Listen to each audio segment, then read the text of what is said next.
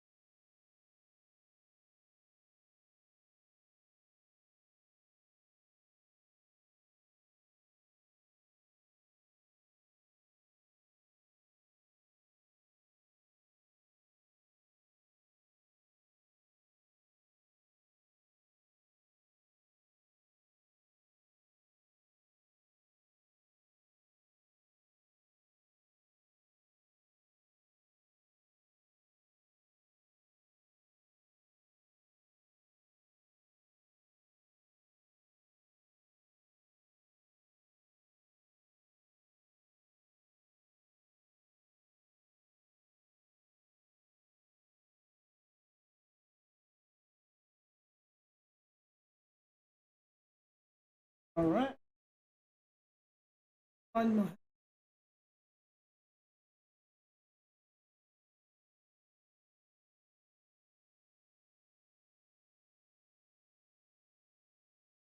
Game have sound? Personality of your main character, Alice, one of the two symbols right up on the table.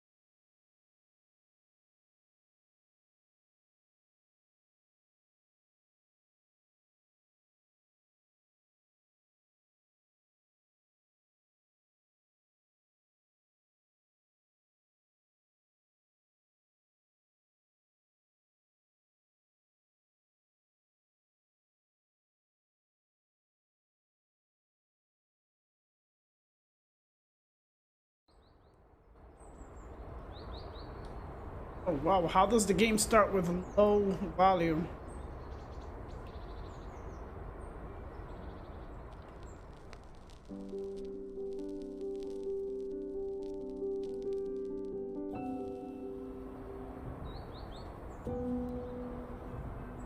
And putting on my blouse. Alice, can you get that please? Well, this time in the morning is probably a delivery. I wonder what Jean Baptiste has ordered this time.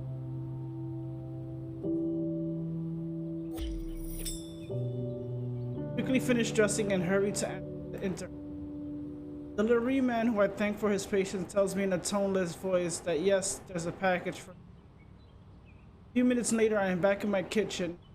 I've made myself a coffee.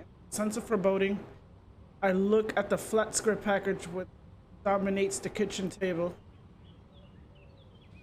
Jean Baptiste comes into the kitchen, absolutely buttoning his shirt. Jerks his head toward the package and peers at me. That. I think it's a record, a vinyl. The shape of the package is so distinctive that my guess is almost certainty. The handwriting gives me no possible doubt. I recognize the hesitant, disjoint handwriting of Ulysses, a record store owner.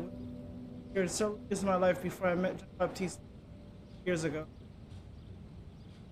I've made no news from Ulysses since the night we spoke up, getting a package from him, to say the least. Jean Baptiste gives me a quizzical stare. Okay, why would I make this shit up? I think it was Ulysses who sent it to me. Your ex? Yeah, I am surprised as you are. I swear I haven't even been in contact with him at all since we broke up. Baptiste moves closer and soaks his fingers gently through my hair. You should open it. Maybe there's a note, an explanation. Part of your life for a long time, and you were part of his. I guess if I decided to contact you now is something important. You're right. I've got to run. My father has some big Chinese clients coming to the castle at lunchtime. I have to organize a meeting with the cellar master. Plants a quick kiss on my lips. Shall we meet up at the brazier this evening? I might finish late. I remember that we planned dinner this evening with my brother and sister-in-law. It's okay, let's meet there, it's easier. I wait listening to his footsteps go downstairs and fade before I return to the kitchen to open the package. I need a little privacy to deal with the intrusion of this ghost from my past. Grab a large chef's knife from the workshop and slide it along the fold, cleanly slicing the steel of brown packaging. Inside is a record, a 45, a 7-inch as the English call them. It's protected by a new sleeve, white card without anything written that could give me some idea of what actually pressed into the grooves. Knowing Ulysses' passion for rare records is probably a white label, test pressing the record company by the factory to check the track order and the general sound quality before mass-producing the record. I carefully slide the record out of its jacket. No label in the middle to tell me more of its content. But I suppose to be the A side is cut in one single piece, which leaves one to suppose that it's a 45. As for the B side, it's bare of any grooves. The black shiny surface of record seems to reflect my confusion back at me. Why? Particularly, why now?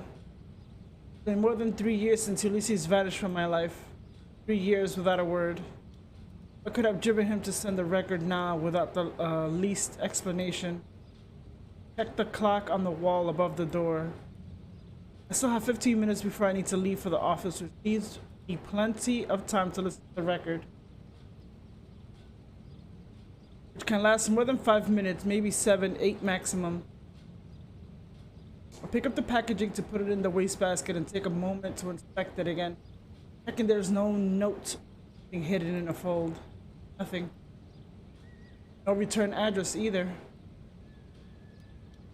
The postmark tells me that the parcel was posted from Paris, the 10th arrondissement. I take the record, then hesitate again. I really want to revisit the past now before work. Would it be better to wait till this evening?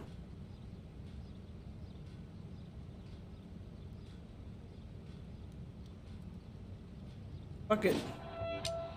I decide not. This can't wait. Any case, if I don't listen to the record now, I won't be able to think of anything else all day. I go into the living room. A hi-fi has been regulated to a corner of the room before the couch. I lift the cover of the turntable. Just floats up. Now Baptiste prefers the background noise of the TV, so naturally I've stopped listening to music since we moved in together. I plug in the headphones and put them over my ears.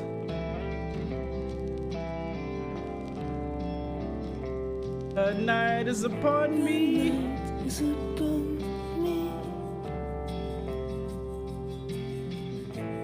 A dark alley of cobblestone, glittering in the drizzling rain. I take the last train on my cigarette.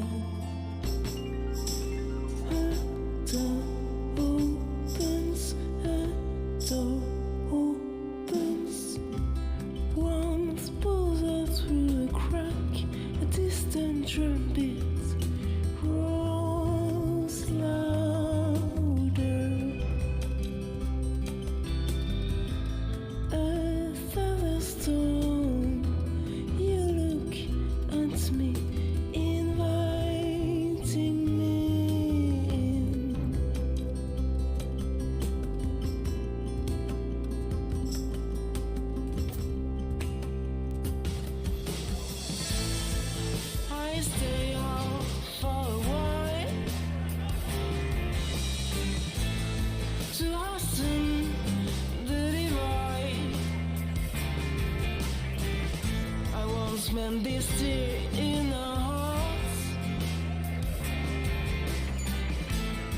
Did you really expect me to? You're tearing me apart. I'm shrinking, you're the one who grows this sense. But it's me who's shrinking. I hope this is not DMCA. Becoming someone else in your absence.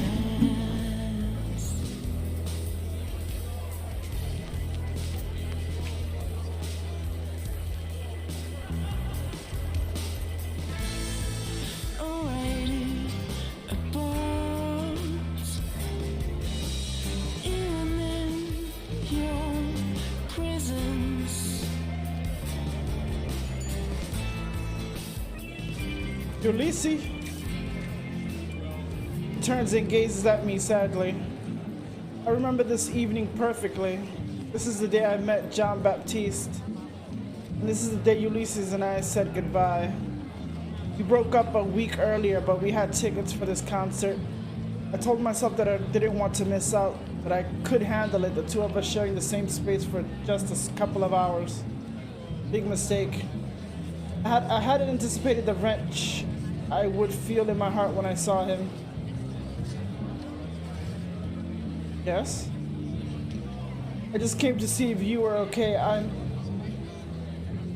sorry. Yes, I'm sorry too. Lisi lowers his eyes remorsefully. I'm going to go. This was a bad idea. I shouldn't have come here tonight. Turns and starts up the road, slouching his hands dug into his pockets. For a moment I falter, perhaps I should let him go as he does in my memory. I should push my way to the bar, order a double whiskey and let John Baptiste buy it for me. Then go for coffee with him a few days later. Ulysses! He stops to look at me startled. In a few strides I catch up with him. What a strange dream. Why did you send me a record? A record? I didn't send you any record. Yes, you did. It arrived this morning. White sleeve, no label. Does that ring a bell? Felicity looks terrified. You weren't supposed to listen to it. Listen, Alice. You have to go back to the bar. You have to do everything like the first time, like in your memory. There may still be time to avoid disaster. Oh my God.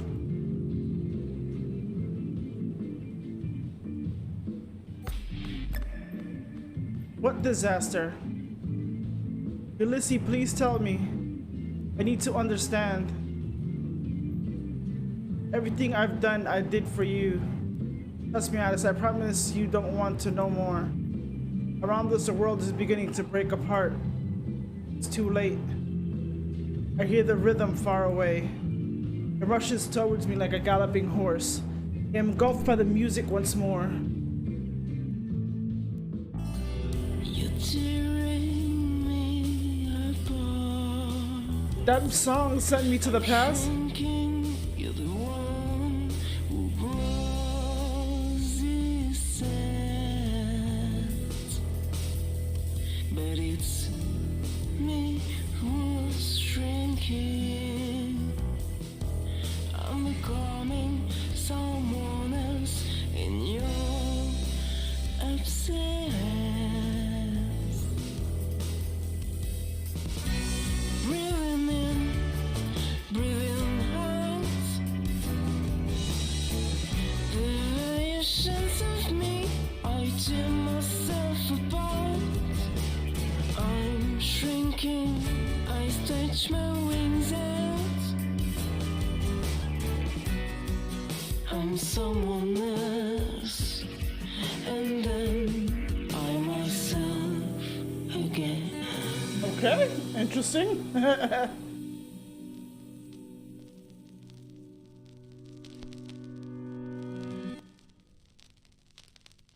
Chapter 1. Bardo. Chapter 2. Bardo. I stay where I am, sat by the record player, the stylus circling the central groove and teasing hiss my ears. Did I fall asleep? What happened? Take off the headphones and replace the tone arm on its rest. Try to get my thoughts in order. I haven't thought of Ulysses in months. I never understood why we broke up. The relationship worked. Little by little, Ulysses became distant. Threw myself into my studies, I probably neglected him. Our twin orbits diverged, and one day he was gone from my life. I have fought. I have tried to save what we built together. Would I have changed anything? I met John Baptiste. It was charming, it was easy. And I learned from Mark that Ulysses had left Bordeaux. Life went on. I finished my studies. I found a job in a bank. Moved in together, John Baptiste and I. Quickly settled into a routine. Weeks, months, years passed without me really noticing. Is this truly happiness, or is it only a comfortable status quo that I've never had the courage to challenge? I have a strange sensation as if I'd suddenly woken from a long sleep that has lasted for years. Check the time, 9:35. I'm going to be late if I don't leave right now. I put on my coat and set off on the short walk for the apartment and the branch office of the bank where I work. I go into the bank. I say hi to Martine on the counter, then I shut myself in my... I have a stack of files to deal with, but I can't concentrate. I stop at the apartment after work, take a shower, and change. And I hop onto a tram to join Marie, Robin, and Jean Baptiste at the restaurant. I open the door of the brazier and plunge into the warm fog, the hubbub punctuated by the gurgle of the espresso machine. Jean Baptiste loved this place. It's just under his old apartment. Plus, Marie and Robin don't live far away. They just had a baby, and then evening out from time to time is like a breath of fresh air for them. I pass the bar and say hi to Mikel, the owner. He seems surprised to see me, but before I can kiss him hello, he's called away for an order from the other side of the counter. At the end of the room, Robin is waving to me. I sit down opposite him. At the end of the table, there's a pram. Marie's gone out to take a phone call. Is everything all right? Oh yes, I'm guessing it's more problems with the christening. If I had any idea what kind of nightmare it was going to be, I'd never let that priest get his cousin to my progeny's spiritual life.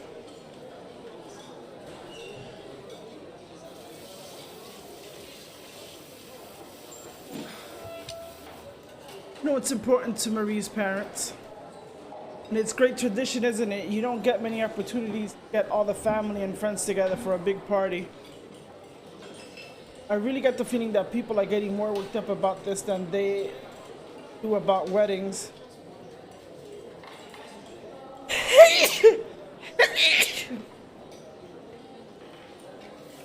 And yet you're not married, so we couldn't really say that you got a reliable point of reference. Robin laughs. That's true, but I promise you, I'm immune after all this nonsense. I lean over the pram. The baby is fast asleep. And how's my favorite little niece? You can see she enjoys the hustle and bustle just like her auntie. I feel a hand on my shoulder. It's Marie, she's back. Phone in hand, we hug. Sorry, I had to take a call for work. You think they've just been leaving all the files on my desk for me to deal with after my maternity leave? So how's things with you?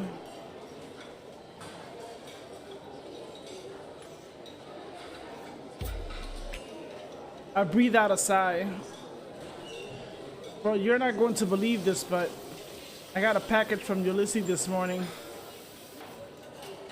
Ulysses, your ex? Himself. That's surprising, isn't it? You broke up, that's 3 years ago? I mean, what, 3 years ago? What was in the package? A record, a vinyl? That's all? No, nothing?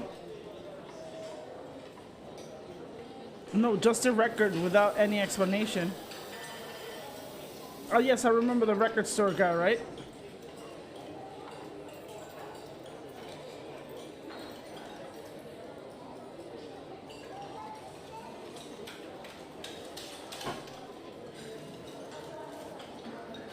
I don't know why you guys broke up. He was really cool.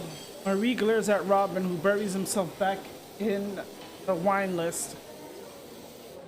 Oh, no, nothing. It's odd, isn't it?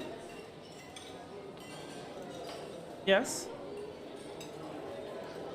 What was on the record? Did you listen to it? Yes, a 45, no label, no idea of the artist.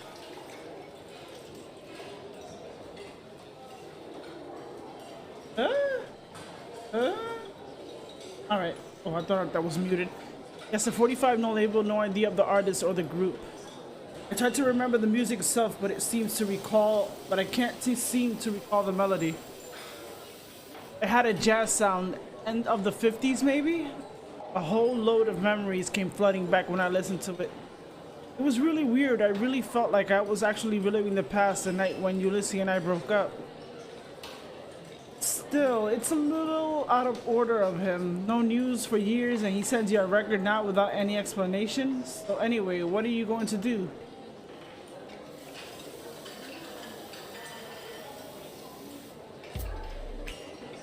I really need to find out what's going on.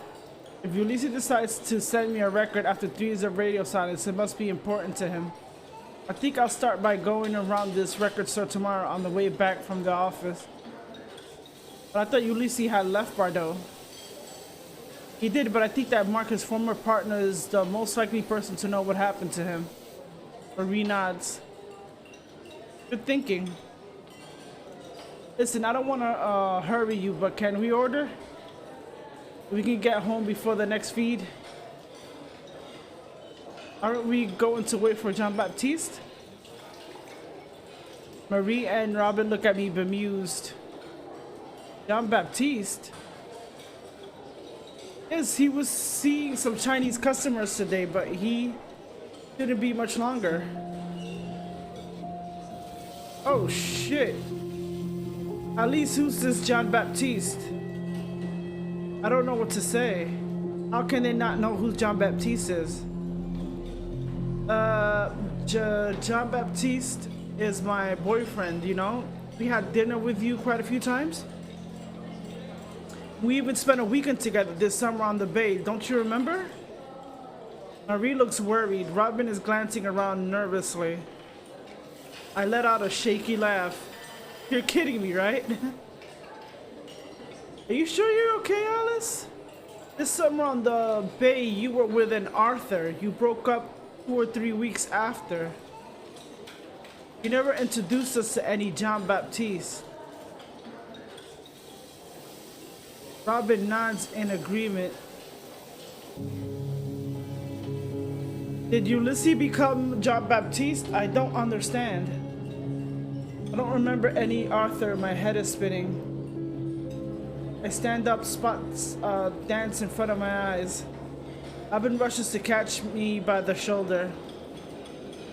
Alice is scaring me. Are you alright? What the fuck is going on? Yes, I need some air. I turn and hurry through the brazier. Behind me, I hear Marie say to Robin, let her go. We'll call her tomorrow. Then I'm out in the street. Cool night air helps me to collect my thoughts. A little further away on the sidewalk, I make out the familiar shape of Baptiste. Smoking a cigarette. The Jean-Baptiste that I know has stopped smoking. Stopped together. I fumble in my coat pocket. I put out a packet of Galouses, half empty. Galousia. It shouldn't be there. There's no rational explanation why I should have a packet of smokes on me.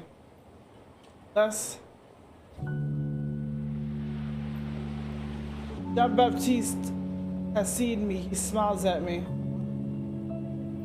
I can't stay here staring at him from a distance.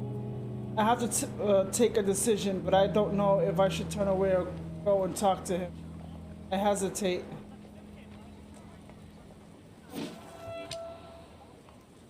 I go nearer. This is the spiral. Jean-Baptiste rummages through his pockets and holds a lighter out to me. Notice that I still have the packet of cigarettes in my hand. I take one out and let him light it for me. Are you alright?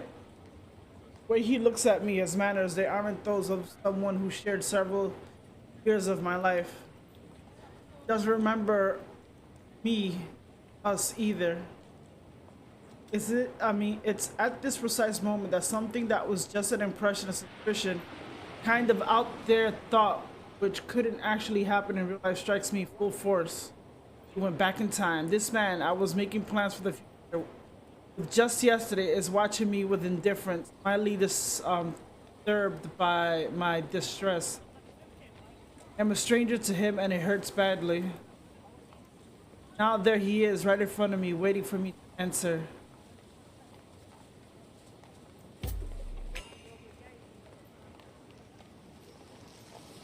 Yes, fine, thanks. It's just that, how should I say it? My day's been emotional. I get exactly what you mean. We are in a slippery slope which I decide not to continue down. I don't know how I'll react if he asks me what happened in my day, and I know he's about to do just that. Haven't we met already? Your face looks familiar. I don't think so. I remember you. You often drink here? He nods towards the window behind me. Maybe you saw me in there sometime. I come here a lot. I don't know. Maybe, probably. Jean-Baptiste drops his cigarettes and crushes it with his foot. Sorry, but I have to go. You want me to ask Mikhail to get you a taxi? No, that's kind, but it's fine.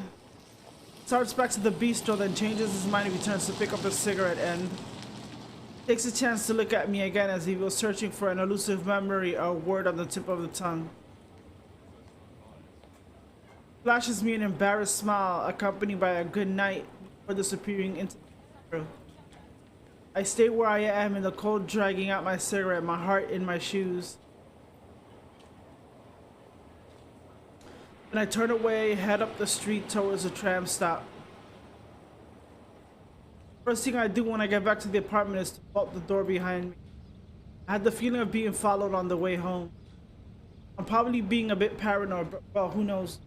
Someone breaking into my home during the night would really just top my day off. Second thing that I do is go into the bedroom and open Jean-Baptiste's side of the closet. I'm not particularly surprised to find full of my old clothes, things I thought I got rid of. I go out on the balcony and light a cigarette. As I stand musing, I look at the apartment and I'm aware of numbers of small differences that I had noticed earlier in the day.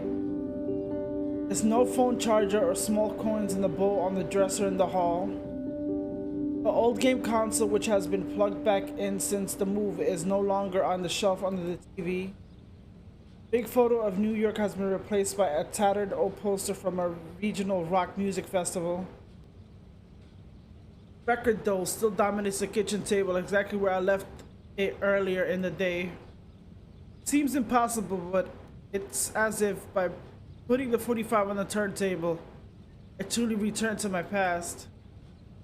As if by choosing to run after Elise the night we broke up, I hadn't met Jean-Baptiste in the bar. Now I return to a present where I'm single, where Jean-Baptiste and I never met. I could try listening to the record again to get the bottom of this, but I am afraid of making things worse.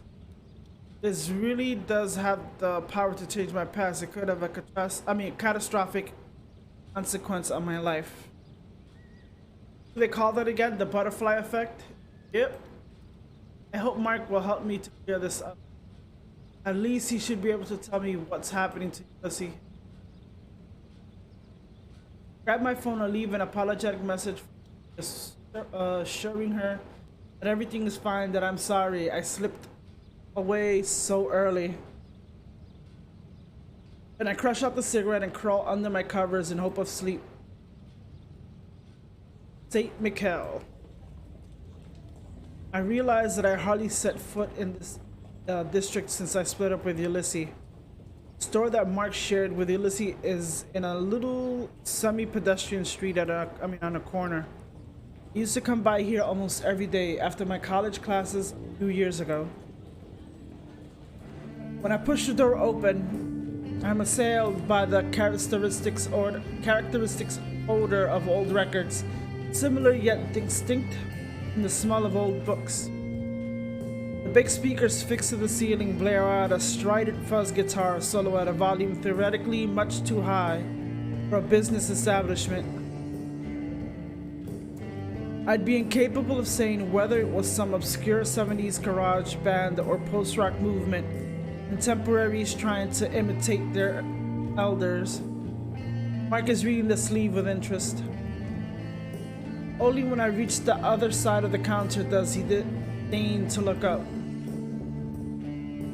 He smiles at me, then murmurs something incomprehensible in the din. I gesture to him that I can't hear anything, pointing at my ears.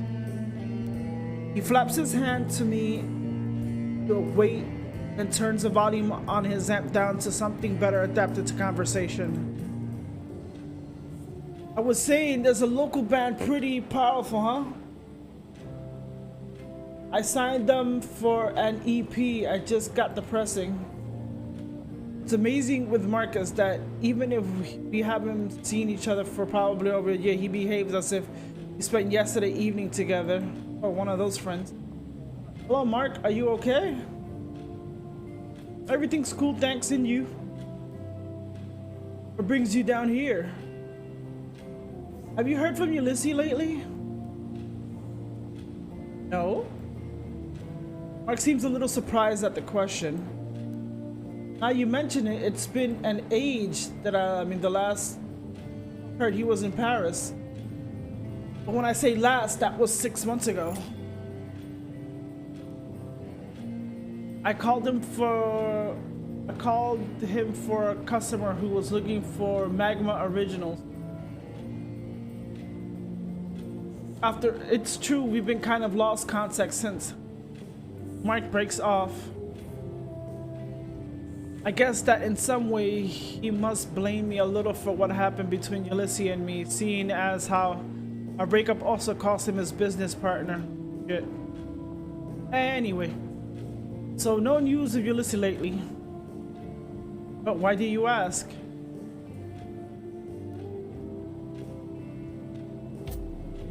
I decided to get straight to the point. He sent me a record. A record? Yes, no note, no explanation, no return address, nothing. Just a vinyl record in a package. To tell the truth, the only clue that told me that it came from him was his handwriting for the address. Mark watches me with an odd intensity. Did I spark his interest when I mentioned the record? Or is it something else, concern? Or fear? Could you describe the record to me? I can't do better than that. I can show you. I'm about to fish the record out of my bag when Mark gestures me to stop. He hails someone who's rummaging in the reggae Afro beat box behind me. Hey, sir. His target turns with an air of feigned innocence. He's a guy in his 50s. He wears black leather biker jacket and snug matching pants. His hair, which is slick black rockabilly style, is considering his age. The improbable uniform black of a bottle of hair dye. Can I help you? The guy grumbles in discontent, shakes his head, and saunters towards the exit. Mark waits for the closing door to ring the bell hanging above it before continuing. Did that guy follow you by any chance? Follow me? Yes, follow you. How should I put it? Have you had the feeling that you've been, that you're being watched since you received the record? Yes. Yes, I had that feeling of being followed yesterday evening on my way home. But well, I figured I was being paranoid. Why would somebody tell me? And anyway, why would you suspect that guy especially? Mark can't repress a smile. Two things: an old rockabilly who I don't know in my shop. They're an endangered species. I guarantee they all come in here, no exceptions, at least once a week for a coffee or a beer. They never buy anything, but they're cool and they're always got amazing stories to tell. Okay, that seems like a bit of a stretch, but never mind. And a guy in leather and boots going through the Afro beatbox for 10 minutes. Is that not suspicious? I burst out laughing. He would be going to like the old type 50s, I think. Oh, that is very suspicious. You're right. Mark leans over the counter to check who's actually in his shop. There's a couple of students giggling in the depths of the shop, and a guy meticulously comparing the covers of 2 copies of Frank Zappa, Hot Rats, and the headphones of the open access turntable clamped over his ears. Okay, the coast is clear. I slipped the record from my bag and placed it on the counter. It's a 45 white label, a test pressing.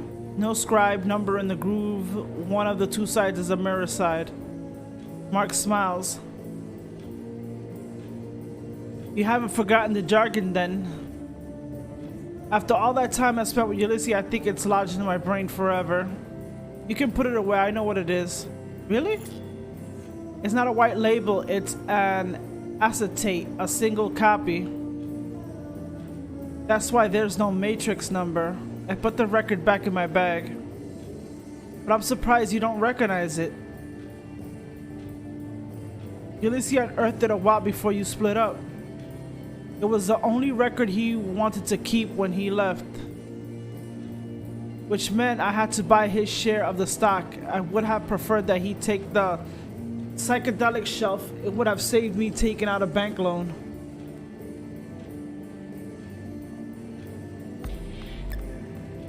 Did you listen to it? Yes, I put it on once on the headphones. That was quite enough for me. Oh yeah? Look, I'm no angel, alright? I know the effect of psychedelics, mushrooms, LSD, mescaline, salvia. I want to try salvia. I tried pretty much everything. I really want to try salvia. But I never had a trip like the one that record took me on.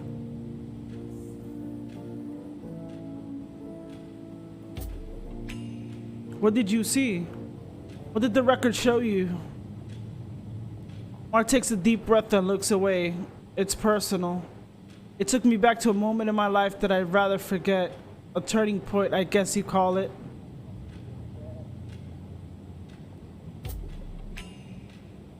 Can you tell me more? No, sorry, I prefer not to go into detail. But you must know what I'm talking about. You listened to it, didn't you? There's quite a few legends going around about that recording, you know. Some people claim that it's the last recording of a Delta bluesman who made a pact with the devil. Oh shit. It's kind of the holy grail of record collectors, if you see what I mean. There are plenty of crazy who says it's got magical powers. If I were you, I'd be careful. The record attracts trouble. And to be honest, it makes me pretty anxious about Ulysses. It's obviously the most precious thing he possesses. Him sending it to you by post like that, that's not a good sign. A very interesting game. You never know what the fuck you get into. I'm guessing. After everything you just told me, it is worrying. Do you have this telephone number? The simple thing would be to try to reach him for a start, right? Mark nods and picks up the handset. He hangs up a few seconds later. It's sending me direct to his answer phone, telling me my correspondence voicemail box is full, which is totally surprising with Ulysses. We're interrupted by the sound of the bell which hangs above the door. A young woman dolled up in 50s style approaches the counter. With a knowingly charming smile, she asks Mark if there's any tickets left for the St. Emilion Jazz Festival. Mark takes a ticket from beneath the counter and makes the sale. I gaze after the young woman as she leaves. Mark clears his throat loudly at me. He watches me with a smirk. I realize that I'm probably staring at his customer so hard that he noticed. That style would suit you. You think? The spiral and the... Which one was it? I forgot which one this one was. I'm surprised to find myself considering the possibility. Then again, it's not as if my job gives me much leeway fashion-wise. I don't know, I'm not persuaded that my bosses will find it quite as cool as you do. What was in your head going into finance? I'm a personal finance advisor in a little city center bank in Bordeaux. It's not exactly what I call going into finance. Anyway, what were we saying? That Ulysses is impossible to reach. That's not really surprising. I'll give you his address if you want. Do you go up to Paris sometime for work? Mark grabs paper and a pen. It can happen, but like once a year max. In any case, it's not going to happen anytime soon. Same for me, I just got back from vacation. It'd be kind of tricky to justify a trip to Paris. I've written down his number too, just in case. One gives me the paper. First to hear anything calls the other, right? I nod. Thanks, Mark. You should drop by more often. It's good to see you, as they say. Don't be a stranger.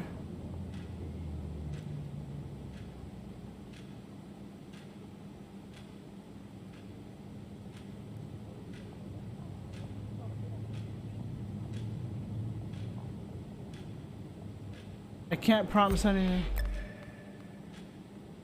I hardly ever come to St. Michel. I'll try, but I can't promise anything. My apartment looks like a bomb site. Jesus, somebody...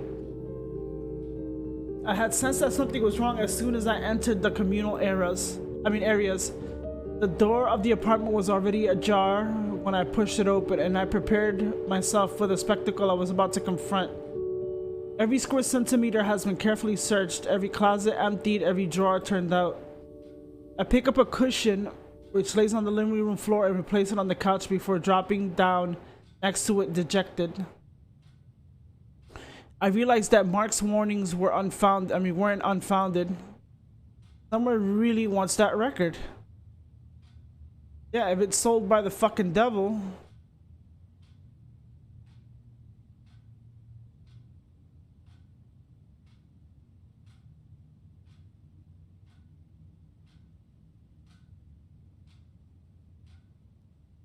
Ooh, okay. And that person is ready to enter my home while I'm away to achieve their ends. Was it the old rockabilly who was spying on me in the record store? It didn't seem particularly dangerous. On the other hand, a record with the power to change the past, I totally understand that someone might want to get a hold of it, even if that means breaking a few laws along the way. I guess there are a few things that I might be tempted to change myself. We all have our regrets, our missed opportunities. Glance at the turntable. It's been thrown on the floor and the torn arm has flown onto the dresser. This is well, at least I will be tempted to listen to it again. At least not until I have a better understanding of how the record works. At the moment, the only solid lead I have is Ulysses. Take out my phone and I dial the number that Mark gave me. Maybe I'll be luckier than him, you never know.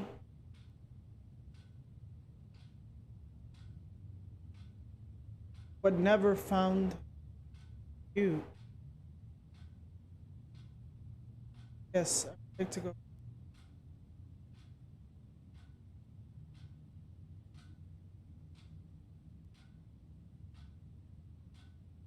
Or left.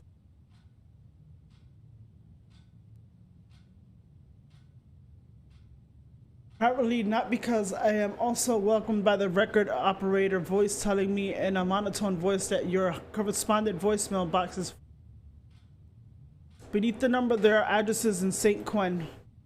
I know what I have to do. The advantage of my enforced celibacy is that the logistics and organization of the journey are much simpler. I call Robin to let him know that I am going. I explain the situation as rationally as possible, omitting, of course, any tales of pact with the devil. He's kind enough to agree to take care of getting my locks replaced. I also leave a message for my boss at the bank to notify him of my absence. The time to throw a few things in a suitcase and jump on a tram, and I am at the station. 1 hour later, I board a train for Paris. Chapter 2. Paris. A ray of light seeping between the curtains wakes me. It was 11 p.m. when I reached Montparnasse last night, and I checked into the first little hotel I stumbled on when I left the station. I checked the time, 11 o'clock. I haven't slept this late for years. Of course, after recent events, sleep hadn't exactly come easy. A window looks out over Boulevard Raspail and gives me a superb view of Paris in a downpour. Perfect weather for my trip to the flea markets of Saint Ouen in search of Ulysses. As I address, I realize that the clothes I've tossed in my suitcase the night before are completely unsuited for the rigors of Parisian climate. A problem I have to remedy fast if I don't want to struggle against the cold and wet as I trek around the city. I consider taking the record with me, but decide that it's probably more secure in the safe in my room. As the train lets up a little, I wake up to a local brazier that I used to go occasionally as a student. Usually when I come to Paris, it's just a quick trip to the head office of the bank I work for in La Défense. It's pleasant to be able to enjoy the capital without the constant stress, even if I'm not exactly on vacation.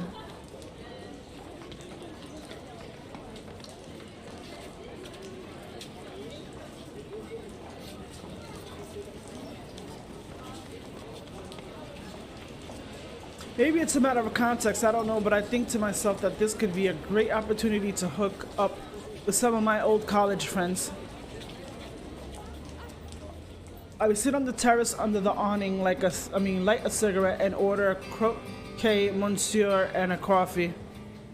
I mentally kind of like my old friends and realize that those that I haven't lost track of have, like me, moved on to the provinces. Of course, there's my old pal Frank Duval. Last I heard, he still lives here. I could call him, see if he wants to meet up for a drink.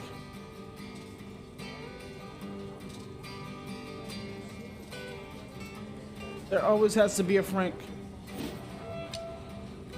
I tell myself that a bit of moral support wouldn't hurt.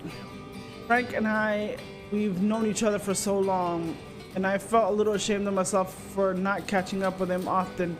This is the time to fix that. I grab my phone and dial his number. He tells me he's loved to see me and we agree on meeting place for a drink later in the evening. I look forward to it happily. I finish my croquet monsieur, pay the bill, and set up towards the nearest subway entrance. The rain is falling again, then I get to St. Ouen. The address that Mark gave me is stall 73 in the Jules Vaux's Market. First I deal with my pressing problem. I go into first drift. Oh my god. I totally read that wrong. There's no shortage of them here in St. Quinn. Or when. I think it's Quinn or when. I don't see no line. was when I quickly rummaged through the overflowing racks of eclectic garments, trying to find something practical, cheap, and warm.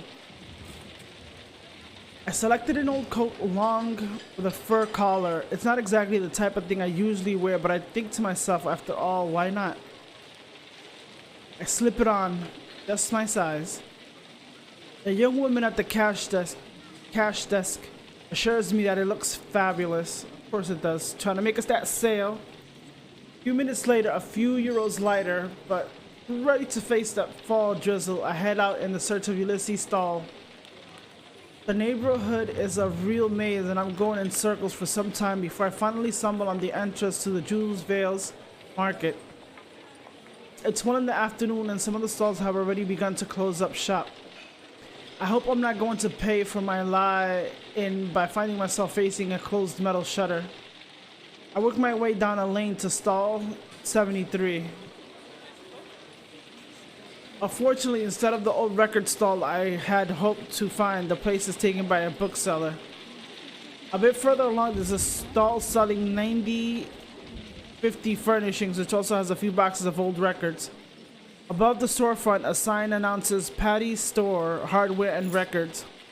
Maybe the owner, a young woman who looked like a Betty Page imitator, will be able to help me. On the other hand, the bookseller is unhurriedly moving his boxes of books inside. The bookseller, a mustached old man, watches me with interest, probably trying to decide whether he should come over to me or let me go to him.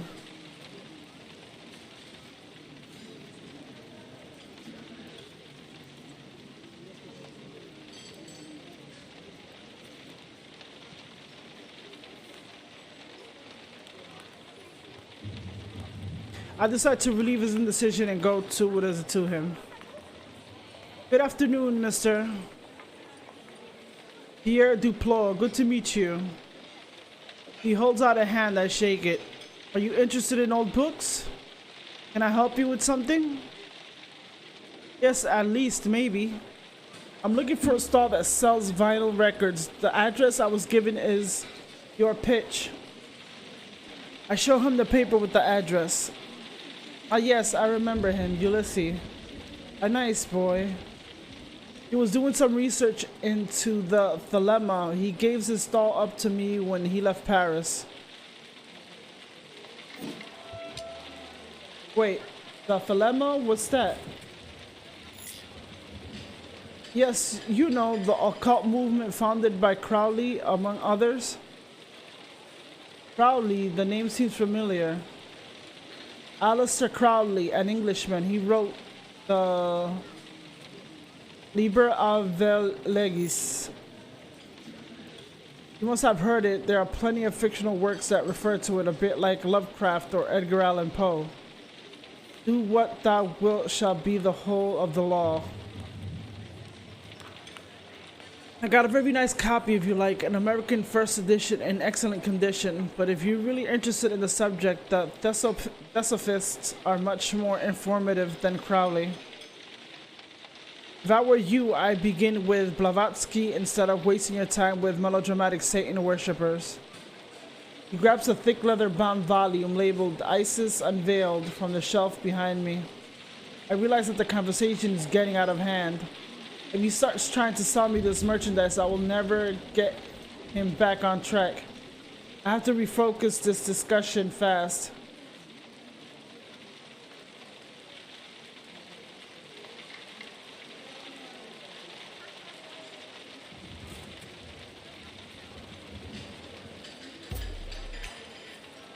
Look, sir, I'm sorry, but I'm not interested in your books. I just want to find my friend. The old man looks crushed. He must be a real fanatic.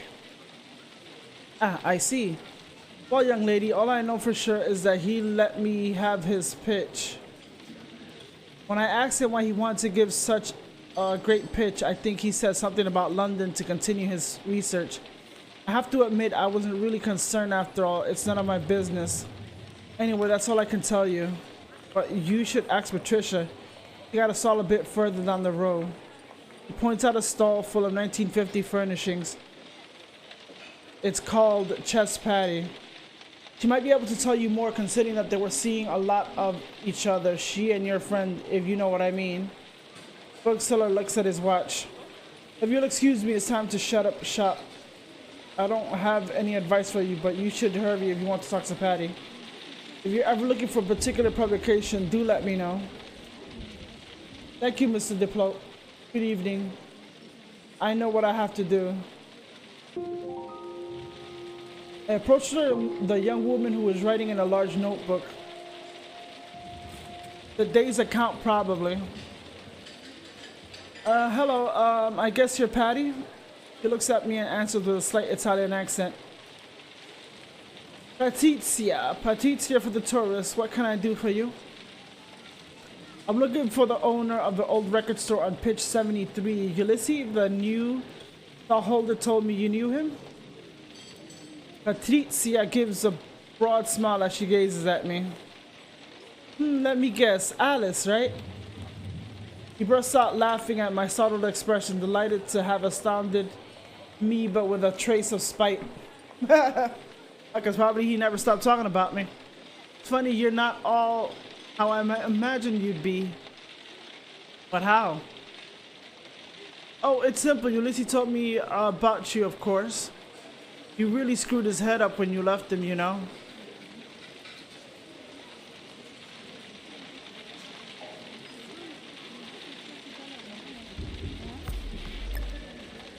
That's in the past, is over. Patricia stares at me. Oh, it certainly wasn't over for him, that's for sure. Or for you either. They're actually seen as you're here looking for him. How do you two know each other? He took stall 73 about, what, 3-4 years ago? He was just next door and he seemed nice, so I went over to say hello and we became friends. Something tells me that we're more than just friends. I'm reluctant to ask her. I don't give a fuck. I don't give a fuck. I decided that I prefer not to know, but I suppose my agitation must be obvious. Patricia snorts with laughter again. The situation seems to amuse her enormously, yet there's no hostility, no spite. Just a disarming honesty paired with a certain audacity. Yes, we were having sex, your man and I. I don't give a fuck. He even lived at my place for a while when we first arrived in Paris. Don't you love the girl? What is it, these girls like this? But it didn't work out. Patricia heaves a theatrical sigh, intensely Italian. Now, all that shit, what do you call that? But he still left you. Like, there's no point in saying that shit. Good for you, you fucked him. But it had nothing to do with you, my dear. You weren't meant to last. Ulysses wasn't really my type, if you know what I mean. Patricia gives me a throaty smile and continues talking about before I realize I had the chance to figure out what she's trying to tell me. And I have to say that his hippie music got on my nerves pretty quickly. Let me guess, you're more of a Cramps or Meteors type of girl, right? Exactly, we could see eye to eye on the Sonics and the Kinks, but that gave us a pretty small common ground. Of course, I soon realized that he was still hung up on you. Anyway, we broke up, but we stayed on good terms. He's not the type to hold a grudge, Ulysses.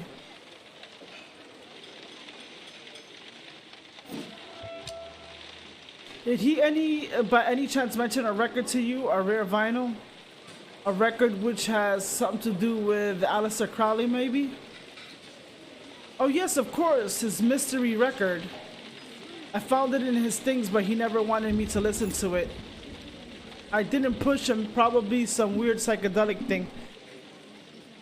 If I know him. Patricia rummages in her bag and pulls out her cell phone. She checks the time. Oh, it's time to close up. Do you have plans for this evening? A question catches me unaware. I had planned to meet a friend for drinks. Why do you ask? That's a shame. I could have introduced you to someone who might have some answers to your questions. I can cancel with Frank easy enough. I can always see him some other time. On the other hand, do I really want to spend the evening with your Patricia and this mystery person?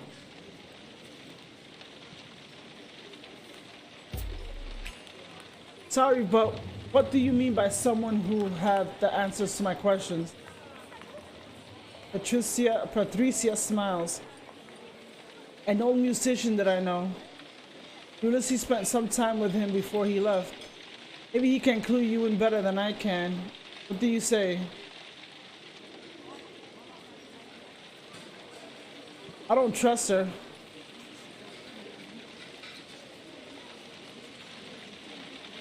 It's kind of you, but I can't this evening, and I already know where I should look next.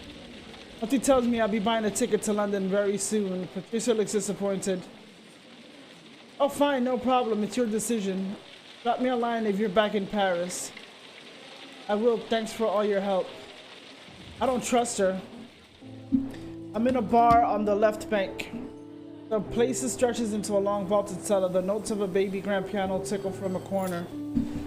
The pianist plays a selection of old jazz standard trying to play with Oscar Peterson-like finesse. The perfect background music for this early evening. I had time to stop at the hotel and take a shower before jumping to the subway. Frank's always punctual, he won't be long. And then as my gin and tonic arrives, I feel a hand on my shoulder. Hey Al, we hug. It's good to see you, Frank. We've been friends since we were kids. We managed to stay in touch when we left on a carpentry apprenticeship and I continued my studies. I feel a bit guilty for not catching up with him for so long. Frank is all smiles, but I can tell that something is bothering him. He's even more disheveled than usual with shadows under his eyes. I'm about to ask how he's doing, but he beats me to it. So tell me, what brings you to the City of Lights? A high finance congress? Some dough to stash for the winemaking mafia? I smile. No, nothing like that. Can I get this? I'm looking for my ex, Ulysses, you remember? The record guy? Did you break up like 2-3 years ago? He sent me a record a few days ago. But yes, I haven't heard from him since we broke up. A record? You're going to think I'm old-fashioned, but personally, I have gone for a big bunch of flowers if I wanted to hook up with your ex. That's always a safe bet. Then again, what was your last serious relationship, wasn't it? Maybe this is the moment to rekindle an old flame. I realize that Frank too has no memory of John Baptiste. Even though they've met several times in Paris and Bordeaux, we spent several weekends together with Frank and his girlfriend Daphne. And they got on pretty well, he and John Baptiste. Well, then it's not exactly what you think. Let me explain. Ulysses just sent me this record, no explanation, no note, nothing. And it's as if he had to get rid of it and I was the only person he could trust me with it. Do you see? Frank frowns. Alright, that's odd, right? But you know, I never hidden that fact that I thought Ulysses was great. In fact, I never got why you two broke up. You seem so good together. What's the record? I don't know. I mean, I'm not sure. There's nothing on the jacket or the label. That's why I came to Paris. I'm trying to find Ulysses, and this record is my only lead. I guess I'm really worried about him. I understand. All sounds a bit crazy.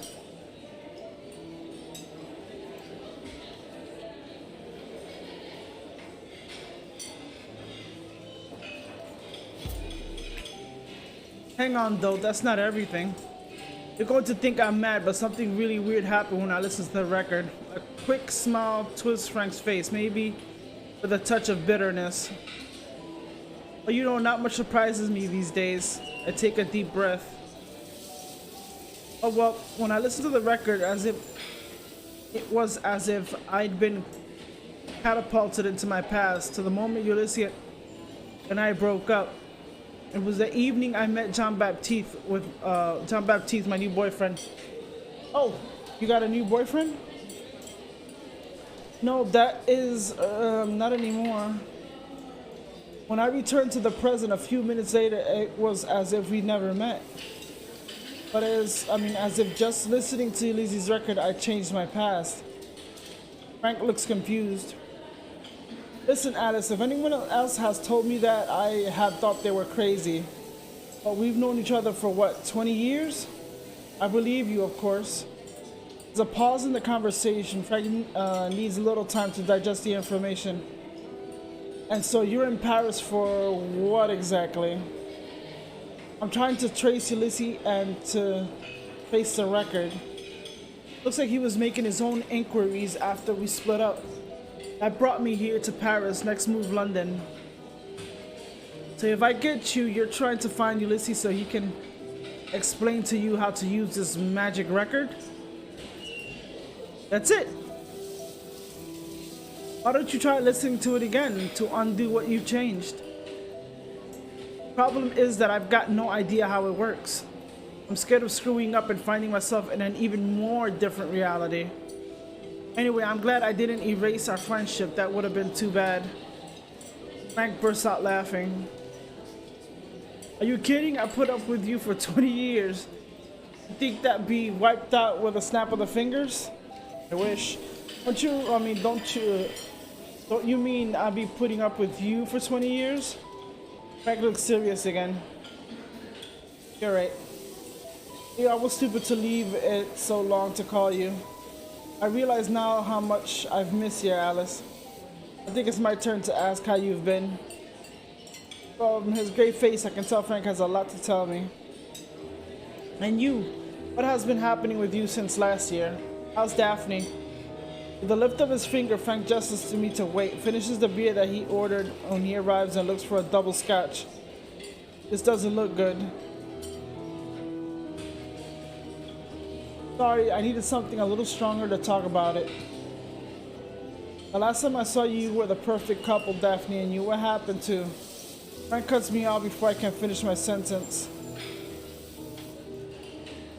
Daphne got pregnant last year. He gulps his whiskey. She lost a baby.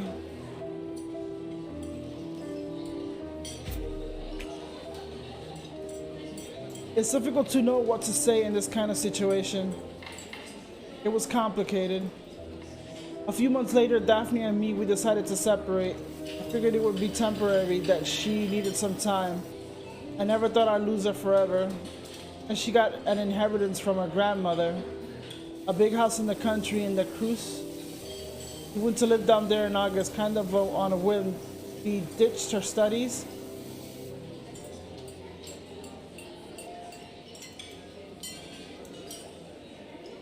That's a pity. There's one person in the world I could see finishing a doctorate in sciences, Daphne. Yep, it surprised me too. On the other hand, I understand that, the need to reconstruct a change. Something like that happens as a before and after. It broke something in me too. Frank's eyes are damp. I don't think I've ever seen him so vulnerable. I just realized how important she is to me. Just how much I couldn't live without her. And after, what happened after?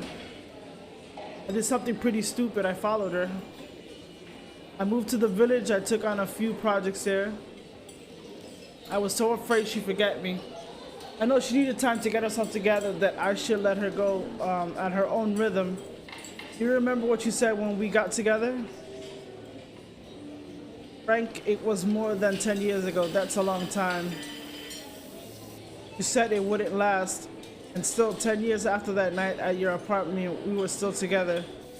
When I think that I was so beat, I almost didn't go. You know, it was me who pushed for the baby. Daphne wanted to wait till she finished her doctorate.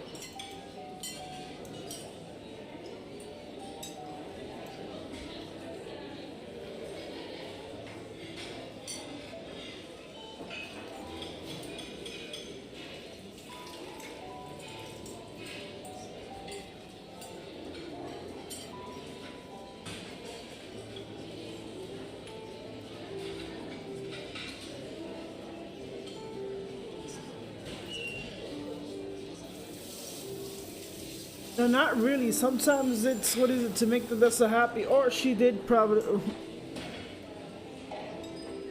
It's not always. Sometimes it's to, what do you call that?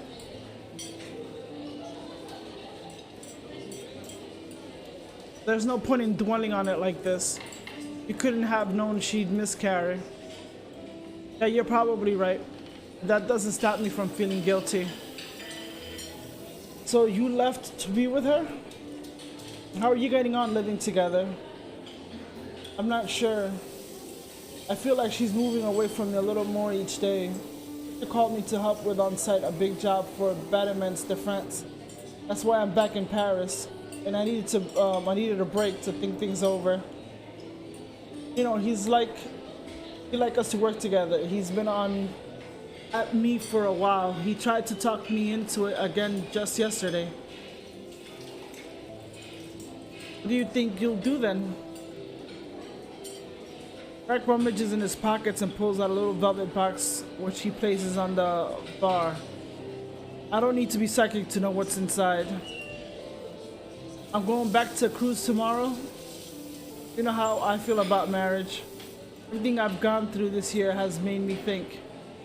I'm truly ready to commit to her forever. I've known for years that she's the only woman for me. Child for me was the ultimate commitment. Frank pauses, gazing into space. And I'm going crazy. I need an anchor, do you see?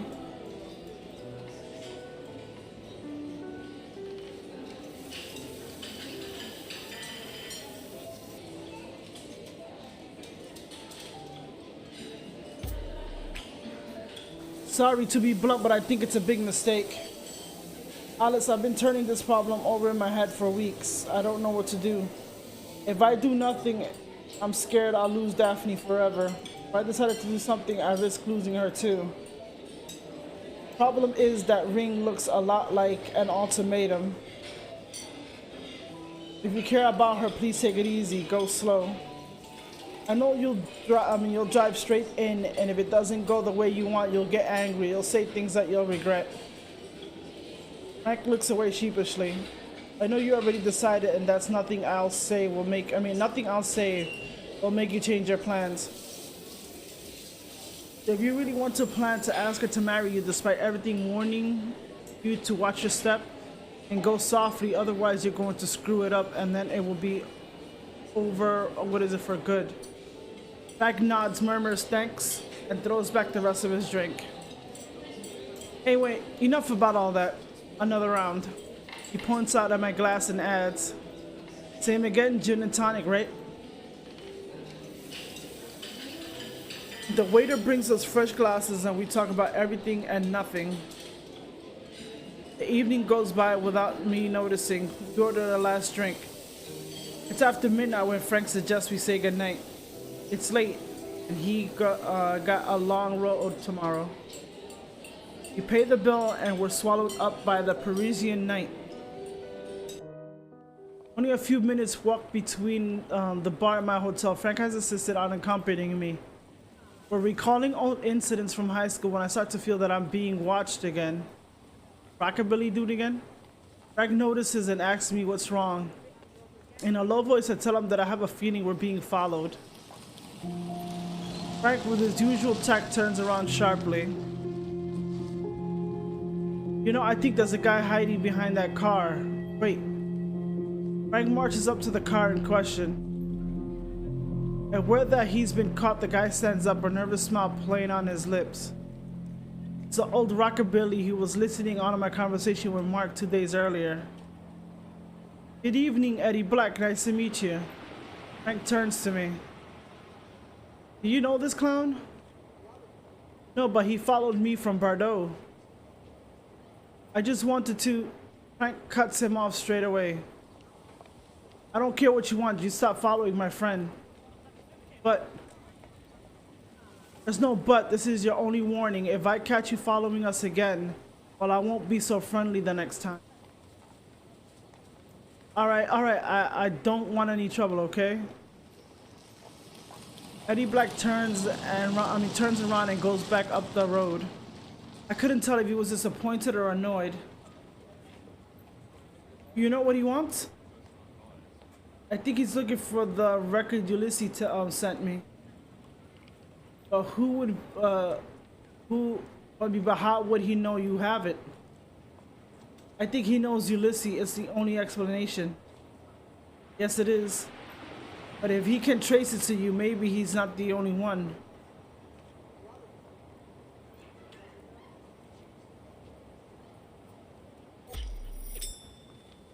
Yes, I have to admit that's worrying me too. I don't think I told you, but my apartment in my door was turned over. You were burgled? No, there was anything missing. I think the person who broke in was looking for something specific, if you see what I mean. The infamous record? I reckon. You think that's the guy who broke in? I don't know, it's possible. Another good reason for you to be careful. And again, I don't really have much choice. Only thing I can do is try to find Ulysses as quickly as possible and hope that everything turns out okay. Greg nods, but his face is full of concern. Right, come on. I think we have enough excitement for today. Set off again toward my hotel. 1 o'clock. I'm on a train heading to London. Arriving at St. Pancras is just over 2 hours, which gives me the time to find the hotel and prepare my search.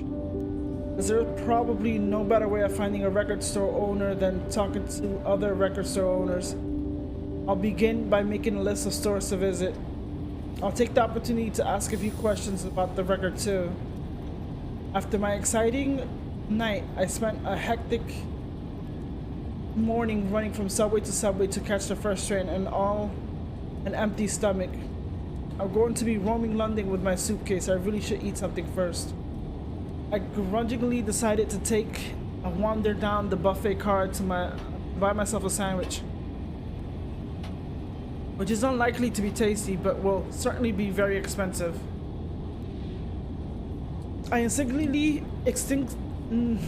Instinctively, I check the record is tucked well away at the bottom of my bag and begin to check the. Oh, but what if it breaks? Jeez. I'm ordering a ham sandwich and a cup of insipid brown liquid, claims to be coffee, when I notice a poster suggesting that maybe would be a good idea to invest in a travel card. I check my wallet to see if any chance I have forgotten Oyster card with a few credits on it from my last conference in London. As I feared, it must have been on a shelf somewhere in my apartment in Bordeaux. Unless, of course, it simply doesn't exist at all in this reality. The steward behind the counter tells me that he's sorry, but they're all out of prepaid cards. I just resigned myself to a long wait in line on my arrival in the bustle of King's Cross Station, when the person behind me offers me her card. I turn, surprised. She's in her 30s with short hair and a trouser suit.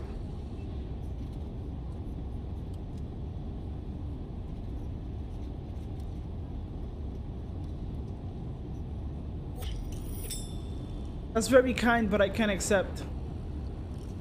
Please, I insist. I don't take the tube much. Honestly, I've just been lying around in my bag for ages.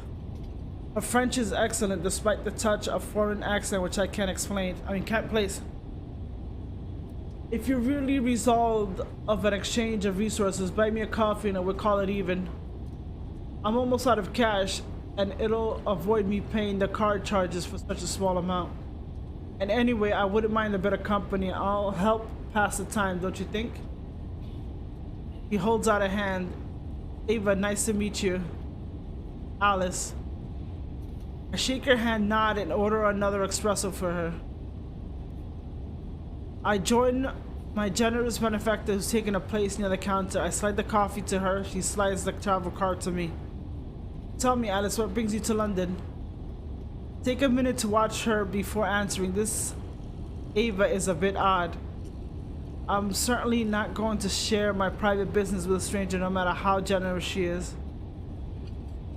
But there's nothing to convince me that she's not an umpteenth person who wants to steal Ulysses' record.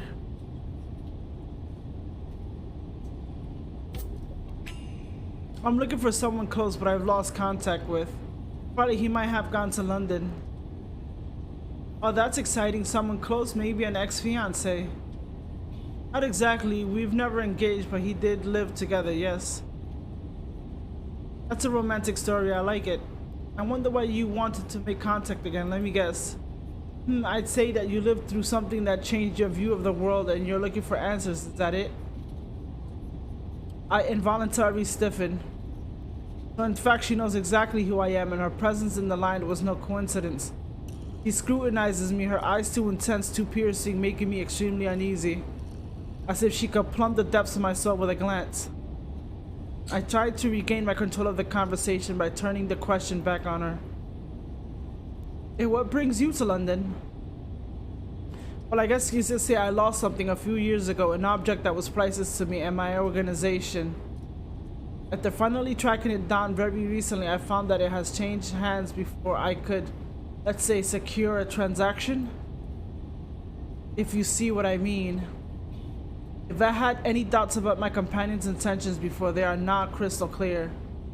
I could try to feign ignorance and slip away. I don't believe Ava's the type to make a scene in public. I could also finish this game of making believe and confront her head on about the record.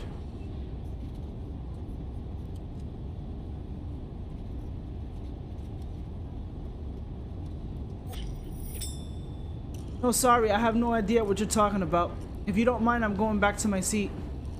Thank you for your Oyster card. It's very kind of you. I turn away. Ava catches hold of my arm. Alice, let me give you some advice, if I may. You can't still forget all this and go back to your little life in Bordeaux. The record won't give you what you're looking for. Think about it.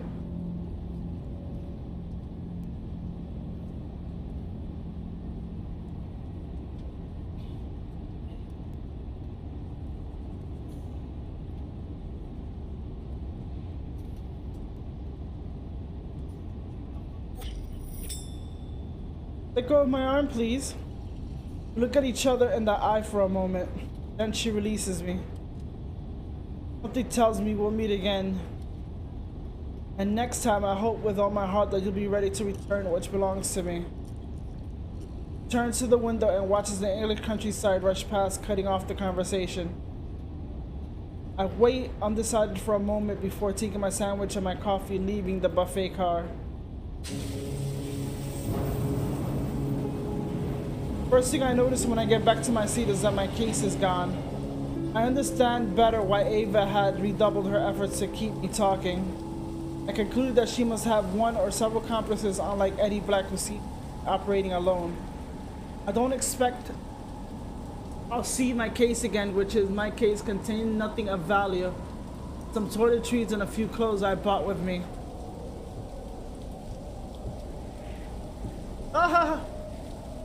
The record is safe in my handbag with my papers. My neighbor in the next seat looks like she's fast asleep, and I don't have the heart to wake her to ask if she noticed anything. As a salve of my consciousness, I question the two teenagers in the seat across the aisle. They shrug their shoulders and murmur sorry. I drop in my seat, struggling against panic. The thought of finding the conductor and telling him about my problem crosses my mind, but I banish it quickly. And what is they expect me to do? I admit to myself with some difficulty that the conversation with Ava has really shaken me up. Ava will certainly be on the lookout for her first chance to get a hold of the record. I have to be doubly careful now. The last half hour of my journey drags past in a feverish expense.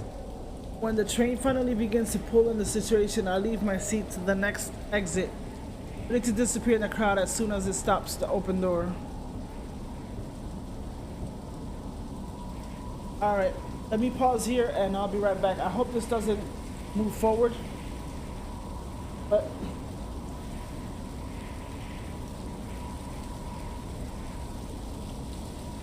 give me a few.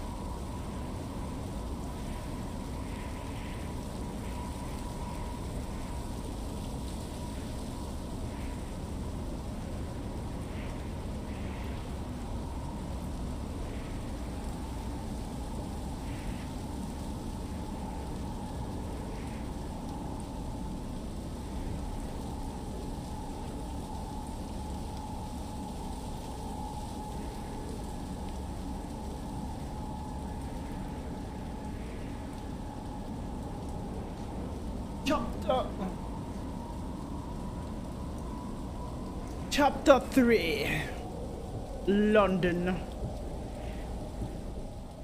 It's almost 10 o'clock in the morning local time. I'm in a pub in Holborn with a large coffee and a phone book in front of me.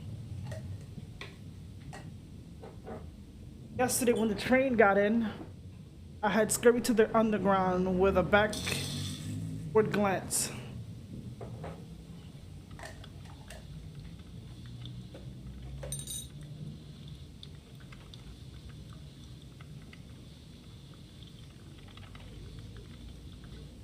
I had the feeling that several people were seeking me out in the crowd. But I didn't know. I don't know if it was my paranoia at work or if Ava really did have henchmen ready on the station platform to accept the record. Whatever the case, I managed to jump onto a train without confrontation. Considering the circumstances, it was probably risky to stay close to the station, so I made the journey to a little hotel that I stayed in for a conference organized by my employer at the bank last spring.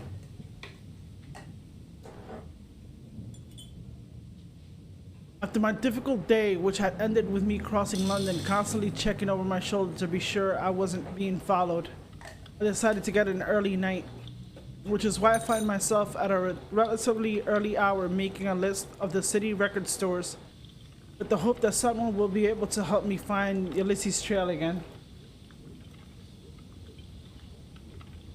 I take a mouthful of my cooling coffee, glancing at my handbag. The room that I booked didn't have a safe. So I brought the record with me, not daring to trust it to the reception desk. I turned the page of the phone book, continuing my selection. To avoid spending too much time traveling, I tried to restrict myself to the Mayfair and Convent Garden areas. Have the advantage of being central and being part of the supposedly trendy districts. There's no point in making a list as long as my arms, three well-chosen record stores should be enough for me to find the answers to my questions. And if none of them can help me, I'm pretty sure that at least one of them will be able to point me in the direction of colleagues who may have known more. Record store owners are like big cats. Each one has their own hunting ground, but they often quench their thirst at the same watering hole. The first store I've noted, Yard Sale Records, has the advantage of being on Carnaby Street. The road is well known for being crammed with clothes and thrift stores. I should be able to buy myself a few clothes there without breaking the bank. With the disappearance of my case, I have to resign myself to wearing yesterday's clothes, which have already been to the clammy filth of the subway of 2 cities and a train journey, all which prompts me to start the day with a bit of shopping. I confess, when I got up this morning after the setback, giving my search and going back to Bordeaux certainly crossed my mind. But I quickly changed my mind after all. My apartment has been searched before I left. If I give up now, it's only a matter of time before someone manages to steal the record from me. And I need to know what happened to Ulysses. Not to mention that I still intend to learn how to use the record to return to my reality. Even if Ava implied that my chances of success were slim. I turned back to the phone book. I add Strawberry Fields record store to my list. Oh, Strawberry Fields Beatles? The store claims to be the oldest and most psychedelic in the city since 1966. In other words, since the great days of swinging London. Considering the age of the store, I imagine the strong possibility that Ulysses has been there. As to finish a little further away in Mayfair, Sidecar Vinyls is specialized in second-hand records with an advert says true rock and roll garage in 60s. I gulped down the rest of my coffee, paid my bill at the bar as it's customary this side of the channel. Then I head west along New Oxford Street. Sky is overcast but not threatening rain. I decide a walk will do me good, especially as Carnaby Street is only half an hour away on foot as far as I recall. On the way, I stop at Marks and Spencer that I come across. To deal with my most pressing needs, I buy a small travel bag and throw in some toiletries, underwear, and a few pair of warm tights to combat the hostile chill of British fall. The prices in mind, I try to stick to the strictly necessary. Even if theoretically this London escapade will be erased when I listen to the record again, it would be annoying to run short of funds before that. Quarter of an hour later, I am in Carnaby Street. I begin as planned by visiting a few thrift stores. Recreating a wardrobe from nothing, even a basic one, seems like almost impossible task which could easily take all day. But I try not to get distracted and to focus on the basics. I have to say I rather missed the coat I brought in Paris, which have vanished along with my suitcase. So I begin by replacing it with a short black jacket, which I pair with a pale gray woolen skirt and a beige and white striped sailor top. I complete my new wardrobe with a few tops that can be worn anywhere, some black pants, another short skirt, and a slightly longer one. That should be enough for a few days. As if by wandering take me to another country again, at least I'll be traveling light. I use the store fitting room to change and slip my dirty clothes in a pocket of my travel bag. Instantly, I feel much better with clean clothes. I look at the time, it's almost midday. I decide that I spent enough time on provisions. It's time for focus on my main reason for coming here. When I get to Yard Sale Records, the store is plunged in darkness. I notice taped to the door window tells me in handwritten capital letters, "Won't open until late, come back later. Sorry, not sorry, Alan." Too bad, I'll just have to come back later. Maybe this Alan will have decided to get out of the bed by then.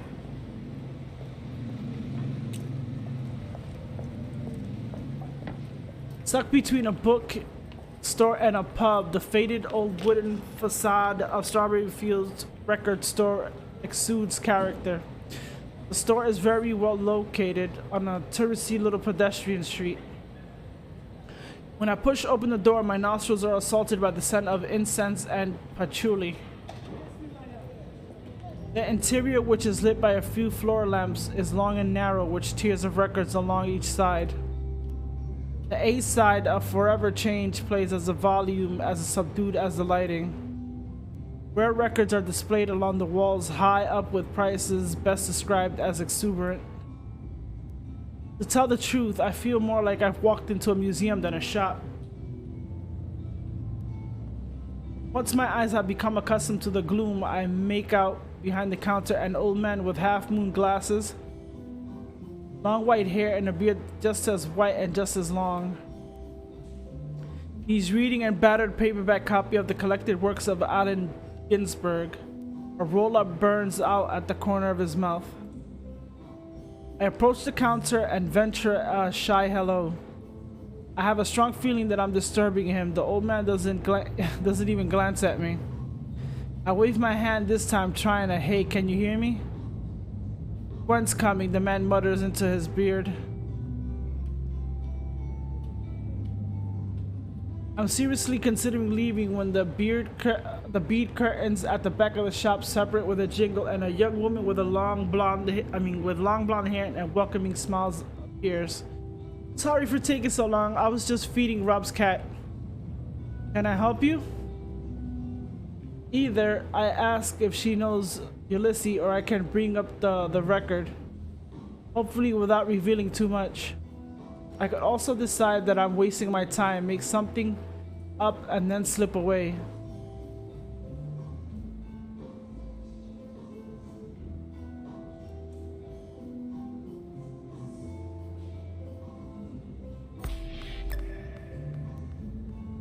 The lightning. Yes, it may sound a bit odd to you, but I'm looking for a friend of mine. A record store owner. Ulysses, does that ring any bell? Rob lifts his eyes from a book and stares at me. Long brown, curly, dark-skinned glasses? He would have been in London a few months ago. You know, there's a lot of record collectors. I don't know all of them. He turns to the old man. How about you, Rob? Ring any bells? Rob relights a cigarette and takes a deep drag. It's at that moment that I realize from the characteristic smell of the smoke he exhales that his roll-up contains more than just tobacco or weed. No, sorry, doesn't ring any bells. We have a lot of people passing through the shop. It's a pretty touristy area, you know. Usually it's Gwen who takes care of the customers. If she doesn't remember your friend, I thought I could help. My memory isn't what it is. As it proves his word, Rob takes another deep pull on his joint and goes back to his book. Gwen shrugs, looking sorry. Are you sure? He specializes in psychedelic music. I'd be surprised if you didn't know him. You might have a record to appraise with him. An acetate 7-inch white label? Really, it doesn't strike a chord? Oh yes. You should have said, actually someone did come with a record like that. One turns to Rob. It was in September when you were at Stonehenge with your hippie friends. To tell the truth, I've completely forgotten about it. As Rob said, we have so many people coming through. And then the weirdos who think they're sitting on a gold mine and try to flog us a busted up 18th re-release of Sgt. Pepper. There are shed loads of them. He was looking for information about his record, but what was weird was that he refused to put it on the record player. He told me it was the type of thing, if you have to ask to listen to it, you can't help me. So well, I couldn't do much for him. Rob puts his book down to the counter, crushes out his roach, and gets out of his chair. His lethargy seems to dissipate instantly. Wait a second, you're telling me that someone came to the shop with Crowley's legendary recording and that you let him leave? Gwen blushes and stammers an excuse. How was I supposed to know it was worth something? Rob turns to me and gazes at me intently. Do you know where the record is? I can give you a good price.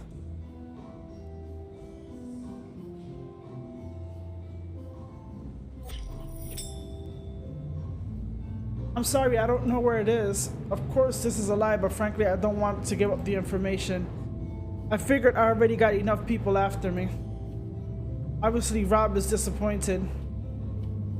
I pity if you do find your friend and he wants to part with it, don't hesitate to send him to see me, okay? Wait a minute, you said it's a Crowley recording, right? You're not the first person to say that. There are plenty of stories going around, that's just that one seems to be the most plausible to me. It's the one that fits best with the supposed powers which people claim the record has. I had this shop since the 60s. There have been generations of music. I've seen generations of the recording comes up with a conversation pretty often. As a record collector, I've always dreamed of getting my hands on it. It really does exist.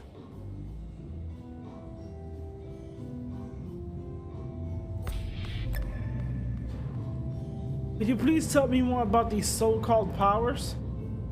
Rob shrugs. Most of it's cock and bull stories. I've heard all sorts. Some people claim it's an amazing psychedelic trip, better than listening to the second disc of Electric Ladyland on Sandos. Others say they know someone who listened to the record and that person had met God or aliens or leprechauns or whatever. Tell the truth, a historical value that interests me. In almost 40 years in this job, I've seen quite a few gems. Test pressing of airplanes, a collection of originals from the Vertigo label, factory sealed copy of Greg Muller's tarots. That record is the holy grail of record collectors. One last question. If you were looking for information about what recording, who would you ask? Rob thinks for a moment. I'm not really sure. What about your old mate Art? Gwen turns to me. When he comes by the shop, you can stop by the two of them. I don't know if I read that correctly. I think he's the only person I know who's more of a rock history buff than Stoney. Hearing the nickname Stoney, Rob throws a murderous glance at Gwen, who seems to either not notice or not care. The only problem is that Art doesn't live in London anymore. The house prices went up, he moved to Scotland. Art, could you give me his full name, please? Arthur Perlman. He works for the BBC on the radio. As for his address, have we got it written down somewhere, Gwen? Gwen shrugs. I can look in the papers, but I can't promise anything.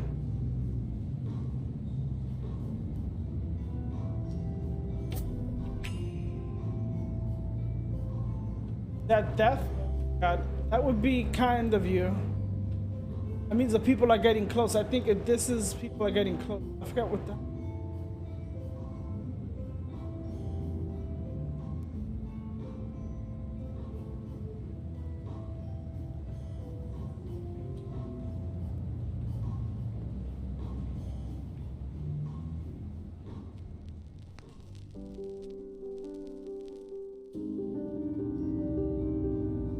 I'll do it right now. It might take a bit of time though. If you saw the mess in the back of the shop, that's okay, I got plenty of time. As she's about to go in the back of the store, Rob puts his hand on her shoulder to stop her. Hey, this is a record shop, not a detective agency. Sorry, but if you're not here to buy, I understand, sorry, I won't bother you anymore. Thanks so much for all your help. That gives me a little wave and I leave the store.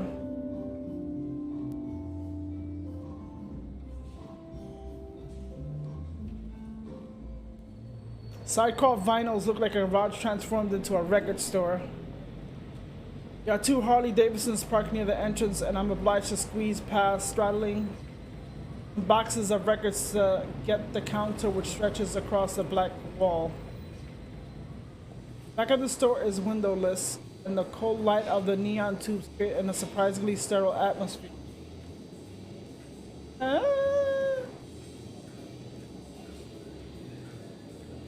small group of leather-clad people huddle around the bar with bottles and cans of beer in their hands.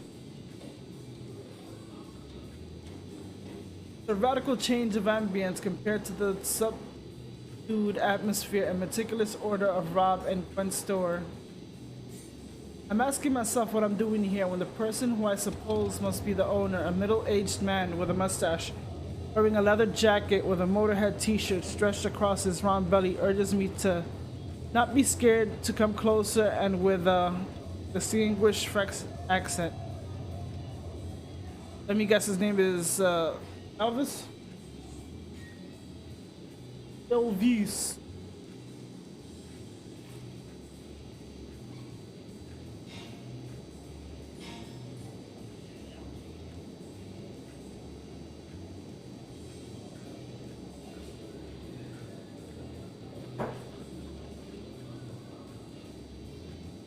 I decide to answer him in the language of Molière.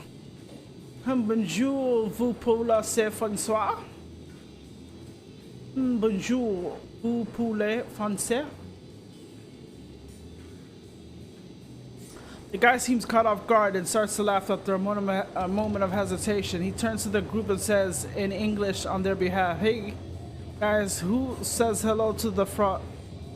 Hey guys, say hello to the froggy." He turns to look at me. I hear a chorus of hello along with a few bonjour, mademoiselle from the bolder ones. Yeah. Excuse the weirdos, it's meeting day for the Mayfair Motor Club, which I'm a member of. He holds out a hand, I shake it. Hey dear, nice to meet you. Tell me, what brings you here? I don't suppose you're here to discuss Chokes and Strokes volumes. I can imagine Ulysses in this territory. There's very little chance that I'll get any useful information, but now that I'm here, I'll figure that I might as well ask a few questions. I'm looking for a friend who was researching a record. I know that he came to London, so I'm checking some of the record stores in case someone's seen him. He's a record store owner too. Oh, you know, as far as I'm concerned, records pay the bills. Parties are my real passion. I need a bit of more info. What's your mate's name? Ulysses, brown curly hair. Brown curly hair, dark skin, glasses. Didier shakes his head. No, sorry, doesn't ring any bell. And the record he's researching? It's an acetate, 7-inch white label. Didier smiles and let us out a triumphant thundering aha! And you're going to tell me that you can't describe the music that's on it, aren't you? Yes, that's right. I've heard about that record. I've got an old pal who's been looking for it for years. I hadn't considered this possibility could be someone I've already met. I could play the innocent and try to learn more. It could also be tough and shut down any attempts at negotiation.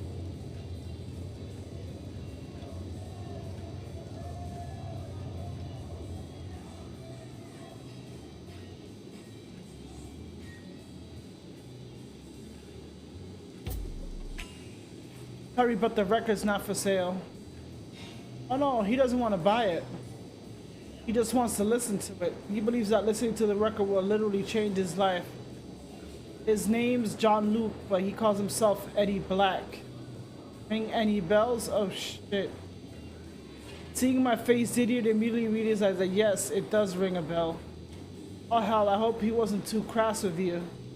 I promise you, he's a lovely guy, but as I said, he's obsessed by the record.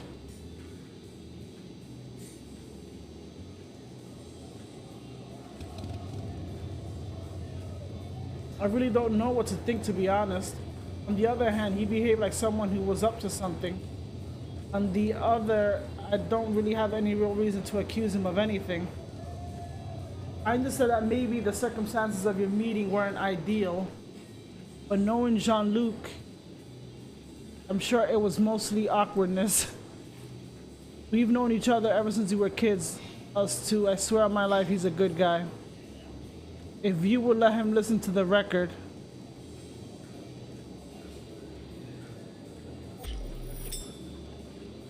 I don't know, I need to think about it. I understand, are you staying a few days in London? I don't think I'll stay long, I already got a lead for my next search. I understand, can I get in touch with you? Do you have a cell phone number? Yes, but I don't have a long distance service. Oh well. We'll give that a miss. That'll cost me a fortune. In any case, you know where to find me, unless would be okay with telling me which hotel you're staying in. I hesitate. On the other hand, I don't know if I can trust this guy enough to give him the address of my hotel. On the other hand, maybe Eddie Black Jean-Luc is truly harmless and perhaps he has some useful information for me about the record. But am I truly ready to take the risk?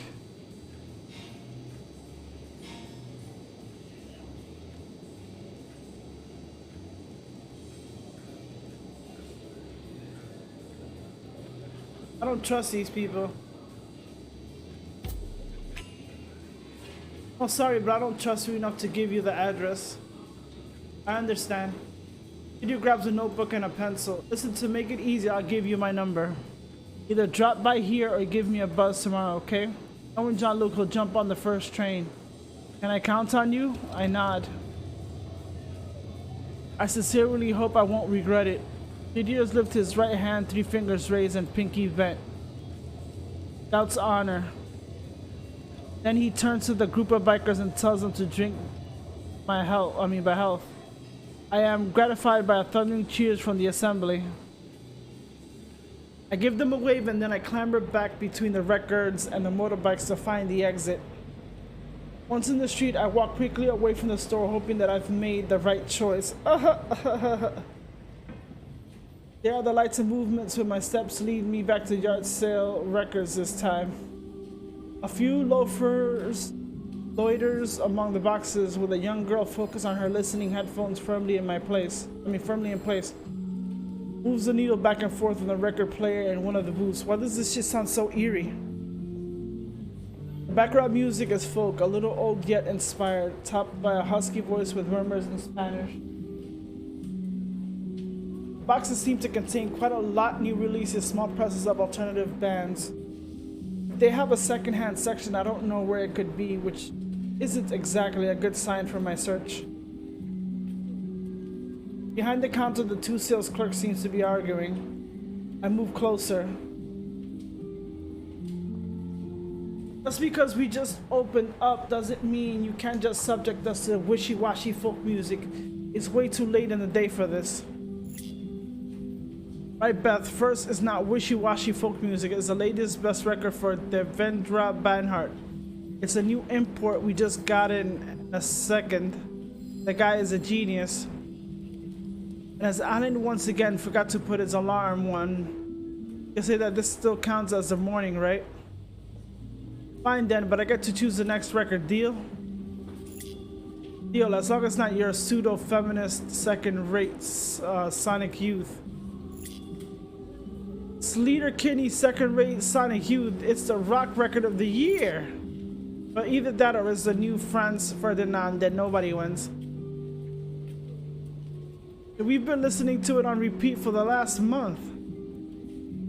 We sell 3 copies every time we play it, Garrett. Do you like being able to pay your rent at the end of the month? Ahem, excuse me. Beth turns to me beaming. Oh, sorry, excuse me. I had to interrupt my work for reasons of cultural divergence with my colleague, but he'll keep. The colleague rolls his eyes. What can I do for you? I'm looking for some information about a rare record. I'm listening. An acetate 7-inch white label. Does that ring any bells? Well, I know that what an acetate is, but I need a bit more detail. Do you know the artist, the name of the track? Beth clearly has no idea what I'm talking about. I'm about to give up when the other employee, Gary, comes over. Maybe we should send her to see the boss. Do you reckon? I'm not sure Alan's functioning well enough for any conversation longer than 3 words. Yes, but I overheard what you were saying. Alan was talking about that record not long ago with the geezer. Came by the shop a few times, you know? Garrett turns to me. He was French too. Dark hair, dark skin, glasses? That's the one. He had an unusual name. Sounded like the James Joyce book, Ulysses. Garrett says the name English style, pronounced the final S. I correct this. Ulysses. Right, that's it. Do you know him? He's a friend. I guess you could say I'm looking for him. It's best if you talk to the boss. They've had some dealings together. We're old friends from what I understood. They knew each other back when the boss lived in Paris. Beth points to the left of the counter at a spiral staircase. He's upstairs in the second-hand section. As I climb the stairs, the music from the ground floor gradually fades. When I reach the upper floor, there's a radically different atmosphere. The upper floor is engulfed in shadow, the lights off and the space lit only by the large window which runs the whole length of the wall. The room is a mess with boxes of records piled up all over the place, making striking contrast with the skillfully created trendiness of the ground floor. Final note of the Velvet Underground's Sunday morning play on the sound system, and are followed by English folk track from the same period, probably a cassette tape compilation. At the end of the room, behind the desk overflowing with paperwork, a large red-headed guy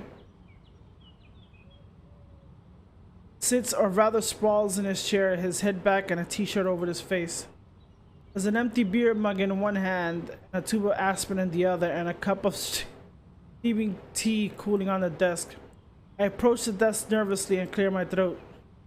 Without moving, Alan growls something that sounds like, "Beth, I told you not today," but punctuated with various obscenities. It's not Beth. I'm a friend of Ulysses. Alan lifts the corner of the t-shirt, glances at me, lets out a sigh, and sits up in his chair. Even now, on what is apparently a bad day, he gives a kind of calm force that I find strangely attractive. Ulysses from Paris, Patricius X.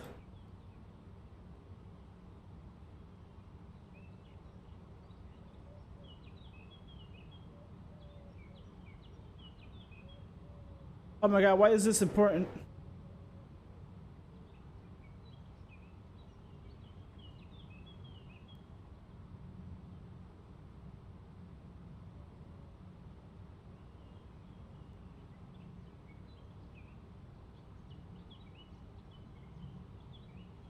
This might be the lightning.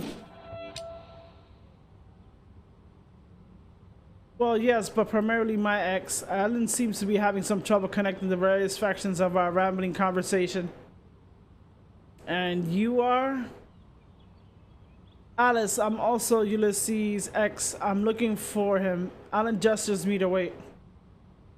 To summarize, you're Alice, Ulysses' ex from before he moved to Paris, is that right? I nod. And you're looking for him? What can I do for you?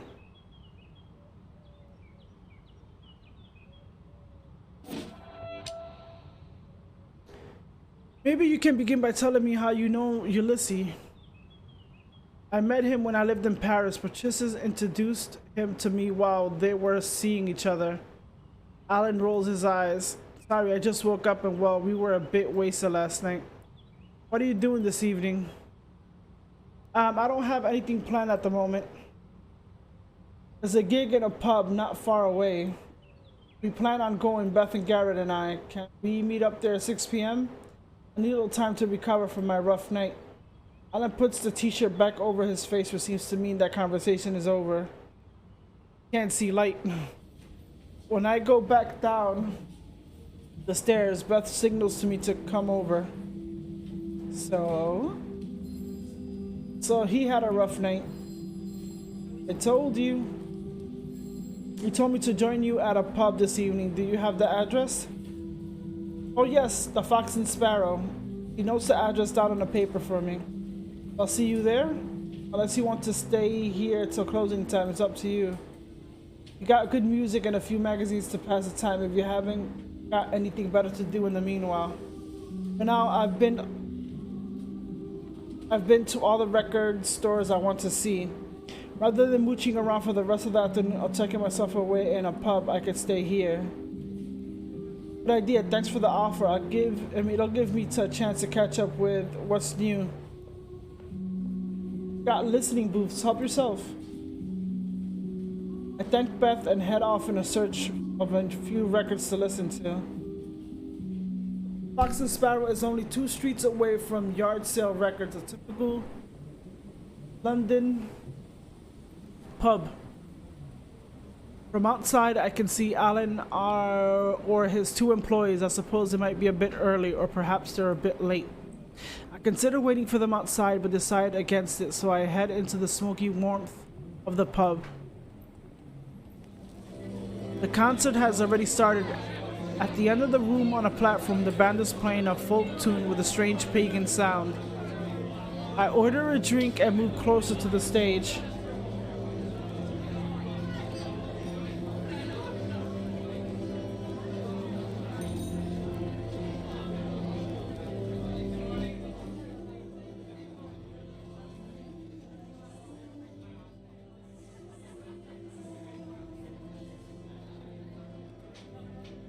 I allow the singer's incantation to lull me. She is completely immersed in her performance, which is punctuated by a large, bearded man who thumps...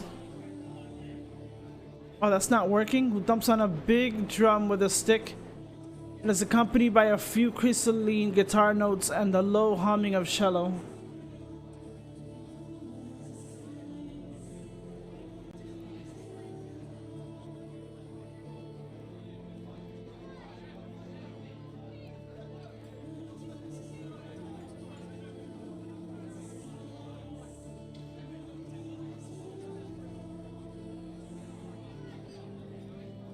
Is that not working? The fuck?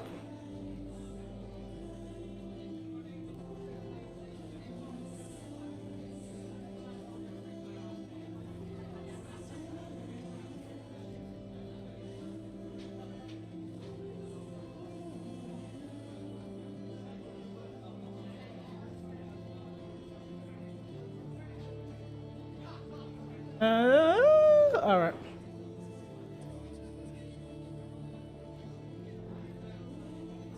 I take a moment to consider today's inquiries.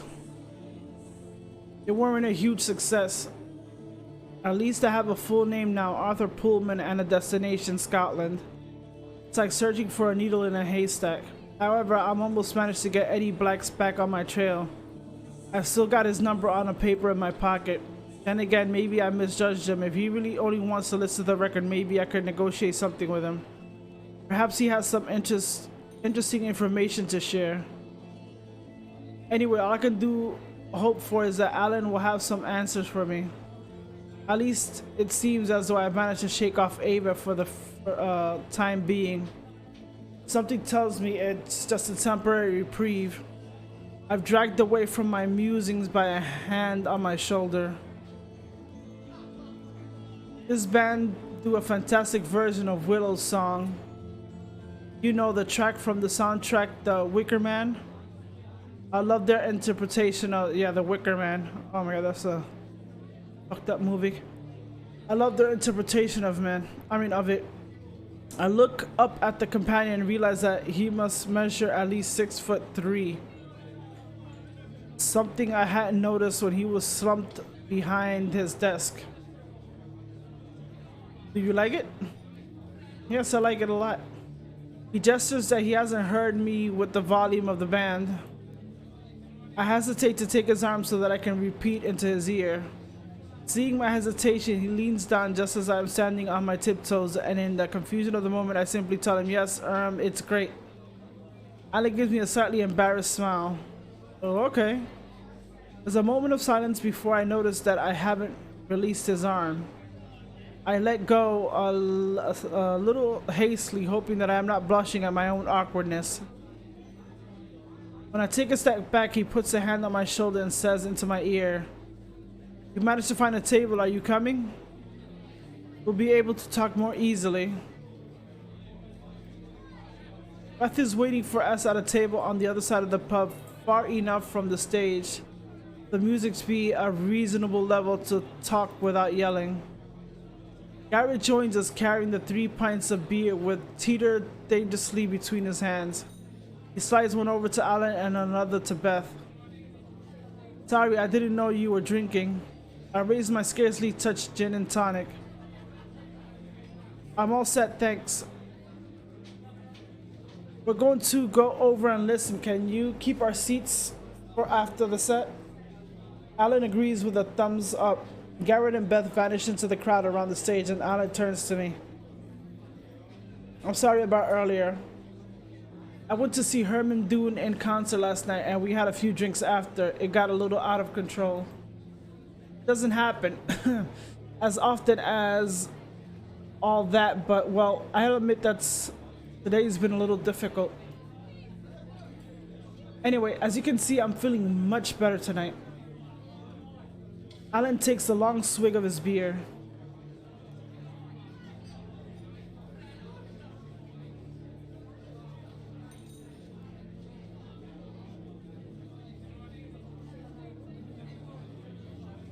"Thus, you've seen Patricia lately. Is she okay?" "It's been ages since I was in touch with her. I'm not great with the telephone. We only met her at Assault in St. Ouen, but I guess she's fine."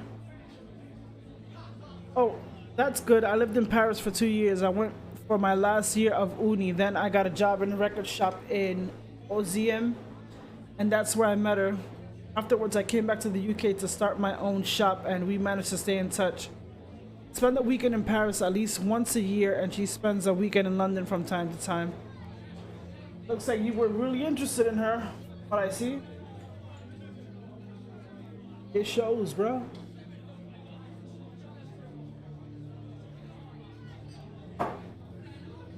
That said, when I say Ulysses come into the shop last month, I was a bit surprised. I bumped into him a few times when he was with Patty. A really great guy, but we lost touch when I moved to London.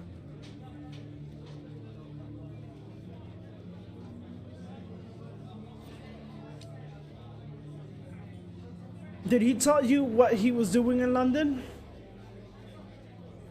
He was passing through. I put him on up on a few days when he arrived. The time for him to find somewhere not too pricey to lodge. As far as I understood it, he was tracking down a rare record, an acetate by an unknown artist. When I told him I haven't heard of his legendary record, he didn't want to tell me anymore, and I didn't push him. Weren't you curious? Alan shrugs. From what I could see, reading between the lines, he was onto something big. I just thought that he wanted to keep his business under wraps. Came back by the shop, what, about 2 weeks ago maybe? This time it was to tell me that he was leaving London, and he asked if he could leave his boxes of psychedelics with me for a while. What do you mean leaves his box of psychedelics with you? He left his record stock with you? Didn't you notice the secondhand record section was a bit of a mess? I mean, I know I'm not exactly the god of cleaning, but I suddenly found myself with the equivalent of van load of extra boxes all at once. I managed to shift quite a lot of stuff for him. It was a Gong fan particularly who took all his originals with no discount. My surprise look, he adds, "Oh, don't worry, I write everything down. I take the 20% cut we agreed between us, and he'll have a big check waiting for him from all the stuff I've sold while he was away." I'm just surprised he leave his records. I'm surprised, it surprised me too, to be honest, but well, it's a win-win argument, so I'm not complaining. So he left London about 2 weeks ago, is that right? That's it? Do you know where he is now? He told me he was going to keep tracking down his record. According to what Rob told me, his next step would be Scotland. Is that what he told you too? Alan raises a worried eyebrow. Rob? That guy at Strawberry Fields Records. Oh, Stoney, I didn't know Ulysses had gone to see him. But thinking about it, not a bad idea. He's been on the scene for such a long time. There was talk of him meeting an Arthur Pullman. Does that mean anything to you? Alan shrugs. No, nothing at all. Sorry. That doesn't help me much. Scotland's pretty big. Interrupted by Beth, who just sat down next to me on the bench seat. Glasgow. Pardon me? You broke Ulysses. He said he was heading for you. I mean, your bloke, Ulysses. He said he was heading for Glasgow. Beth crosses her arms, a mischievous smile on her lips. Luckily, there's someone who's still got a memory on the team. Alan sits up in his chair, a glimmer of understanding suddenly on his face. Oh yeah, that's right. Now you come to mention it. In fact, I'm pretty sure I gave him the address of my old mate Yorgos. He works in a kind of trendy bar restaurant in the center of Glasgow, the Archery. Beth lifts her empty glass sadly. Hey, shall we get another drink? Will you help me, Alice? Alan, can you keep the table, please? Did we wait for Garrett? I think Garrett occupied. His boyfriend just got here. Beth glances over at the other side of the bar, and there's Garrett stationed near the stage, discreetly holding hands with a young bearded man. Don't move, Alice, I'll go. Beth puts her hands on his shoulder to stop him from rising.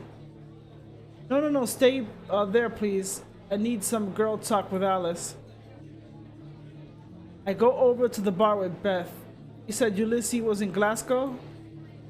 Yes, that's what he said when he stopped by the last time. Sorry for buttonholing you like this, but I wanted to talk to you about something else. Beth glances over my shoulder at our table. I think the boss fancies you.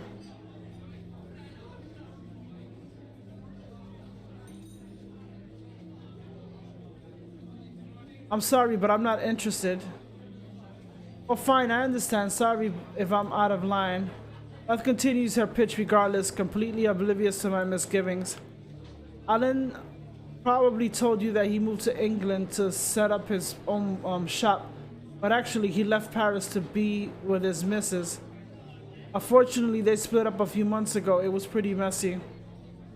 Since then, he's been going through a rough time. Joke about him not being able to wake up to open the shop, but honestly, he's been in a bad way since the breakup. It really shook him up.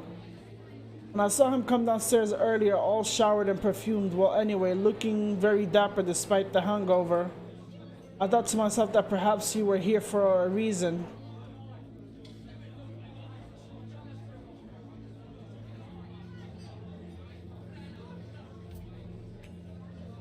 I get the message, leave it there. Find the balls in your court, as they say. The overworked barman finally decided to come and take our order. We order, I managed to pay for my round despite Beth's objections, and we go back to our table. We chat for a while. I go back over to the stage to watch the end of the concert. We order our last drink. Alan tells me funny stories about his life in Paris and London.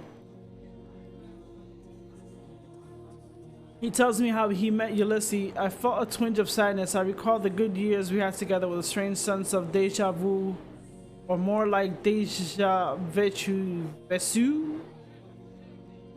Like I already lived this, which I couldn't explain to myself.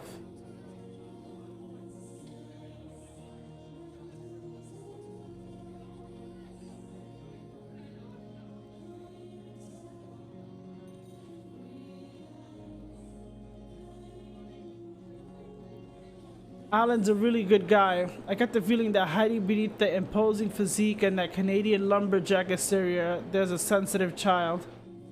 I think if the circumstances allow it, we could easily become friends.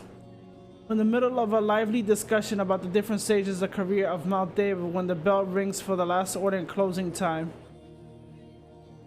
I don't think I'll be long before they kick us out. Like walk you back to your hotel? I'll take a moment to think about my answer. Either Alan's extremely respectful for someone who's supposed to be fancy me, or Beth has misread his behavior. I could take the initiative myself and be more forward. Whatever I decide, I can't see myself going back to my hotel. Whatever I decide, I can't see myself going back to my hotel on my own. Not after the scare I had the night before last, or my conversation with Ava in the buffet car.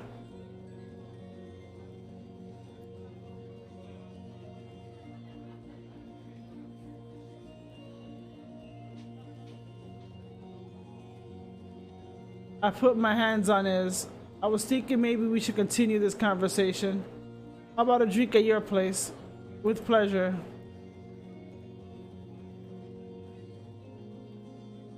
Out of the corner of my eye, I see a knowing smile spread across Beth's face. Did I make a fucking wrong decision?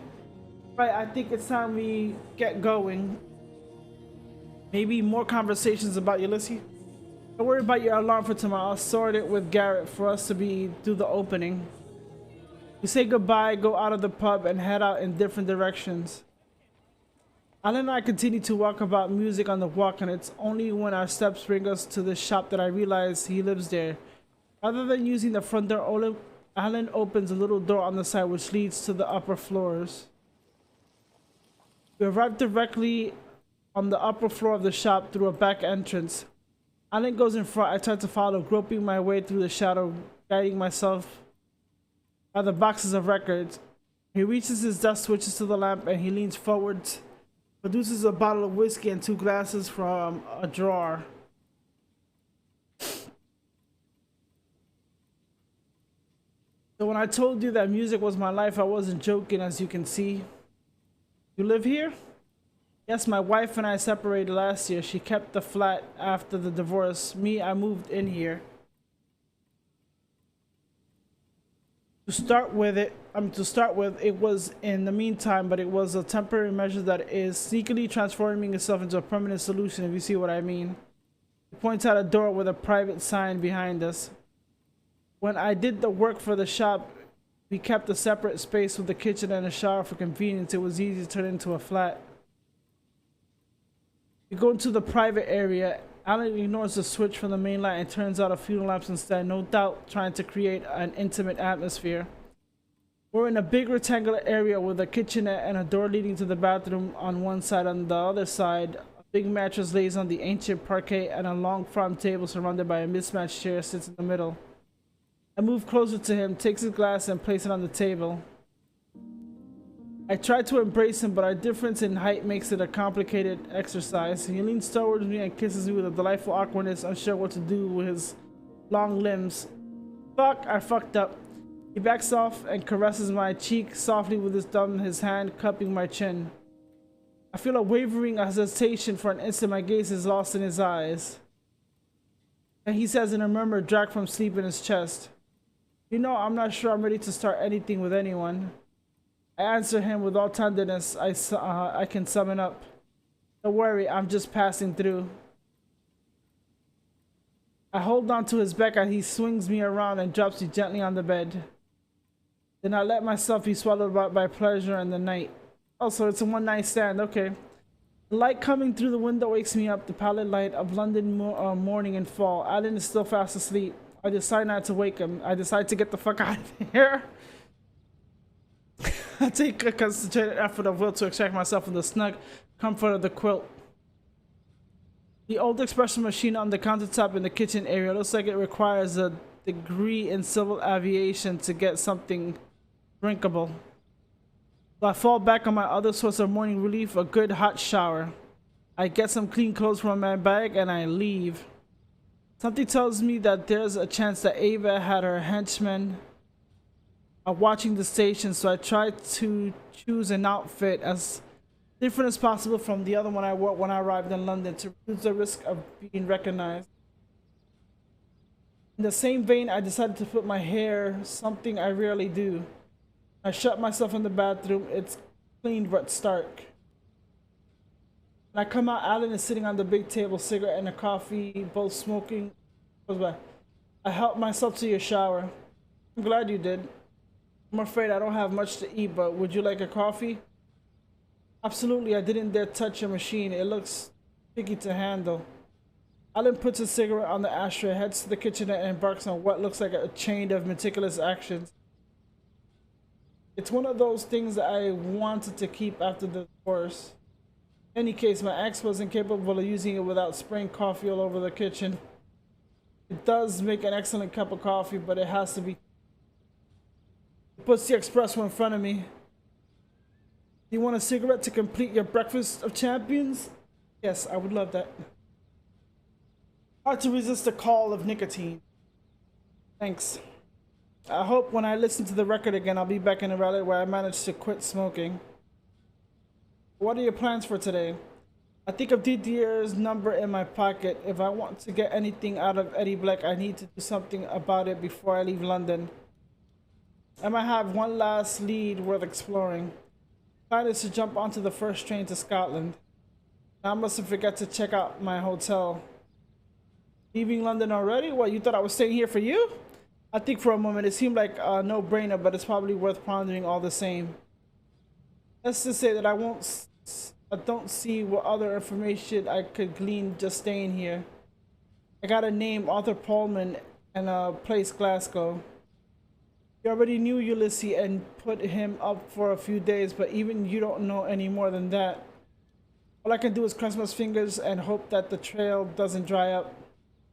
And if Arthur Pullman doesn't know more than the record,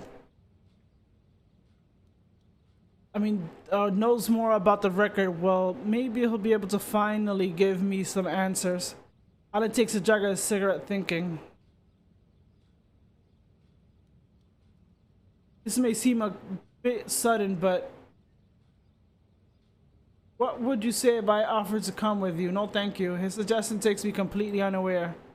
I'm about to open my mouth to answer, but Alan continues. I don't know. I've got a feeling about you, Alice. I like to see where it takes us. If I leave you now, I've got a feeling that I might be missing out on something amazing. How did my love life become so complicated in so little time? I have a fleeting thought of John Baptiste.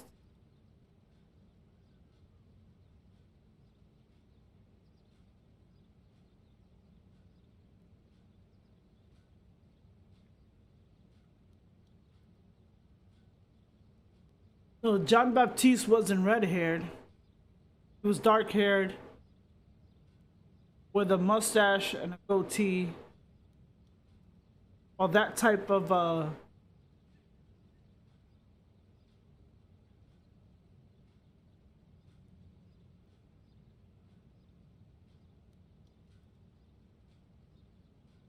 what's the point of all this in the beginning? To get back to the life I had with him? And there's Ulysses, who is very much on my mind. I hadn't thought that by reopening the old wound in my heart, I'll be opening up Pandora's box. And now I have to deal with Alan? I know this interlude will probably cease to exist when I listen to the record again, but it's right for me to get involved in anything more than just sex.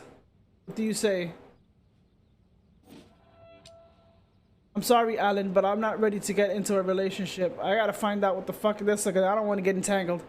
I got so much that I need to sort out before I can think about anything, start anything.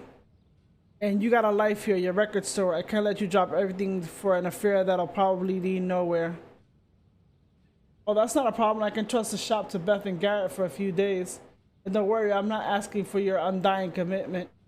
Just offering you to come to Glasgow with you for a few days.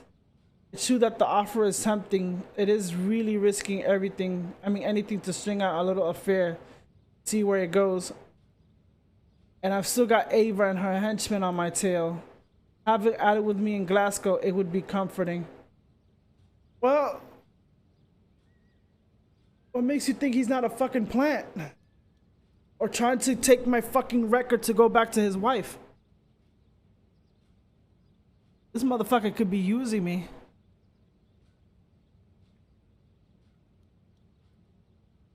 He could be using me, what do you call that, if I talk about like the record and stuff like that. People have a way of being very, what is it, cute and very desperate to let you drop your guard.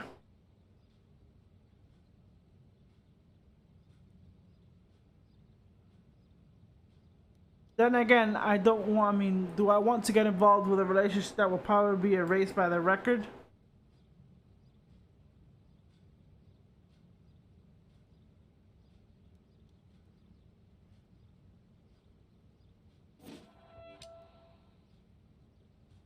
That's a spiral. No, really, I can't accept. I'm sorry.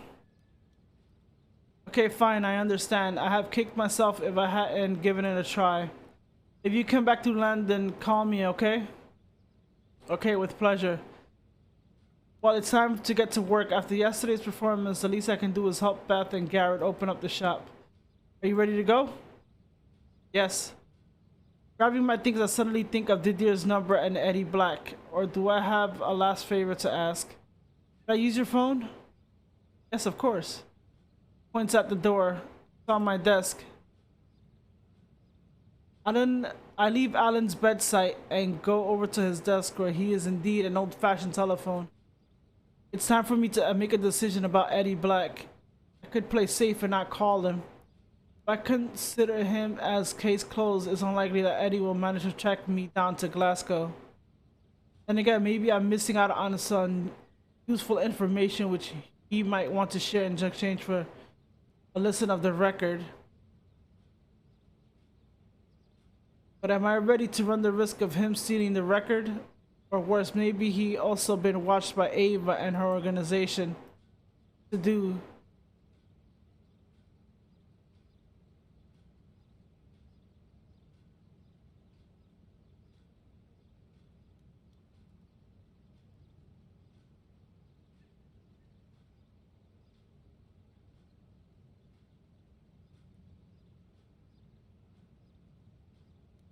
The butterfly effect.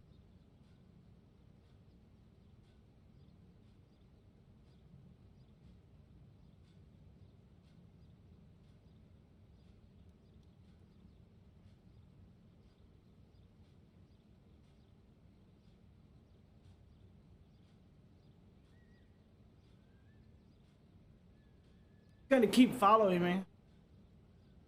I bet you I'm gonna get the skull. This side is worth running the risk. Pick up the handset and dial in the number that Deirdre gave me. Tells me that John Luke had jumped on the first train, that he arrived in London last night. That, yes, he was right next to him, and that he can put him on the line. Eddie thanks me 5 times before we managed to agree to a meeting. I would have liked to have suggested a pub near the hotel, but neither he or I knew the area well enough to end up giving him the address of the hotel and asking to meet me in half an hour. Hang up and go downstairs. When I reach the hotel reception, Eddie's already here waiting for me, throwing feverish glances at the entrance and the stairs. Face lifts up with relief when he sees me. Yes, thank you for agreeing to meet with me, miss. Despite myself, I let out a sigh. Right now that you're here, I'm listening. Tell me, what is it you want from me? Recognizing my good intentions, Eddie relaxes a bit. All I ask is that you let me tell you my story. After that, if you still don't want to let me listen to the record, I promise I'll leave you in peace. There's a little seating area in the hotel lobby. I gesture him to take a seat. We sit down together. I'm listening. Eddie is silent for a while. I guess that he's prepared and rehearsed what he wanted to say so much now that time has come, he can't find the words. I'm sorry, I've been chasing after the record for years, and now when I'm so close, he glances at me, his face profoundly weary yet gentle. I can't imagine how I would have thought this guy was a threat. You know, as we get older, we tend to collect regrets, misuse opportunities. I'm a musician, singer, and guitarist. I had some success in the 70s, especially in France. My career was taking off. I had a first hit playing on the radio. A big heart in black leather jacket. Does that sound familiar? I shake my head. I never heard of it. Oh, that doesn't surprise me. I missed my chance and I blame myself so much. Barkley had signed me for 345 with an Altima on an album, and I had the chance of my life. Johnny Halliday was looking for a supporting act for his Winter 78 tour. What happened? Eddie let out a sigh. An affair of the heart. Was what else? Her name was Monique, and she was the most beautiful girl in high school. Everyone had a crush on her, but it was me who got her. We moved in together at 18 years old. She finished her hairdressing course and got hired in a little salon in the 11th arrondissement near the Bastille. Me, I quit my studies to devote myself to my music. It caused me some tension between us. I was a night owl. I played in the clubs 4 or 5 nights a week, and she came home work exhausted. By the end, every time we were together, we would end up screaming at each other. When I got to the contract for the tour, I was so stoked. Johnny's opening act. It was a childhood dream that that was coming true. For her, well, she didn't see things that way. 3 months alone without me, it was too much for her. She told me, I'm warning you, if you do that tour, I'll leave you. We were 23 years old. We were still children. I caved. I loved her. What happened after that? I thought I had other opportunities. That wasn't so bad. I had a recording contract with a big French label. After all, it was cool, right? Big mistake. Luckily released my 345s and they didn't renew my contract.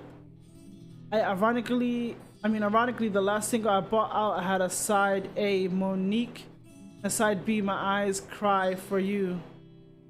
In the end, I found myself as a guitarist in a band that played weddings and neighborhood parties. I did that for 15 years, and then I was too old, too has-been even for that. Anyway, people didn't want their weddings anymore. They wanted disc jockeys. And Monique, we got married in 79 and divorced in 82. Damn. When I heard about the record, I said to myself, here's a chance. If I can go back to the past and decide to do that tour, perhaps I'll still be with Monique today. Eddie leans back in his chair. Anyway, that's my story. All I ask is that you let me listen to the record. If everything works out the way I hope, I promise you won't hear from me ever again. I bet you this fucker dies in a plane crash. Eddie stops talking and waits anxiously for my response. Anguish, his most palpable, hangs on my lips. After his plea so touching and sincere, do I have to refuse what he's asking? Something bothering me though.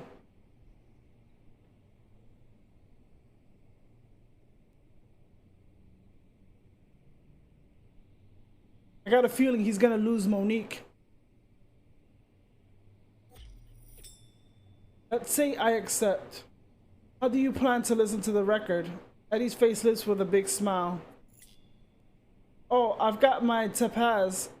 Bends over, grabs and proudly brandishes a little tartan case which he puts down next to the couch. I assume it contains a little portable record player. Have you checked out of your room?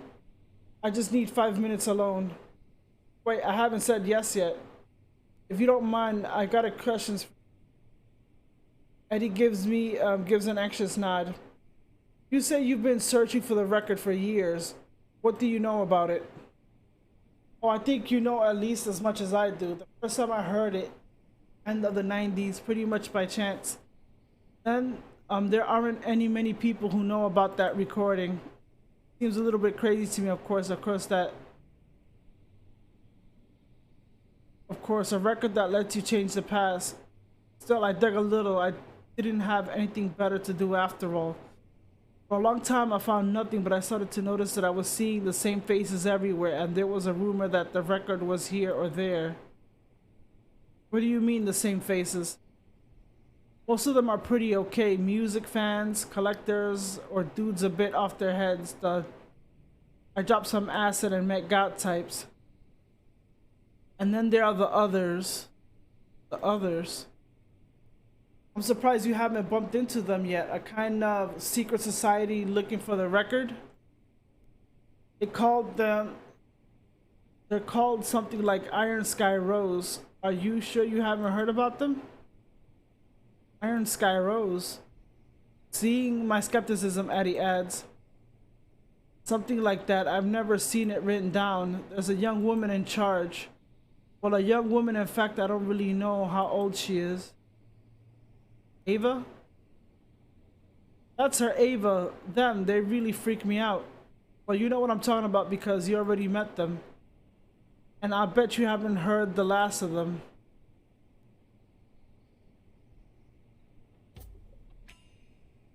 Oh, don't worry about me. I'll be careful. You still should watch out for yourself. Those guys, they're not very friendly. Especially that woman, Ava. From what I've heard, it's her dad that started their sect or their organization or whatever there is. Do you know why they want the record? Eddie shrugs. I guess they want the same thing that I want. Change the past? That's it, at least I'm guessing. Honestly, I don't really know. Like I told you, I'm sure you know more than I do. One last thing. How do you know that Ulysses has sent the record to me? Well, like you, I did a bit of digging. When he arrived in St. Wen and started asking questions, it got around. I went to see him myself several times to try and talk to him to let me listen to it. Then one day he left Paris. I asked Patty, a girl who had a stall near his in the market who's funny with, but he gone, but she never wanted to tell me. Yes, I met her. Anyway, I followed the trail in the other direction. I learned that he came from Bordeaux. And I realized he sent it to you. Was it you who turned my apartment? Oh, no way, I never do that. I'm a decent man, I am. And you know, if I manage to find you on my own, don't you think that organized gang, like the Iron Sky Rose might manage too? I have to agree that's probably exactly what happened. Well, that's it if you don't have any more questions. Eddie looks at me doubtfully, like his right foot tapping on the ground, in fact, regular beat. After all his good faith, the refusal to let him listen to the record would be difficult to justify. Then again, Ulysses himself refused him several times. Perhaps he had a good reason. I have to make a decision and stick to it. Oh, this is your decision, sir. Alright. After everything you told me, I don't see any reason not to let you listen to the record. Really? Yes, really. Eddie grabs his tepaz, stands up, and waits restlessly for me to do likewise. Follow me. I open the door for him and signal for him to go in. Will you wait out here? I think it's best if I do this alone. It's cool with you. I hesitate for a moment, then I say for myself that there's no real risk of escape with the record for the second floor. With only one door for him and out of the room. Alright. I give you 5 minutes. Eddie pauses as he wants to hug me, but hasn't changed his mind. He simply says, "You're a saint, miss. I'll pay you back." I don't know how, but I promise you I will. And he goes to the room and the door shuts behind him. I lean against the wall across the hallway, not taking my eyes off the door. After a few moments, a strange sensation overwhelms me, as though I had a weight on my chest. Suddenly, the walls of the corridor seem to dislocate, and the air lights up with iridescent particles. He disappeared? When I open the door to the room, Eddie's headphone lies on the floor, still plugged into the tepaz player. The clacking of the stone arm stuck in the central groove is the only sign of life in the silence of an empty hotel room. He disappeared.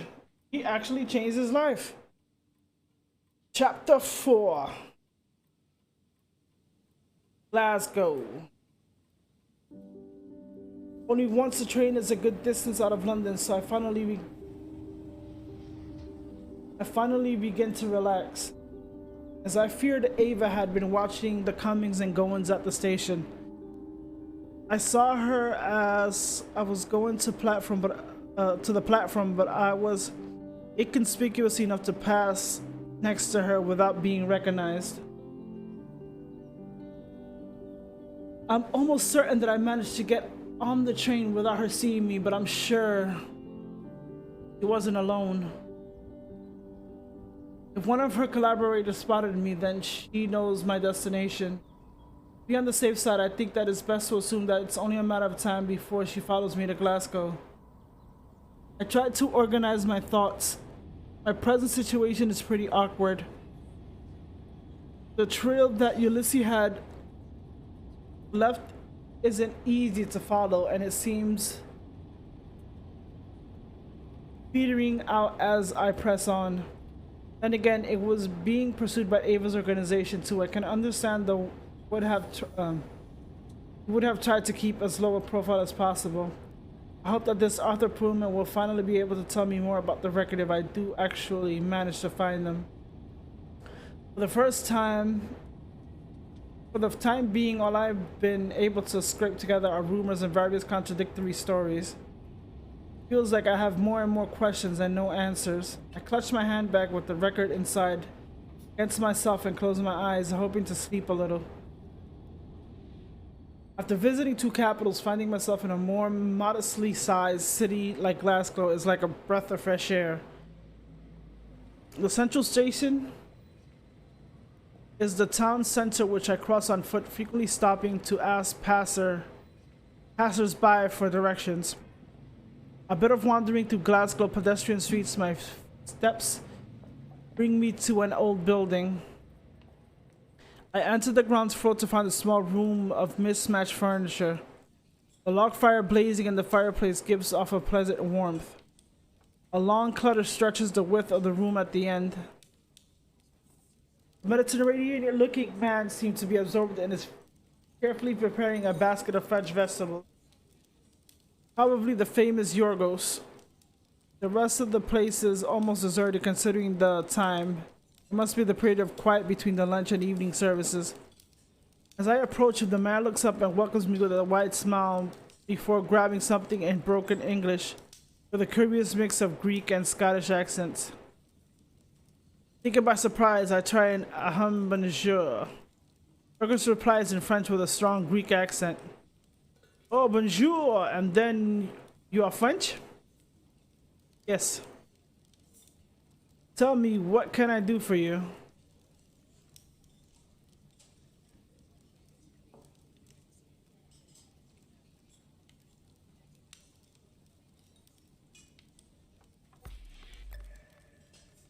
Alan O'Reilly suggested I come see you. Alan, that's funny. One of his friends came by the restaurant not so long ago. Well, that's exactly why I'm here. Oh, you know Ulysses? Yes, he's a friend. I'm looking for him. I remember him well. He was just passing through. Yorgos wipes his hand on his apron and holds the right one out over the counter. Yorgos. I shake it. Alice, nice to meet you. So tell me, Alice, what do you want to know?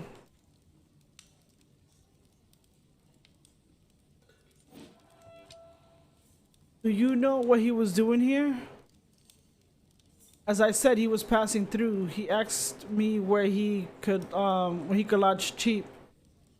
Did he by any chance mention an Arthur Pullman? The steady clacking of the knife on the chopping board stops for a moment as Yorgos tries to recall the details. Yes, a radio presenter, is that right? That's it. Did he tell you where he thought he'd find them? No, I'm sorry. Do you think he might possibly work for a local radio station? No, you must... Oh, you know we mostly get the national radio stations here. Aren't there any independent radio stations in Glasgow? No, not as far as I know, but I'm no expert. There's the student radio subsidy. The broadcast from the campus, but only at certain times. And they do a great mix in the evenings. We play it often here in the restaurant. No commercials, just a reminder of the name of the station from time to time. If you go there, maybe they can tell you more. All I can tell you is that your Ulysses said nothing to me about that. What exactly did he say? That he was passing through Glasgow like I told you? That he's looking for somewhere cheap to stay? When I asked him what he was doing in Scotland, he tells me I'm researching a rare record. And when I questioned him, he clammed up. He just talked about meeting an old radio presenter from the BBC, I think. Arthur Pullman? Right.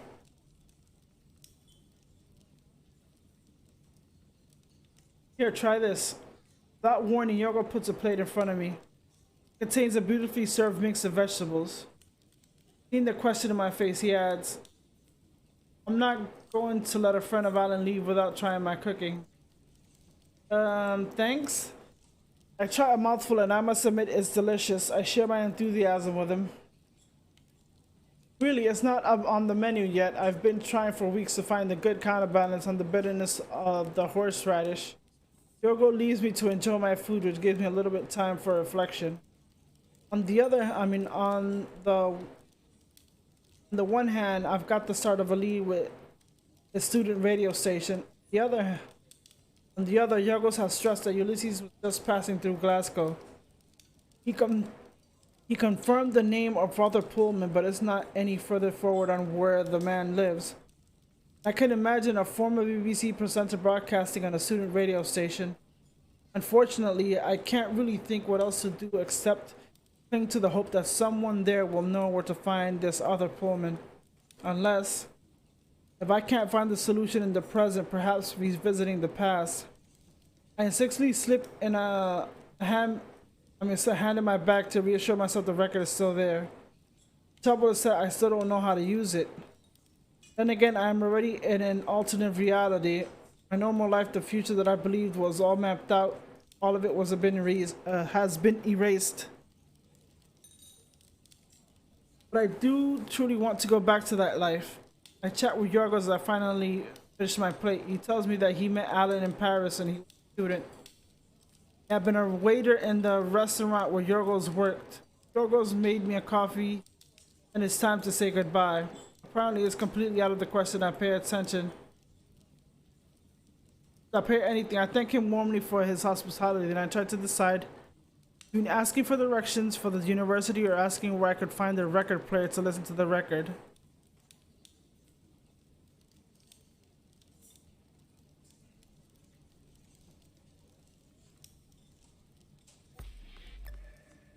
I asked Yorgos for directions to the premise of the campus radio. Then I step out of the pleasant warmth of the fireplace to brave the chilly Scottish drizzle. The route that Yorgos suggested goes through Kelvin Grove Park, which I cross beneath the Scottish drizzle. takes me half an hour of walking to reach the University of Glasgow, a long Gothic-style building. After asking for the way of the reception and having wandered for a few while on the campus according to the various contradictory directions of students who have crossed my path, I finally arrive at the little prefabricated building with supposedly houses Sub-City Radio. The roof, which is laden with antennas, seems to confirm that I am in the right place. I go in, then climb 2 floors before finding myself in the antechamber separating the corridor from the studio. The illuminated on-air sign is switched off, so I knock on the door. And there's no answer. I tried the door handle with turns. The studio is empty except for a student who can't be more than 20 years old. He's wearing a threadbare Pink Floyd Division Bells Epoch t-shirt and a pair of bulky headphones hang around his neck. Stops taking notes, sat at the large table which must be used for broadcast, and greets me. Well, hello, I'm DJ Saturn. I'm preparing my mix for this evening. We shake hands and I sit down opposite him. Alice. What can I do for you, Alice? Are you a student here? Are you interested in joining the Sub-City Radio team? University year just started and we still got positions. That slightly French accent, I could see you presenting a show.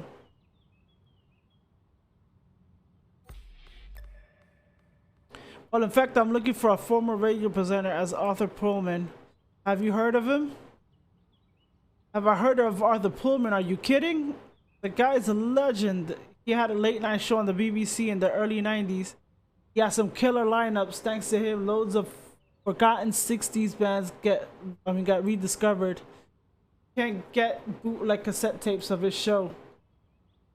Then there were the live recordings. No one ever knew where he got them from. But he had an amazing collection of really excellent quality pirate recordings. He played them in his mixes sometimes, especially the pro metal Led Zepp, Uriah Heep, Black Sabbath.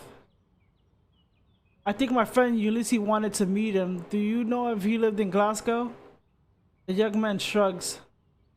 Honestly, no, I don't think so. If he lived in the same city as me, I think I know.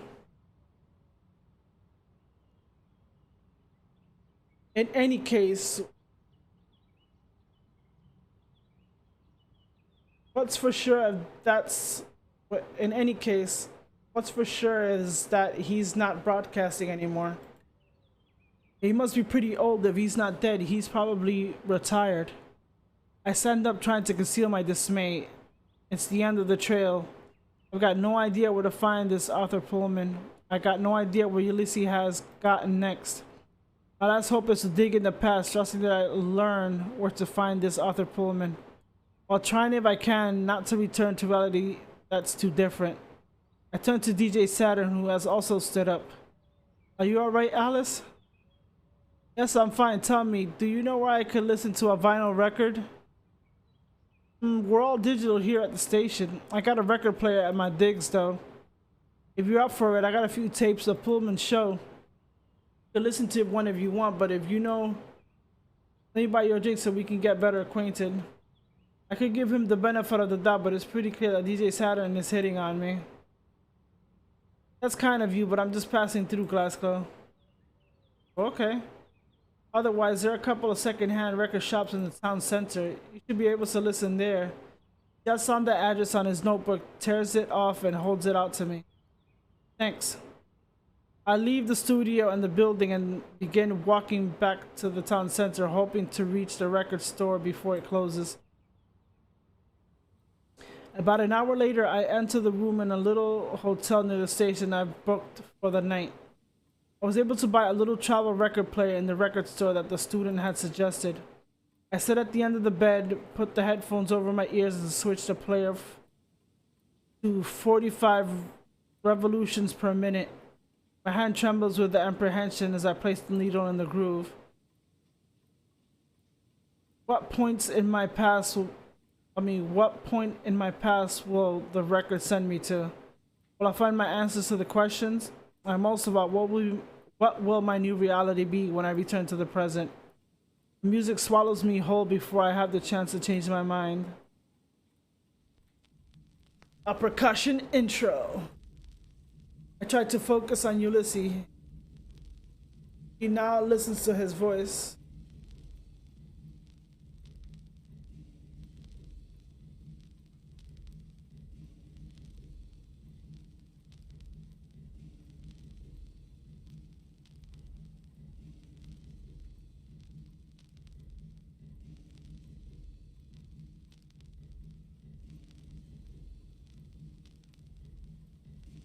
His laugh, the smell. The walls of the hotel begin to resonate, to distort the stretch. The air blazes with iridescent particles, shimmering, and the world implodes and I am somewhere else.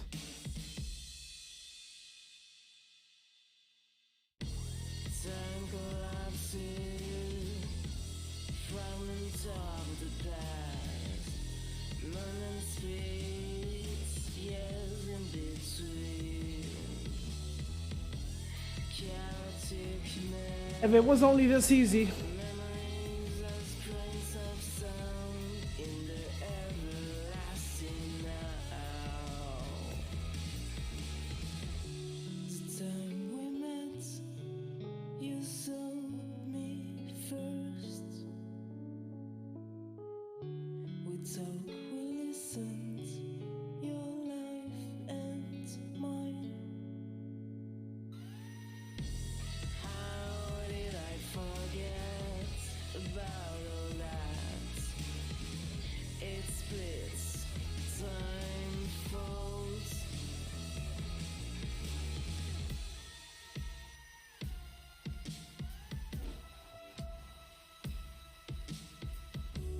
I go further back. I'm a child Ooh, did I fuck up? sitting at the piano, finger paints over and over. The rhythm knocks me back. Time falls on itself again.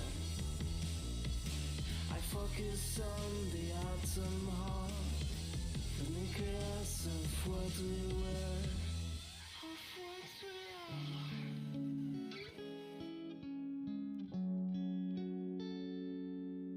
Did I go two back?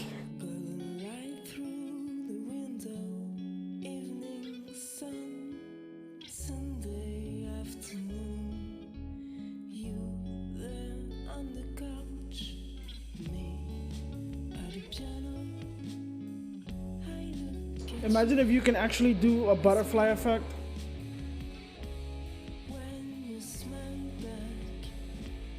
There's one point in time I would love to go back to. With my daughter already born. One small point in time. I was back in New York. Ulysses closes his book and looks at me concerned. You okay? Stop playing all of a sudden. I got the feeling you were somewhere else.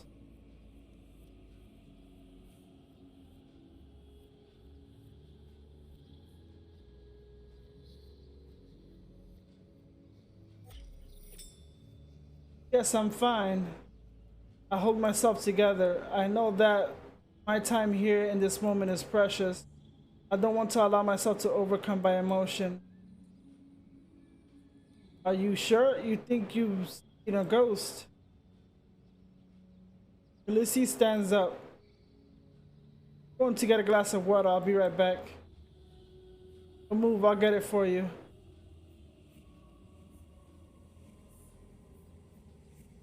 While Ulysses goes to the kitchen, I have time to look into the mirror above the mantelpiece.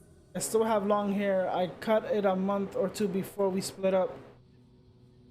Tells me that we're probably somewhere in the summer before our breakup. We're still happy back then. In September, at the start of a new school year, he began to be more distant. Was he already thinking of leaving back then? Ulysses gives me the glass of water, I think. He sits down on the coffee table facing me and puts his hand on my thigh. Better? I nod. Thanks. Put the glass down on the piano. My time is short, I have to get to the point. This will probably sound strange, but you know where I could find Arthur Pullman? Arthur Pullman? Radio presenter who played old records in the 90s? Yes. It's funny, there was an actual short article about it in Les Inrocks last week. He snatches up the magazine on the coffee table, rifles quickly through it, and holds it out to me at the right page. The heading says, Jimmy Page's Loch Ness house is sold. Apparently he bought Boleskine house. Boleskine. It's a house in Scotland that Page, the Led Zeppelin guitarist, bought in the 70s. It appears in some parts of their film concert. The song remains the same. It goes to say, I'm not totally surprised. Pullman's always been a Led Zeppelin fan. He played a lot of their live footage on his shows. Put the magazine down next to me on the piano stool. I hope I remember all that information when I get back to the present. I didn't know you were so much, you knew so much about this. It's because of Mark. He's a big fan of the guy. He got cassette copies of almost all the shows. If you ask me, some of his mix choices are fantastic. Frankly, playing Ultimate Spinach straight after the Garden of Earthly Delights from the United States of America is almost tasteless. As for his almost fanatical infatuation with Chelsea Girl. Anyway, all serious musicologists agreed that Desert Shore is undeniably Nico's best album. Ulysses, why not mention the Marble Index while we're at it, insisting on being original no matter what? Well, he was obsessive with music. I mean, someone like Joy Boyd at the helm, that makes all the difference, doesn't it? He's the one we can thank for 5 Leaves Left. For God's sake, Nick Drake's best record. Some people say that Pink Moon is better, but Ulysses is off. I know from experience that he could go on like this for hours. I'm afraid I don't have hours. I grab his arm and look into his eye. Ulysses? He stops in the middle of his sentence. Understanding lights up his face. It's the record, isn't it?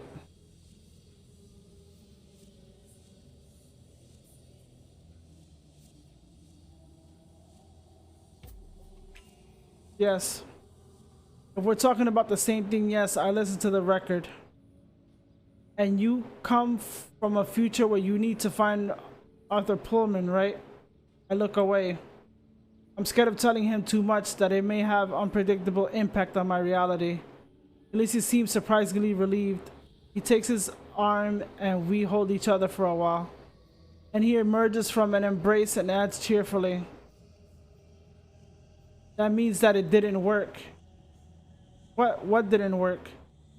The walls of the apartment around us begin to dislocate. I don't need to explain it to him. I see in his face that he understands what's happening. Alice, please try to remember what we don't need to break up. Alice, please try to remember that we don't need to break up anymore. Dad, don't have to leave you. That it didn't work. We don't need to. What do you mean, Ulysses? It's too late. Once again, I'm carried away by the flow of time to the rhythm of the song. Time collapses, fragments of the past, moments split, years in between, chaotic mess, memories, grains of sound in the everlasting night.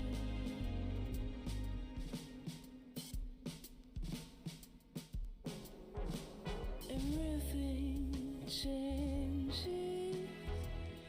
I shed the remnants of my old skin until the fall of time stabilizes into this new present.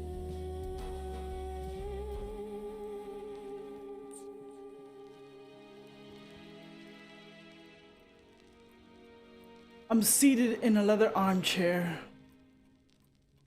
A jazz record plays softly with the characteristic crackling of a vinyl.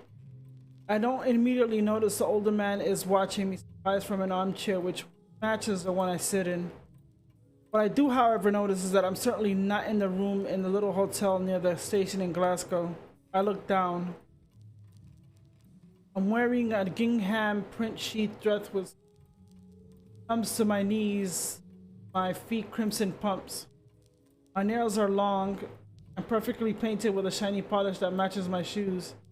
Not feeling my hair long against my neck, I grab a strand and pull it out of my eyes, discovering that it is now short, curled, and held in place by a large quantity of lacquer. The man facing me clears his throat to get my attention.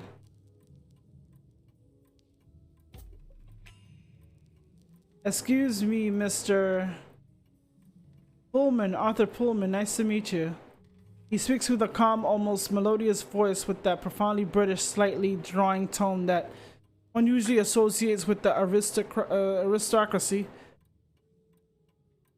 Alice, I've been looking for you for some time, Mr. Pullman. Please call me Arthur or Art if you prefer. He leans forwards and holds out his hand. I shake it. Arthur, this may sound odd, but I don't know exactly how I got here. Well, I don't know more than you about where exactly you come from, but I can tell you that you were materialized in my office. I suppose that you were listening to the record, have you? Believe it or not, but after all these years, that's the first time I personally witnessed a realignment, and I'd like to thank you for the experience. Someone knocks on the door. Come in. An elegant-looking middle-aged man pushes open the door and places a tray with steaming teapot and 2 mugs on a side table. He doesn't seem surprised to find me here. I thought you might like a cup of tea. He walks over to Arthur and plants a kiss on his lips. Right, I'll let you talk. Thank you, David. David leaves the room. As you see from my partner, your presence here is perfectly normal. Arthur pauses for a moment, thinking. Now, I suppose that after all the efforts you you must have gone through to find me, you no doubt have a lot of questions. Fire away.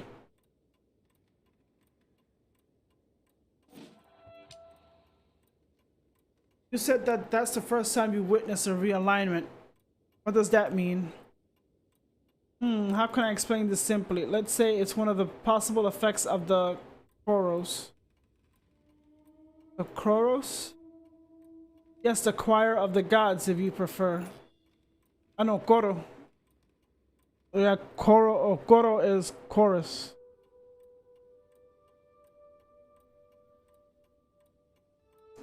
That's what we call the vibration of the record during the joining time. What do you call it then? I shrug. I don't know, I just say the record. Arthur smiles.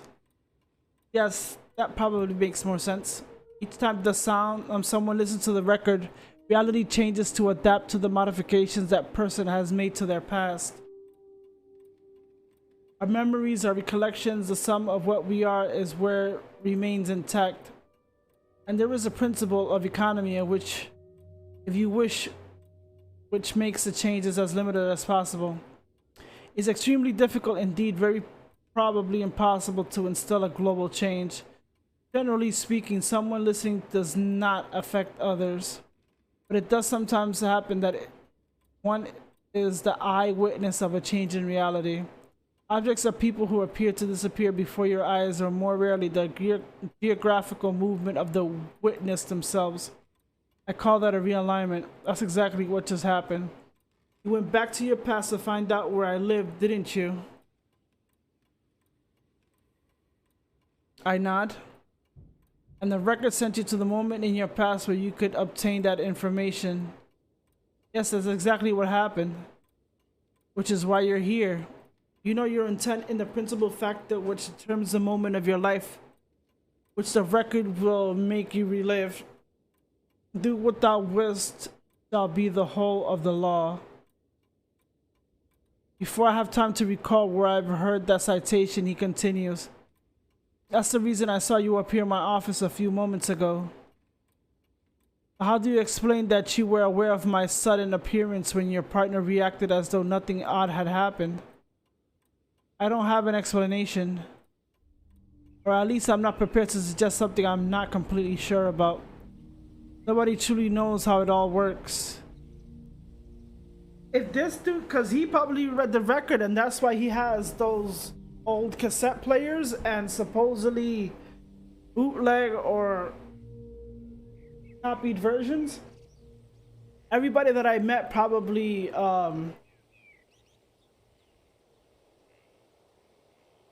came in contact with the record at some point. Generally speaking, the person who heard the chorus and the only person who's aware that the reality has changed. I think back to Marie and Robin. That explained why they had no memory of John Baptiste. Oh, okay. Perhaps I've simply had the good luck to be in the same room as you the moment of realignment. As for David, he simply wasn't present for that quite singular occasion. For him, you probably arrived at Bullock Skin earlier, entering by the front door, then we shut ourselves away in my office to talk.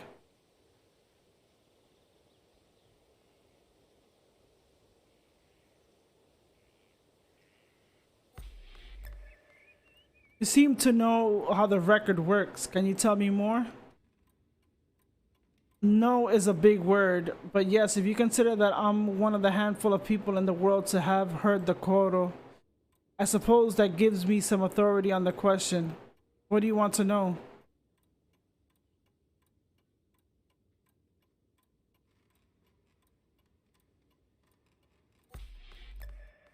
Is it possible to undo the effects of the record? No, that's impossible, I'm sorry. Once you heard the coro, you can't go back. Even if by some miracle you managed to come back to reality very close to your original reality, you wouldn't be the same. You remember what you lived listening to the record and living inside other versions of yourself. Unless Pullman leans back in his chair and seems lost in thought for a while. Theoretically, if someone else went back to the past and stopped you from listening to the record, he breaks off. No, that wouldn't work though.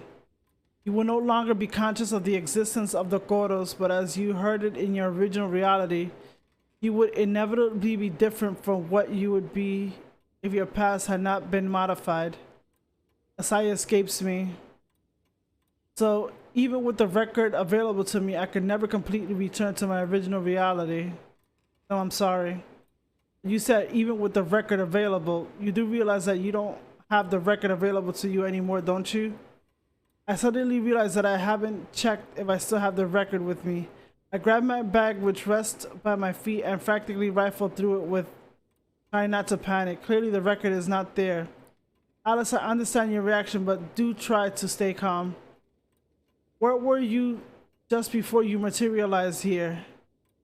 In a hotel room in Glasgow. The record stay there then? Pullman nods. Yes, I'm afraid so. Fuck!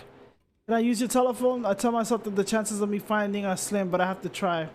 Arthur points to the office door in the entrance hall.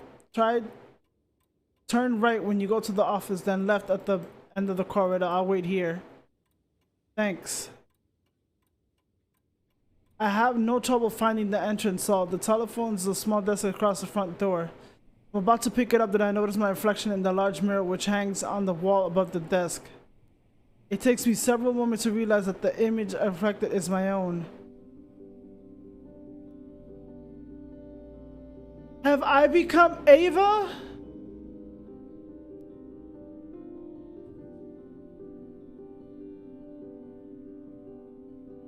As I have suspected, I now variations of myself. Have I become Ava and all these guys I've been meeting have been a part of John Baptiste? I don't know. My curls are skillfully arranged in a style that wouldn't look out of place in a golden age of Hollywood cinema.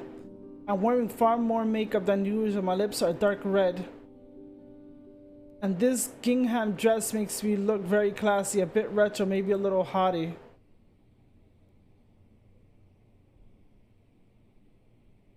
This new Alice doesn't please me. He's a bit too old-fashioned. I feel, in fact, if anything, I am a purely modern woman, fully belonging to my own time. Unfortunately, I have to live with this appearance for the time being, at least. If I do manage to get the record back, my state of mind is different next time I listen to it. Maybe it would put me in a reality which suits me better. I tear myself away from the reflection and pick up the telephone, realizing that I didn't know the number of the hotel. Oh my god. I rummage in my bag and I'm relieved to pull out a crumpled bill for my night in the Station Glasgow Hotel. The number of the hotel switchboard is written below the address. I explain my situation to the receptionist. Tells me that no, I've forgotten nothing in my room, which I've checked out the day before last. I insist. Tells me that actually a woman had come to the hotel in the afternoon, that she asked me to get back a vinyl record which had been forgotten in the room number 23. The room hadn't been left for at least 2 weeks, but at the woman urging, she finally agreed to check. He had been astonished when in fact there had been a vinyl record or a little travel record playing in room 23. He confirms that yes, of course, she's let the woman take the record, that she's sorry, but that I have been in my room 17, that she could have guessed that the record belonged to me. And actually, in that subject, she'd like to know how I managed to get into room 23. I tell her that it's not important, however, if she could tell me the name of the person who claimed the record, that would be great. Tells me that she hadn't thought to ask her name, but it was a woman middle-aged with white hair and wearing a dark pantsuit. I thank her, hang up, and hiss, Ava's been between my teeth before the handset is even resting back on its support. Then I return to the office. Pullman has changed the music in my absence. He's smoking a cigarette by the window while he waits for me. Oh, excuse me. He subs it out in the ashtray left on the exterior windowsill. David forbids me from smoking inside. We've compromised on this. I love to quit, but I'm afraid I'm rather late for his old dog to start learning new tricks. He sits back down behind his desk. So? I'm afraid someone already got the record. Let me guess, a woman in her 40s answers to the name Ava Lorenz, am I right? Do you know her? Arthur lets out a sigh. Oh yes, I know her since she was a child, but I haven't seen her for more than 10 years.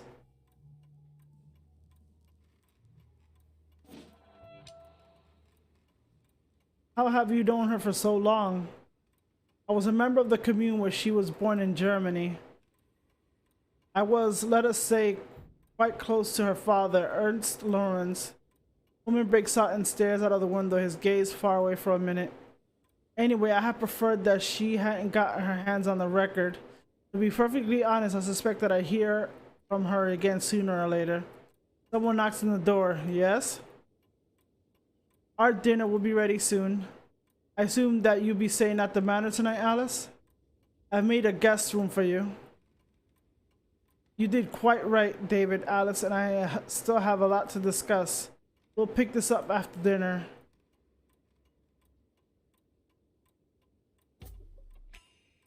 Thank you very much for your hospitality. You're very welcome. We love having people to stay at the manor. It's a big house. It's made for entertaining.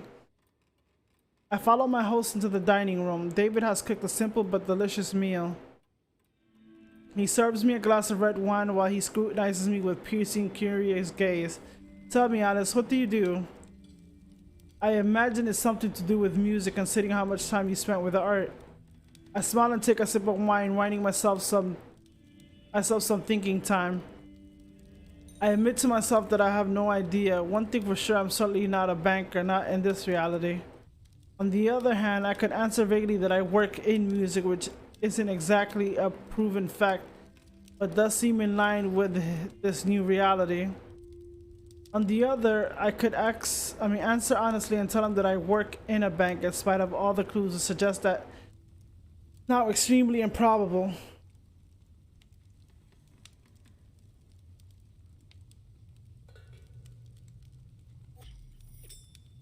Yes, I do actually work in the music industry. I need some information about the rare record that only Arthur could give. David smiles. That doesn't surprise me. Art's a real fount of knowledge. Now that he's retired, I keep pushing him to write something on the subject. What do you think, Alex? Arthur cuts off. Davey, surely you're not going to interrogate our guest, are you? No, sorry, I didn't mean to pry. I hope I haven't been... made you feel awkward. I tried to point out the discussion in less prickly direction. How did you get to know Arthur? My dad was Latino, my mom American, and I grew up in Queens. I met Art in a club in the East Village. He was a local correspondent for the BBC. It took him a few years to persuade me to move to London with him. I was happy to say I don't regret it a bit. Arthur, who'd risen to clear away our plates, stroked his partner's shoulder with affection. Cheese or straight dessert? David gives me a winning smile. Whichever you prefer, Alice, but if we put the cheese on the table, it gives me an excuse to eat it.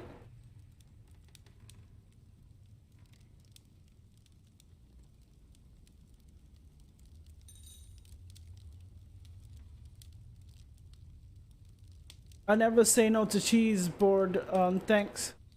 Arthur disappears into the kitchen with our plates. Art never talks about his youth. I really think that's a shame. He had the chance to see the biggest bands of the 70s. He got some incredible live recordings. Arthur returns with the cheese board and clean plates. Did you make a listen to your recordings of Miles of the Shaffer's Music Festival? Art managed to capture the last concert of Miles David Leckie period. Truly is incredible. Alice isn't here for that, David. Don't listen to his party don't listen to this party pooper. He doesn't like talking about his youth. It's mostly because that period's pretty fuzzy to me. Yes, the world must have been horribly drab before you met me, Art. I laugh. You're both charming and cultured. I'm having a very pleasant evening. Talk about music, about everything and nothing. Arthur tells me about his radio show on the BBC and his life in London in the 90s. By the time we get to the coffee, it's already quite late. David excuses himself to go to bed, but not without first showing me the way to my room. And Arthur and I go into the living room to continue our conversation. It's a cozy room. There's an old stone fireplace with 2 leather armchairs and a couch placed in front of it. Arthur puts a log on the hearth, while I take a seat in one of the armchairs. Can I get you a nightcap? Cognac whiskey? I love one. Whiskey's perfect, thanks. Arthur pours out a glass of Talisker. I know we're closer to Speyside here at Boleskine. It's kidding. I don't know. Boleskine? But what can you do? I like the island whiskeys. He leans back at ease in the armchair. Take a deep breath. There's something bothering me.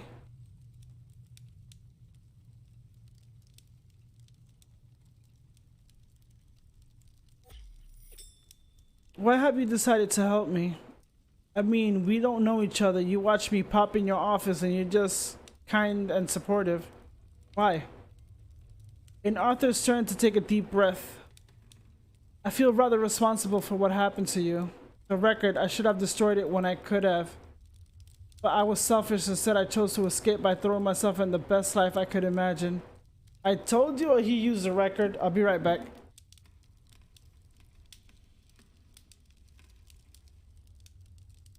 Everybody that I'm coming across, I know used the record.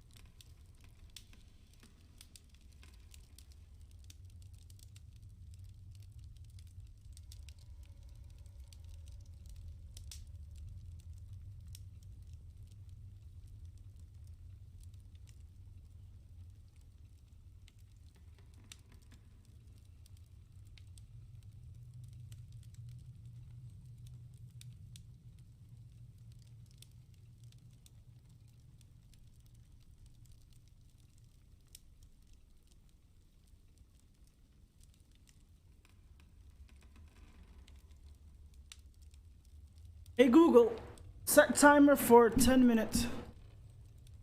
Okay, 10 minutes. That starts now.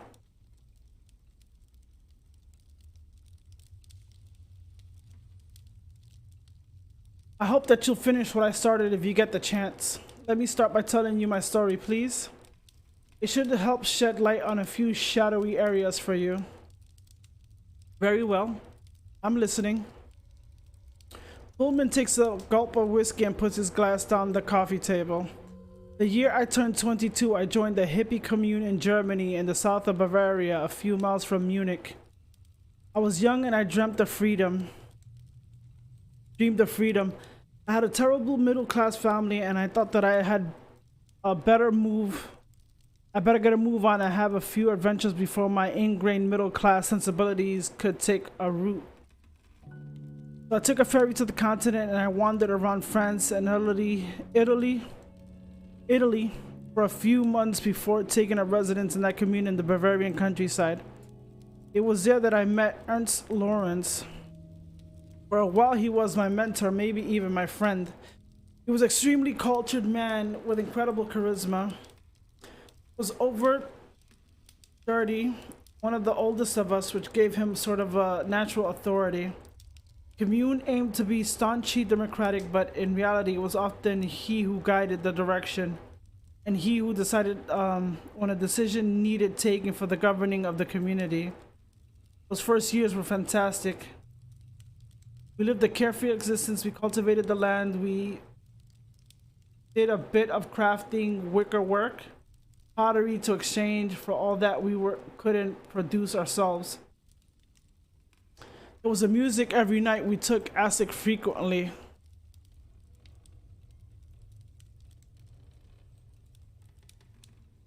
What does this got to do with Ava? Arthur smiles.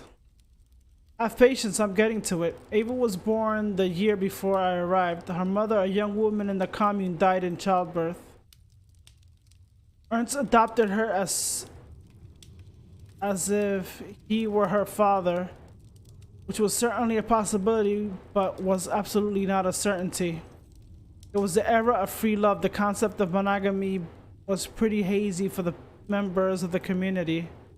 Whatever the case, he raised her as his daughter. Ava was an odd child. She was clever, precocious. She's often seemed more adult than child. I found out last year that Ernst had made her listen to the records several times during her childhood so that she could be liberated as soon as possible from the yoke of reality. I got no idea that the effects of the chorus could be on such an immature psyche. I mean, could be on an immature, but I imagine that it must have been a determining factor in the construction of her identity.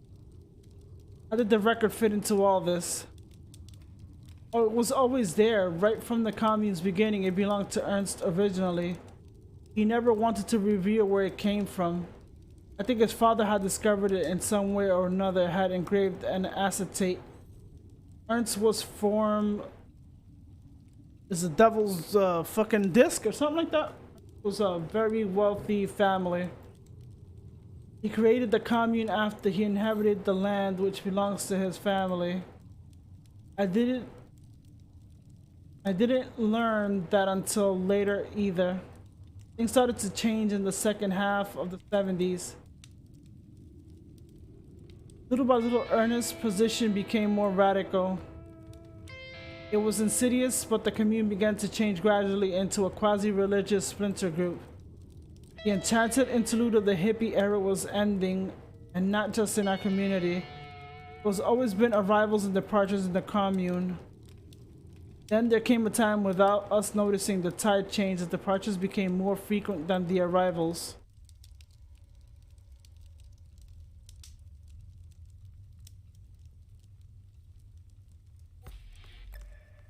What happened after that?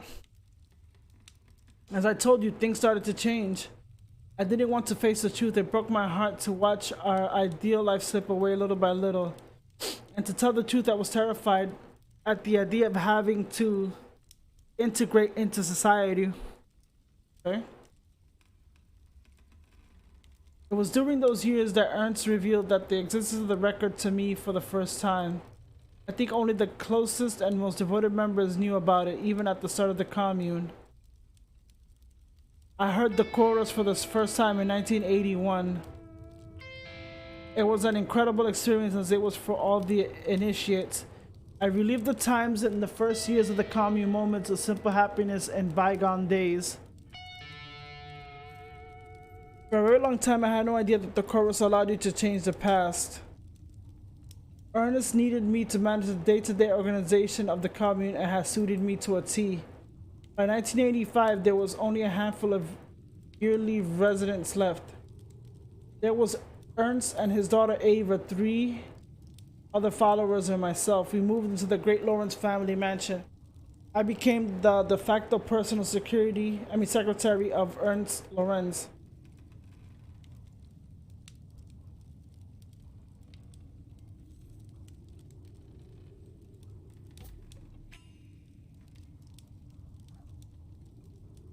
Excuse my bluntness, but where did the money come from? What is the finance all that? Arthur smiles and takes a mouth of whiskey. Officially from generous donors. Ernest had always kept me away from the dark side of the organization. With hindsight, I think some of the members were assigned to financing. So much easier to make a fortune on the financial markets when one can't go back to the past and take risks that aren't really risks. I mean, it must seem strange to you, but to me, I forgot it was quite a pleasant life. It took some time for me to mourn the losses of those hippie ideas, but once I got into the new routine, well, I don't really regret those years. In that case, what made you leave? A combination of various factors. For some time, the Bandersnatchen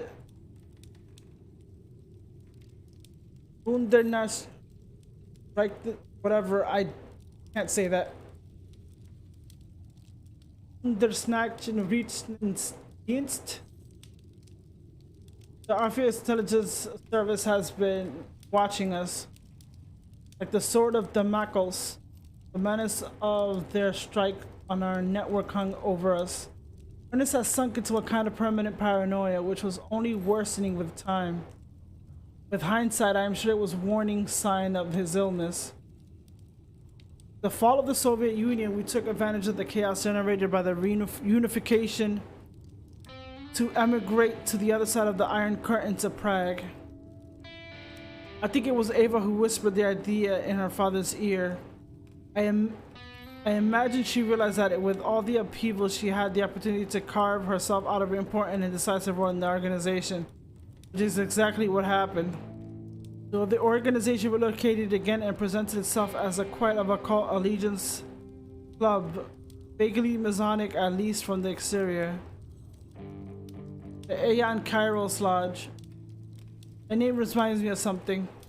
I think for a few moments before realizing that it must certainly be the Iron Sky Rose Eddie Black spoke of.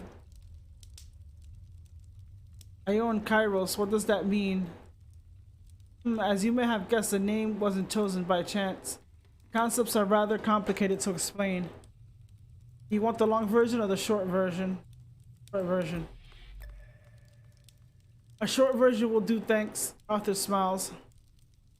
That's just as well. I'm not sure I'll be able to clearly explain the whys and wherefores, the secret doctrine of our organization. As I told you, I was always more the operational side of things. Keep it simple, the name is connected with the way the Greeks conceptualized time in ancient Greece. Aeon and Kairos are two of the terms that they use to define different aspects of temporality. That seems fitting. Yes, and I said the choice of name was carefully considered. But all that doesn't tell me how you managed to escape. Sorry, you're right. I'm afraid I got a bit off track here. I'll try to stick to the basic, but I could talk to you all night without getting through everything that happened during those 22 years of my life. Anyway, it was the move to Prague which marked the beginning of the end for me. Ernest was suffering from an early onset and aggressive strain of Alzheimer's disease, undiagnosed of course. We stayed in Bavaria, the house that he'd always known. I think he managed to counteract his progressive memory loss. In a completely new environment, however, his conditions worsened rapidly. Ava became more important. Hey Google, stop. No problem. I canceled it.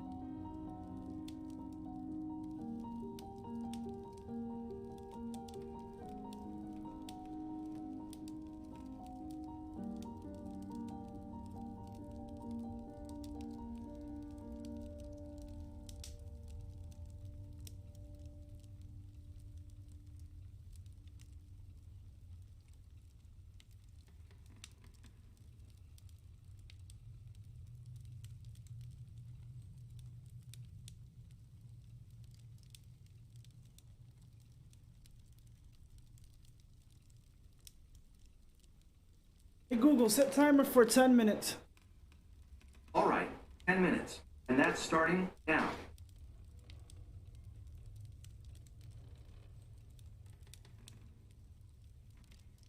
Ava became more and more important, finally superseding her father as the head of the organization. Little by little, she moved to the sidelines. When Ernest died in 91, I really began to question my own commitment to the lodge. Suppose you could call it as a midlife crisis, but the fact is I wanted to change my life. And also, while Ernest and I simply defended our way of life, Ava had other ambitions. He was the most diligent student of the chorus, to which he had access all the time, unlike the other initiates who only had the chance to listen to the record during the special ceremonies which were organized twice a year.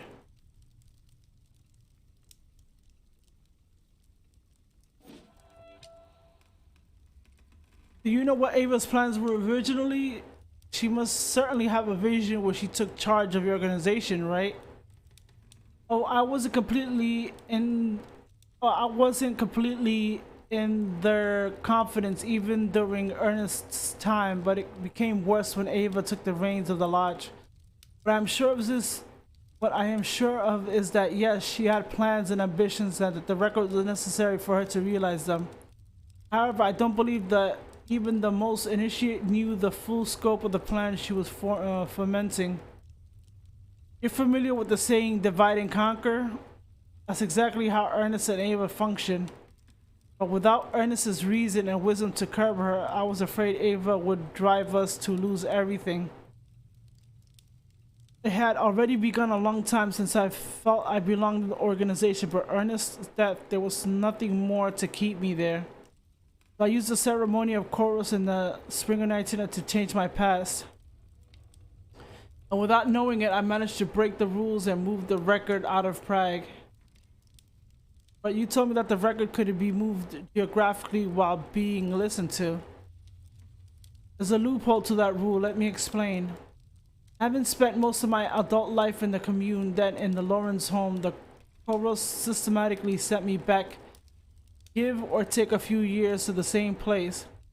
I've had a very little maneuvering room to change anything in the past. This time was no different. What was different, however, was that I was desperate. I realized that I couldn't escape by changing the moment the chorus had sent me to, so I listened to the record again in the past.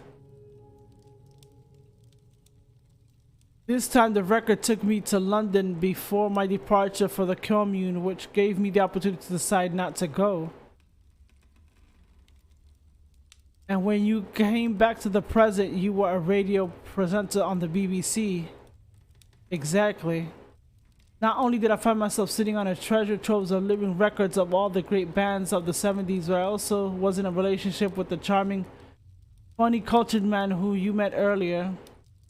On the other hand, this time, the changes the chorus had wrought on my life was radical, and my new life had almost nothing in common with my original reality, but on the other, I was free and I was never regretted my decision. What happened after? I suppose that Ava must have tried to find you. Oh yes. It was hardly difficult to find Arthur Pullman, radio presenter of the Great British Airwaves. He came to see me in London maybe 1 month after my departure. At that time, I had no idea that the record had disappeared. When she realized that I didn't have it, she left me alone.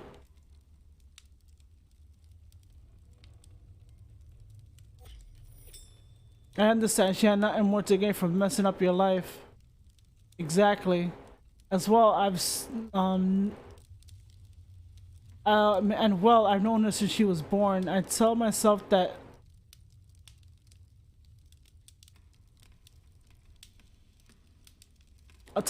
somewhere deep down, maybe she still has a tiny bit of affection for me. Either way, despite all our failings and shortcomings, the lodge remains the successor of the hippie ideal.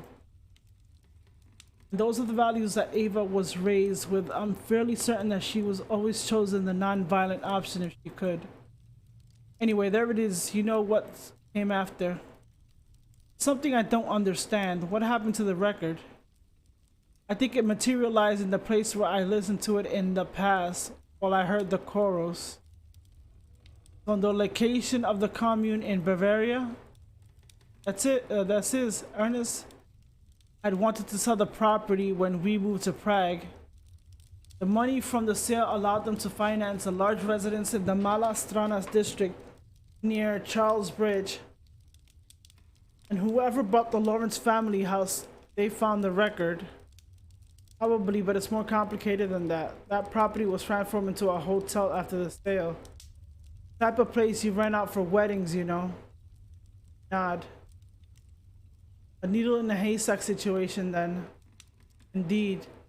Besides, I never heard any more about the record except those legends hawked by the record collectors, the owners, and the musicians which I have recited adding to.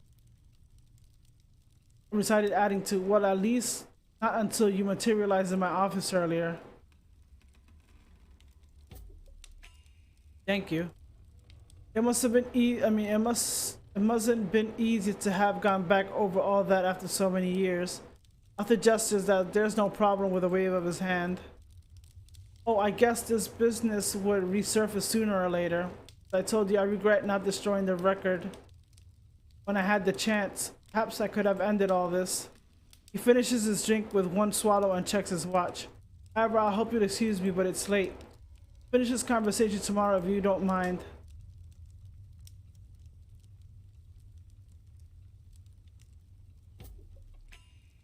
Wait, you haven't told me how to find the record again.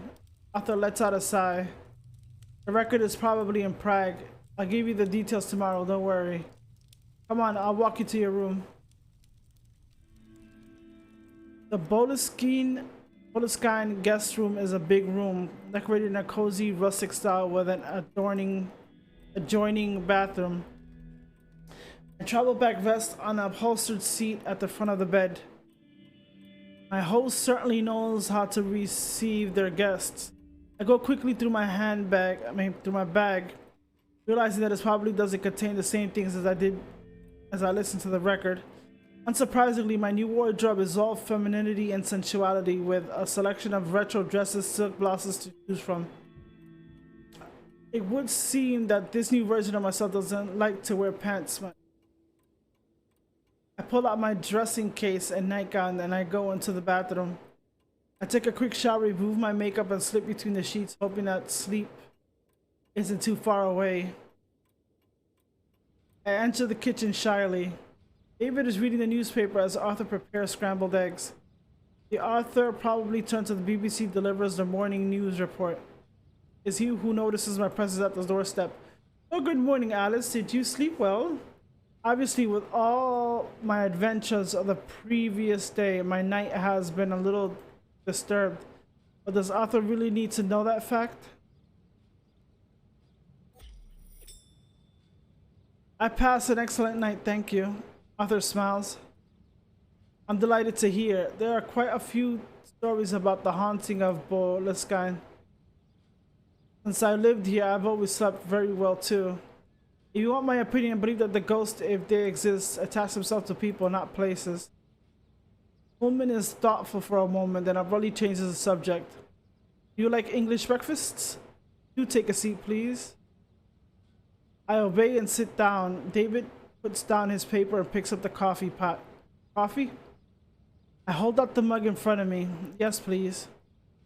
I've hardly had time to take a mouthful of delicious, rejuvenating nectar when Arthur places a plate of scrambled egg, sausage, and baked beans before me, to which he adds 2 slices of toast straight from the toaster.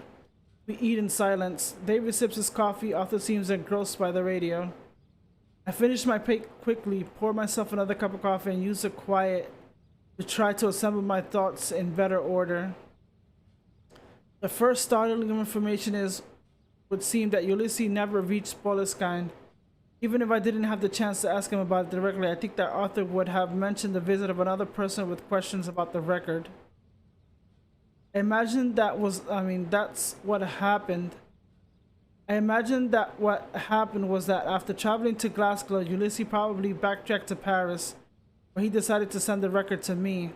I can only think of 2 reasons why he would have decided to give up his journey to Boleskine. Either he judged that his visit was too dangerous.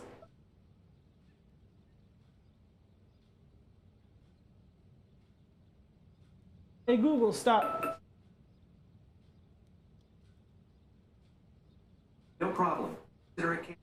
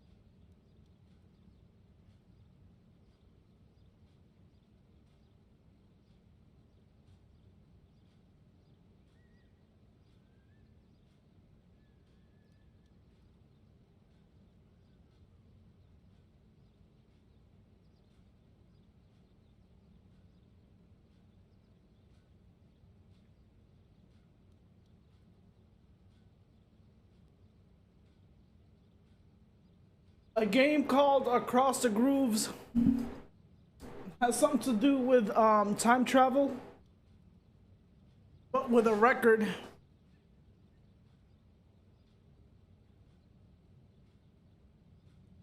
It's like a visual novel.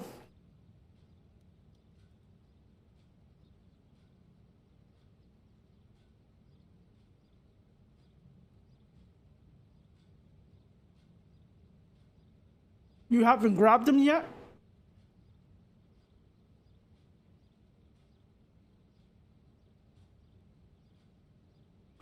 And it's a lot of reading. I suppose that he was also being closely followed by Ava and the members of her lodge, Ion Kairos. Realizing that the noose was tightening, perhaps he preferred to muddle the trails by changing his route and by getting rid of the record as fast as possible. The other option is that for him too, the trail to Arthur stopped in Glasgow. After all, I was only able to discover the address of Pullman's new home by returning to the past. It's possibly that he hadn't remembered the sale of Boleskine had taken place and that the person was seeking was the one who bought the property. So he would have returned to Paris to seek out a new lead, and the Ion Kairos must have caught up with him there, and he sent the record to me rather than let Ava get her hands on it.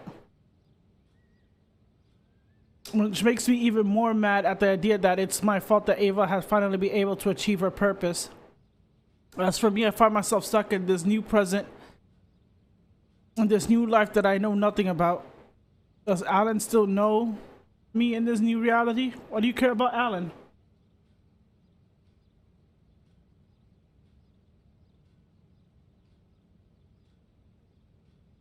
Oh, that's true.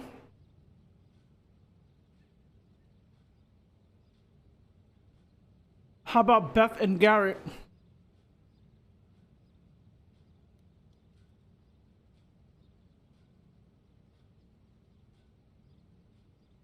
If one thing for sure is that there's no way this new Alice leads a tidy little life in Bordeaux. It all seems so far away, although only a few days have passed. Arthur's voice drags me from my reflections. I'm going to pick up the post at the letterbox. If you would like to come with me, Alice, it would be company for me, and it would give us a chance to finish our conversation. David's going up to Iverness to do some shopping this morning. He'll drop you off at the station. My hosts are most certainly perfect, not knowing how to express my gratitude. I content myself with saying thank you. I pick up my plate and mug. David gestures me to leave them in the sink. Then after running to my room to grab my coat, I join Arthur in the entrance hall. We go out. Outside, the weather is cold and dreary. The green highland landscape is enveloped in an early morning mist which has yet lifted.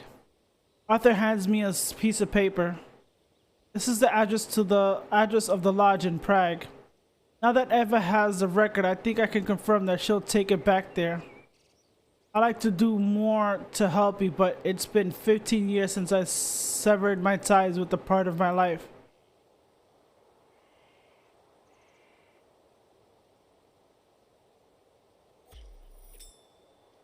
You already helped me enormously. I don't know how I can ever thank you for your hospitality.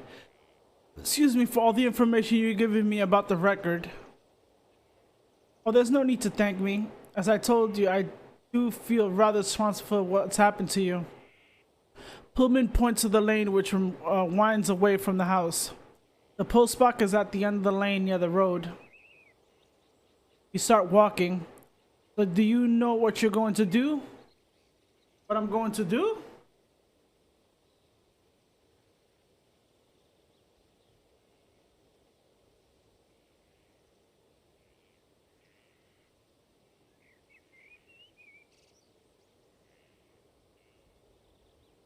Yes, when you leave Boleskine, I don't suppose it will be too difficult to find a flight from London to Prague.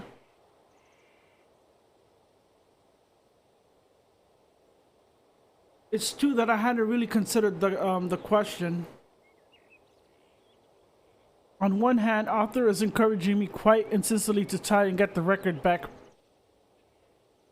On the other hand, why should I really do it? I don't have much information about this new reality except for few clues I've been able to glean from my belongings.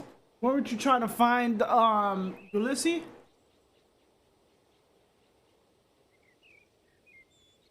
Wasn't this the whole point of this adventure?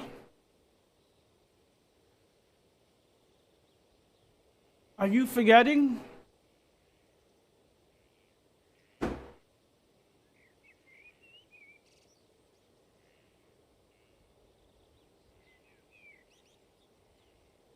I could go home to Bordeaux, take some time before making any decisions.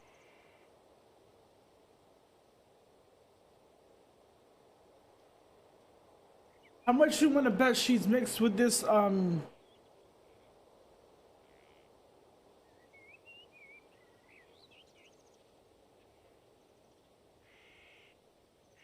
like super mixing realities? I could also stop in London, drop in on Alan. What, was he that good of a lay? Jesus Christ. Even if I didn't know if we would still know each other in this reality. Unless then there's Ulysses. If he never came to Boleskine, where could he be? I think back to our encounter just yesterday, for me 3 years ago from him. What did he mean by we don't need to break up anymore? It would be so much simpler if I could just find them. No matter what, I'm not going to charge straight ahead to Prague. Not before I learn a little bit about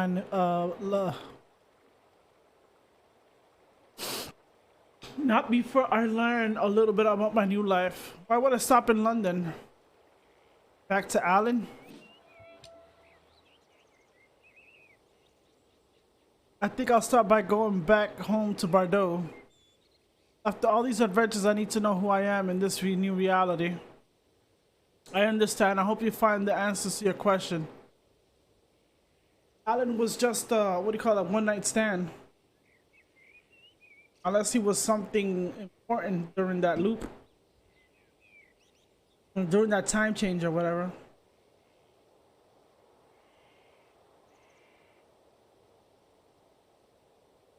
But don't lose sight of the fact that, how should I put it, you're still you deep down.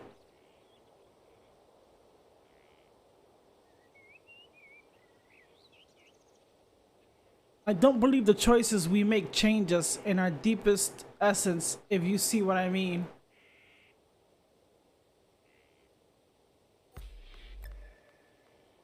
Yes, you're probably right. I don't believe changing the past is the solution to my problems. I prefer to look forward. In any case, thanks again for this address in Prague and for everything else. Arthur just smiles at me this time. We reach the mailbox. He opens it and sees that it's empty, and we head back to the house. David is waiting for us at the door. It would be a good idea if we don't hang around too long. I like to go back for lunch. And anyway, the earlier we get going, the less difficulty you have finding a train, Alice. I nod. I just need a minute to get my things and I remember to go. A few minutes later, I climb into David's old 4x4. Then we leave Boleskine, heading for Inverness, then London, then Bordeaux. Ava.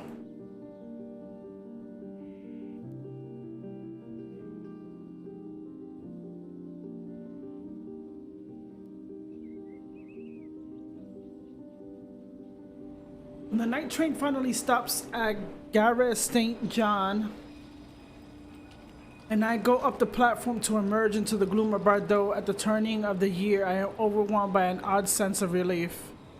Perhaps is what they called homesickness. Even if they were only away from Bordeaux for a few days, I'm getting tired of reading a visual novel.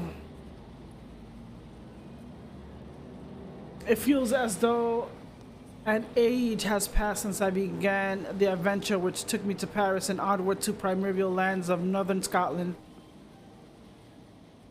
Out of habitat, I jump on a tram, then my steps take me to my apartment in the St. Pierre district. Only when I go through my bag and pull out a bunch of keys which way no resemble my usual house keys that I realize that I probably don't live in the same place in this reality. But that matter, perhaps I don't live in Bordeaux at all. I checked the time, it's past noon. My brother doesn't usually pick up at this time of day when he's not lunching with customers. He tends to leave his telephone on his desk in his office. I tap in Marie's number as I always towards a little bistro where I like to eat.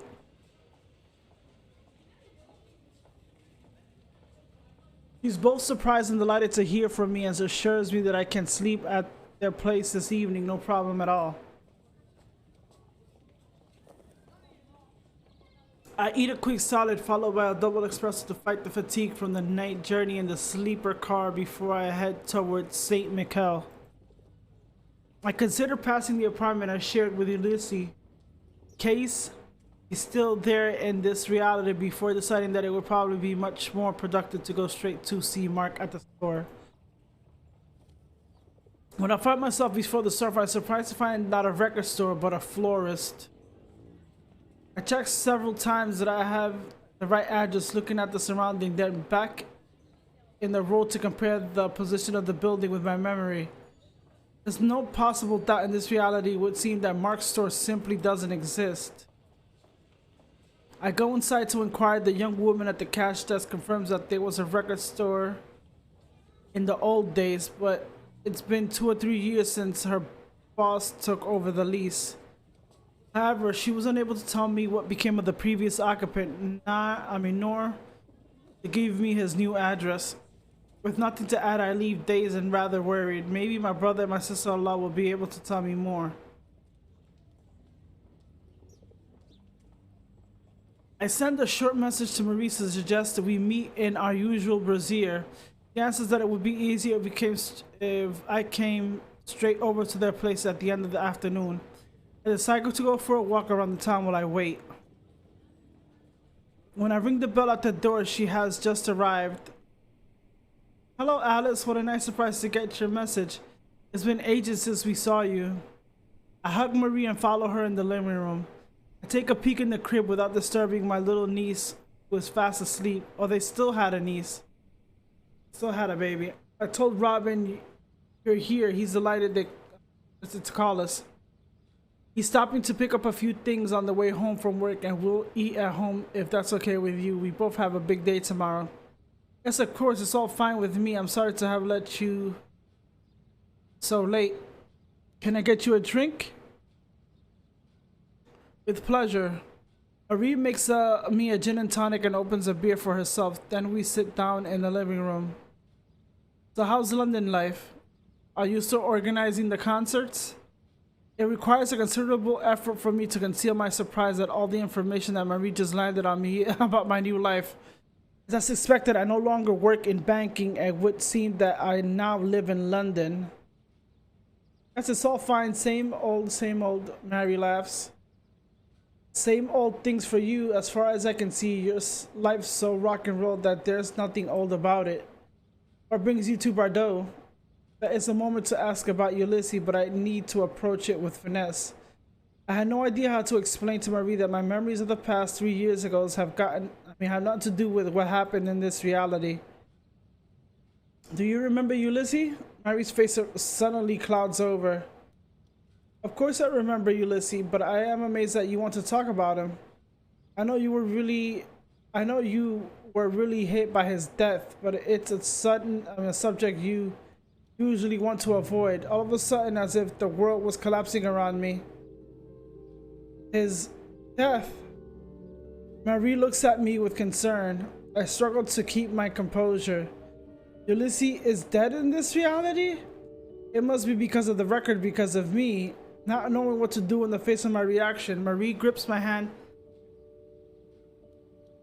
with affection and reminds me of the circumstances of his death whilst carefully avoiding my gaze. Yes, he was knocked down by a car about, 3 years ago? It was after that I must have moved to London. Are you sure you're alright? No, I mean, yes, sorry. It's just that it's all so very fresh, very vivid for me. Mary looks more and more confused. I hope it's not that sect thing again. You scared us pretty badly with that at the time. It took you months to accept the accident was really an accident.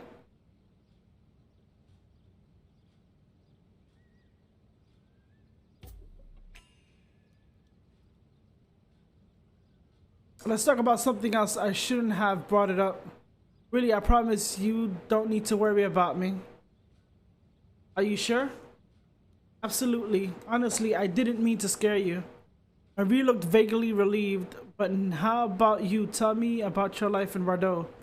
How's life as a young mother? We chat for a while about this and that. Robin arrives, his arms full of shopping just after Marie has poured us a second drink. He's thrilled to see me for his point of view. It's been months since we last saw each other. A weekend at their place not long after the daughter was born. I offered to help him in the kitchen, but he insists that I keep Marie company. He shuts himself away in the kitchen while Marie and I continue gossiping. I try not to lose the thread of our conversation, but in the corner of my mind, I'm trying to join the dots about what happened to Ulysses. I think back to what was said last time I listened to the record. I guess that in this reality, Ulysses didn't leave for Paris. And because he stayed in Bordeaux, Ava or the members of the Aeon Carols were able to steal the record from him and cost him his life. Robin tells us dinner is ready. I help Marie to set the table, and we eat the delicious risotto and Robin's prepared with a glass of white wine. I try to enjoy the moment, even if my thoughts are dragging me in the future and all its uncertainties. Ulysses is dead in this reality because of me. I realize that I can't accept this information, not while I have the possibility to find him again. I have to go to Prague. Not while I have the possibility to put things right, to erase this reality, this fake world.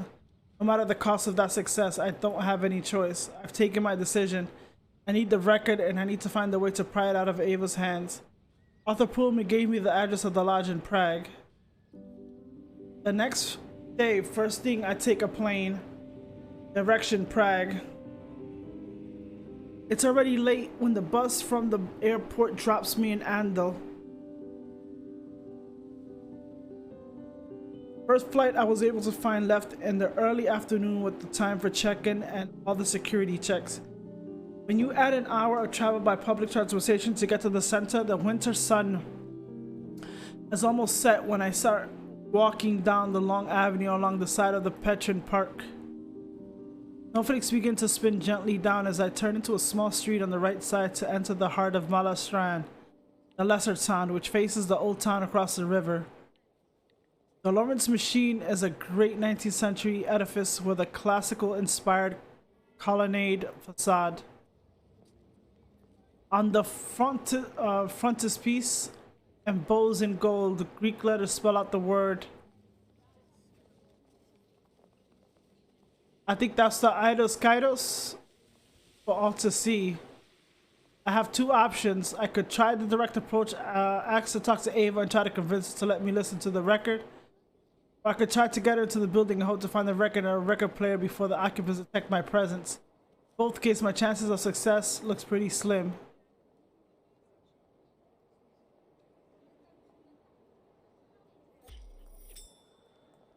I decide to opt for stealth. I can't see myself getting what I want by pushing open the door and requesting it from Ava, especially since I have nothing to negotiate in return. I linger on the sidewalk opposite in the cold, trying to figure out the best approach. Obviously, with the winter weather, none of the ground floors will have been left open. I notice that there's a small door on the other side of the building that one solitary individual seems to use it occasionally. Teasing my courage, I wait a few moments after the last person has gone in before pushing open the door. It leads into a small entrance hall with a doorbell. I ring, then go into the second long room with a counter on the right for a cloakroom. A man in a uniform suit greets me in English, changed with a slight Czech accent, asks me to leave my belongings with him. Oh my god, couldn't even say belongings. I hand over my bag and coat. In exchange, he holds out a numbered token and what seems to be a large piece of shiny black fabric, impeccably folded with a plain white Columbiana mask placed on top of it. A Columbina mask. This evening promises to be rather Kubrickian, as I suspect the fabric turns out to be a large cape, which I slip on before donning the mask. Oh, one of those eyes wide shut. Yep. One of those eyes wide shut type shit. Whoever seen that movie? 30 people dressed in what seems to be the ritual garments are gathered in small groups, holding glasses of champagne.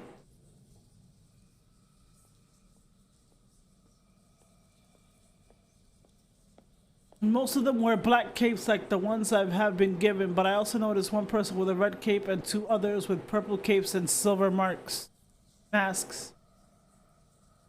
Probably to distinguish their ranks within the organization. The other one person who seemed alone in a corner of the room. I could use her isolation to try to glean some information from her.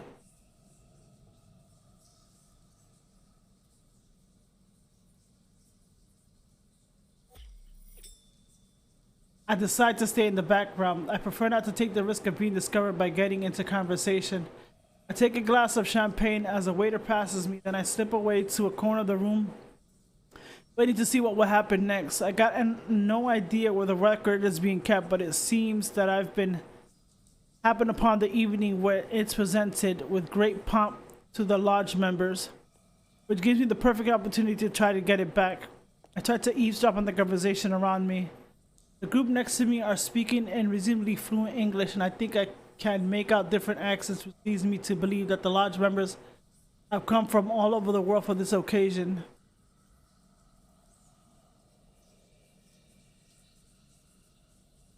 It would seem that Ava has called an extraordinary council for some reason which my companions at the soiree aren't aware of.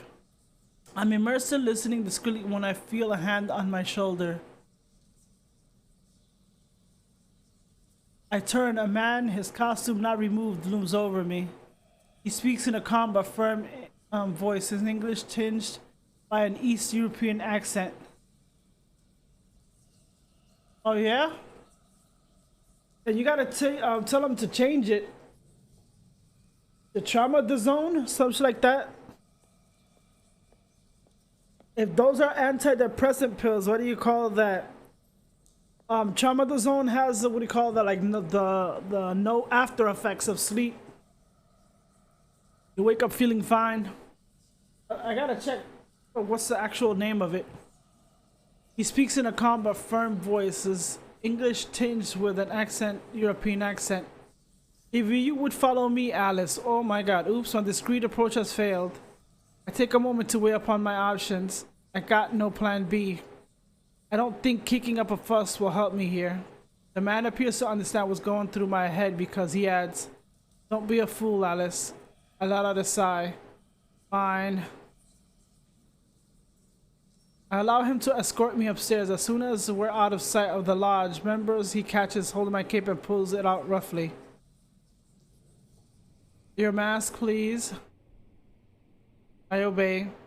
We take one corridor then another before entering a large office.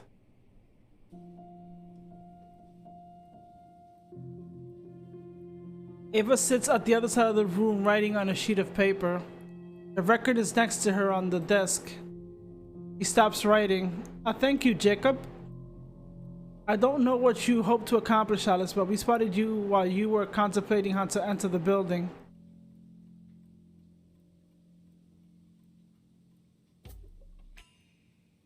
You should have come straight out and got me. It would have saved me from waiting in the cold. Ava smiles.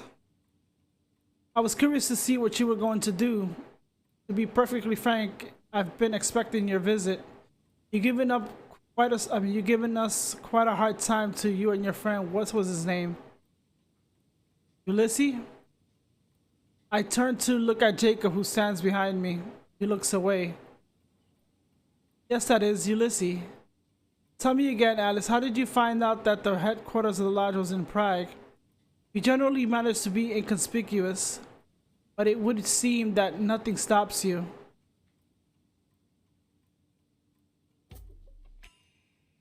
Look, that's none of your business. I didn't come here to tell you about the schemes I had to use to find you. Very well. In that case, let's get to the point. I don't know how familiar you are with the technicalities of our Brotherhood's mysteries, so I'm going to try to explain things simply and precisely to you. As you can imagine, I am a very busy woman, and you haven't chosen the best day to grace us with your presence.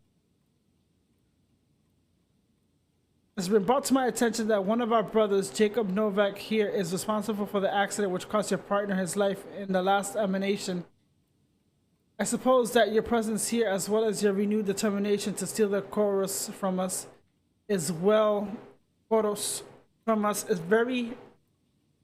certainly linked to his tragic death. Well, of course. Is it not?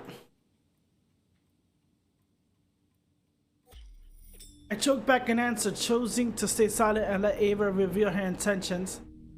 He lets out a sigh. Very well. I can't see right through you, Alice. You are transparent as water, but after all, if you wish to stay silent, you'll save us both some time, so I thank you.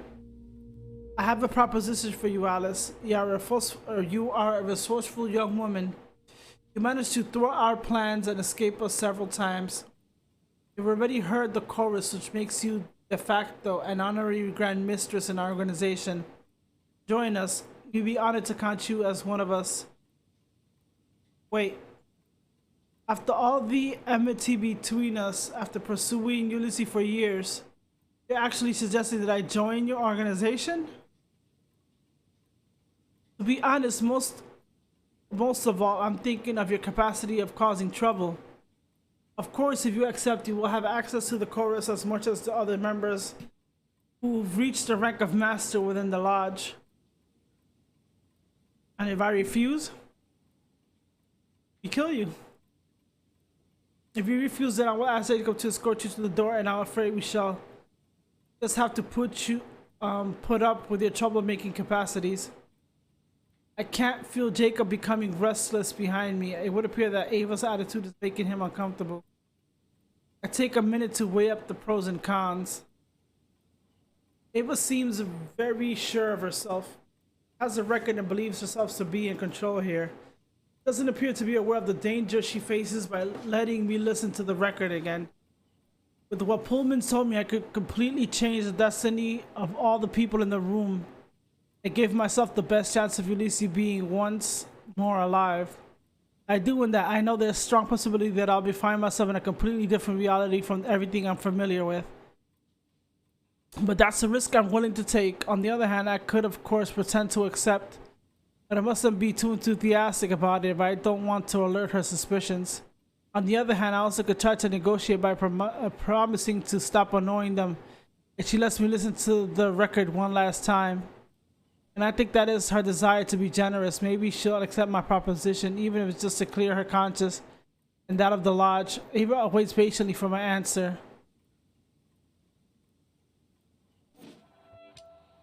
Yes, very well. I accept your proposition. Really, that's wonderful. To avoid giving the expression of accepted too easily, I add, that doesn't mean that I agree with your values. I just want to have access to the record. Of course, I understand. All I ask is that you present for the annual council. I have every confidence that our members will be able to convince you of the interest of our brotherhood in the long term. Ava's reply doesn't surprise me in the least. In her arrogance, she is unable to concede that Arthur and I could possibly know things about how the record works he is unaware of. I pretend to reconsider the advantages and disadvantages before saying, alright, I accept your terms. Ava holds out her hands across the desk. I shake it. You know what's the fucked up thing is? That this could be me.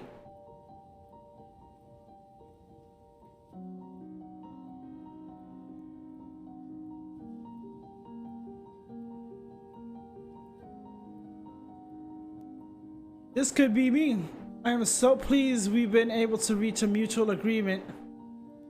That's how time works sometimes. No, it's not a sex cult. It's like a time cult. Time caught in a record. The lodge has attested violence since it began, as perhaps you know. He looks at Jacob, who still stands behind me. I turn to him. Alice, I am truly sorry for the accident which cost your friend his life. I sincerely hope that the chorus places you in an emanation in which you can find him again.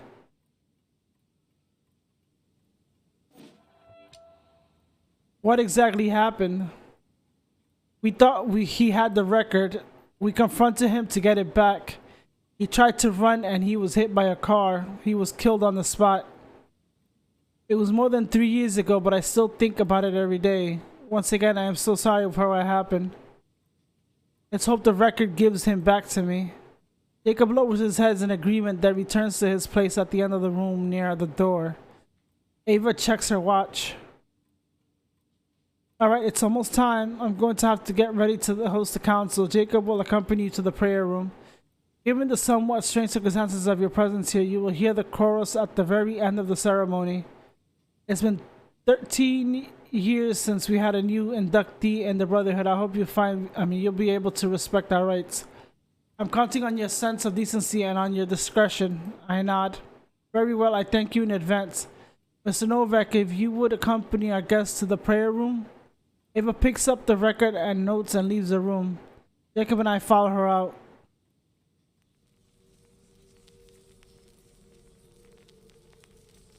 The prayer room is decided in the ground floor in a long rectangular room with a checkerboard marble floor. Yeah, you know what this means. You know what that floor means. The room doesn't look as if it's been renovated in the last 20 years, which would lead one to suppose that Ernst Lawrence had in fact bought a former Masonic, I forgot the name of it, temple at the moment of Iron Curtain fell.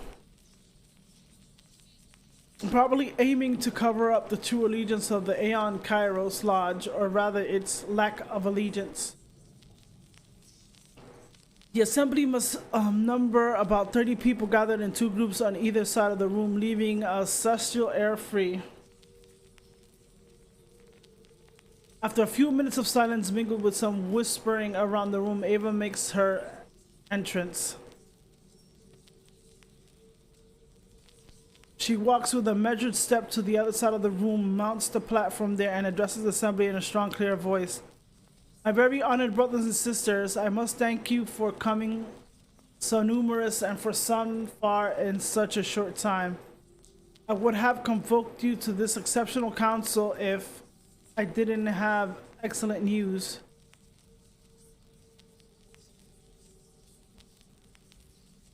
Since the death of our sovereign protector, Ernst Lawrence, we have moved heaven and earth to find it. The day has given me great joy to tell you that the chorus has finally been returned to us. After our long crossing of the desert, the Aeon Kairos Lodge will finally be reborn. All of you here, the most loyal, who have kept faith in the Brotherhood and the teachings of my father in the government as the second sovereign protector, all of you will be rewarded when your time comes by the knowledge of the chorus. He holds out a hand towards us. For this first ceremony in 13 years, we have 2 beneficiaries: our brother Jacob, who joined the lodge over 10 years, and our brother Alexander, who represents the new blood of our organization. Both have been instrumental in the recuperation of the chorus, and the Grand Council has decided to reward them for the devotion on our cause. This will thus be the first to be liberated from the false world and to rise above the chaos of the multiple emanations of the physical reality. Jacob stands up and approaches Ava, genuflects, then sits on the throne. Ava places the record on turntable while Jacob removes his cape and puts the headphones over his ears.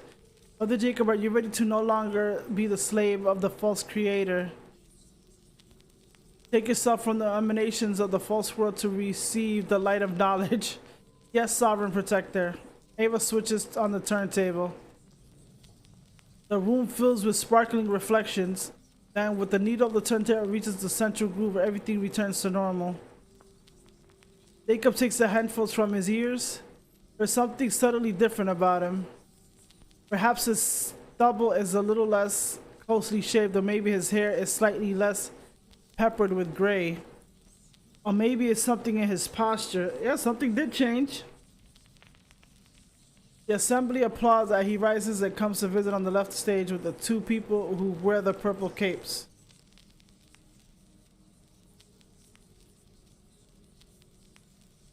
You wish to be younger? The ritual repeats itself for my other neighbor, Alexander. Once again, the strange shimmering in the air, which stops when the record ends. It's Alexander's turn to go and sit on the left, next to the initiates. Then Ava speaks again. As in the custom, I will take my turn to hear the chorus. As sovereign protector of the Iron Chorus Lodge, my role is to perpetuate our community and to make it grow. That's why I'm going to make myself place the lodge in the most preposterous available emanation, as the great master present here will testify on my return. Ava sits, puts the headphones on, and starts the record. For the first time, the air begins to vibrate with glittering particles. This time, the room also seems to change. She changed the scenery, the area. She made it bigger.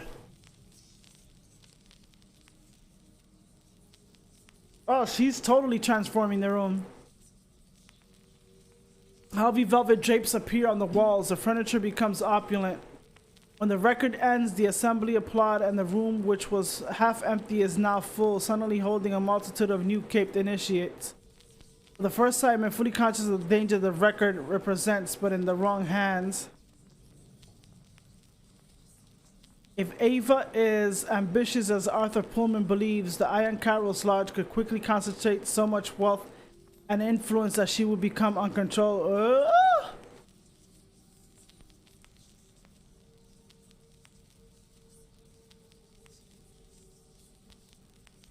He lays the headphones on the table, and I notice her hair has grown, intensifying her air of great pagan priestess.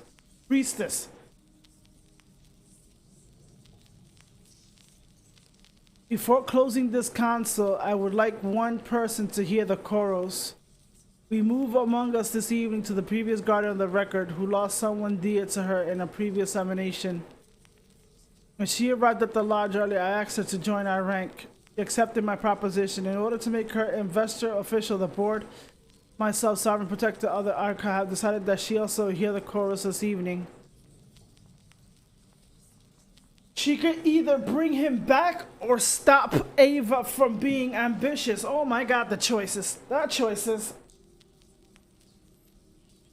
The choices. Either I can stop Ava from fulfilling or get him back.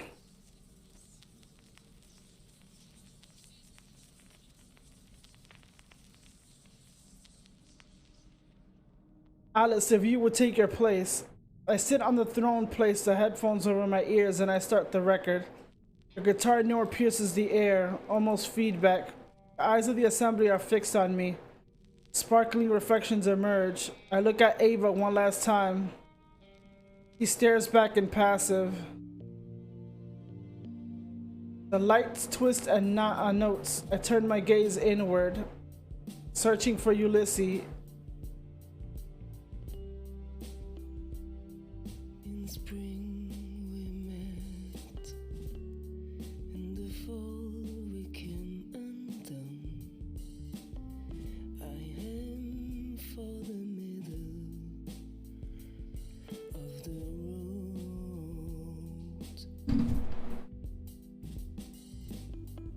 Summer of our love, sunsets over the roofs, ties shimmering like mirages. The golden hour, the right time. The time to put the recall cream. The time to bring you back from the mist of oblivion.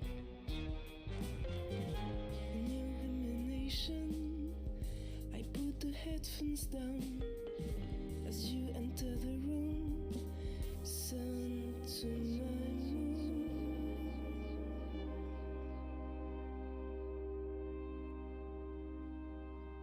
Alice? Ulysses comes into the room as the record I'm listening to ends. I remember this moment. What I hadn't noticed at first I lived in this moment was a record that he has under his arm. 7-inch with a white sleeve. I thought you were going out of this evening. She has to listen to the record again in the past. Oh my god. He walks over to me, bends down to my height, and plants a kiss on my... Take the fucking record and listen to it. His hands tremble slightly. He seems shaken.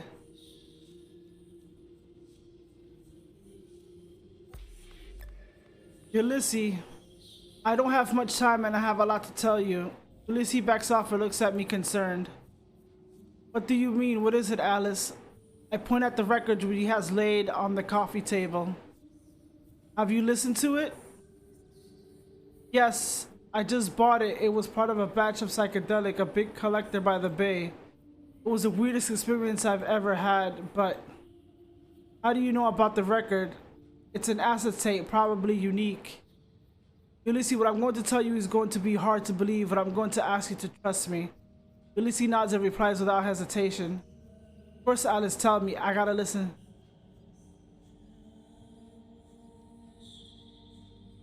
I need to listen to the record. I've come from the future, Ulysses. The record allows you to change your past when you listen to it. In this future, you're dead because of this record. Alice, you're scaring me. I'm very serious. My time here in this moment is limited. It's vital that I listen to the record before I get sent back to the present to avoid that the future I come from happens again. I'm going to ask you to promise me just one thing.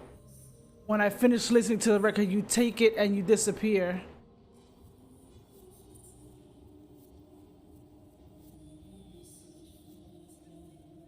Oh, this is the Ouroboros. Oh my god.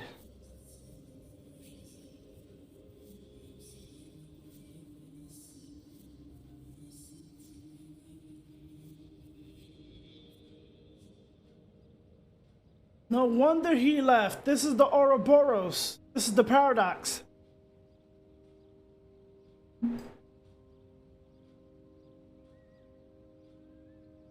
Oh, I think you fucked it up. I don't think she changed anything because if she's just looping it again. If nothing changed and she's still in that organization, she didn't change anything. That's why he says it didn't work, and that's why he said we didn't break up. We didn't break up. How much you want to bet I disappear? Leave Bordeaux. Don't try to learn more about the record. Just keep it in a safe place, please. It's the only way, Ulysses. I'm sorry. With a bit of luck, I still have the memory of the future after I listen to the record, in which case I'll tell you everything. But if I don't, I'm going to ask you to trust me. I take the record from the coffee table and put it in a place on the turntable. I pick up the headphones and before putting them over my ear, I glance at Ulysses one last time.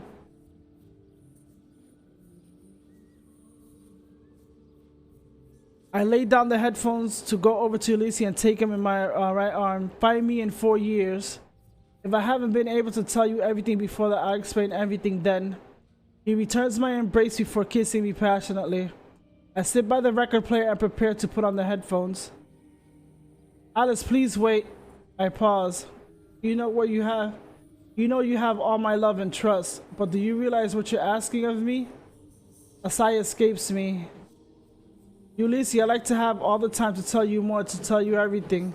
But my consciousness could leave this moment in our past at any minute, and if I haven't listened to this record before that, it would be catastrophic. It would be a catastrophe.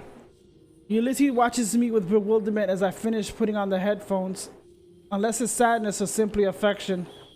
I hesitate for an instant as I pick up the toned arm before I remind myself that I have no choice. I don't have the right to hesitate nor to change my mind. I don't want to let Ava have the record. I don't want to make it as likely as possible that Ulysses will still be alive in my new present, even if it's at the expense of my reality, of my identity. I take a deep breath and with renewed determination I place the needle in the groove. The music hits me and engulfs me like a wave of sound. The living room of our little apartment gleams as though filled with underwater sunlight, and air vibrates with sonic surf which submerges my subconsciousness. I'm carried away on the tide of the last rays of sunset vanish behind the Bordeaux rooftops.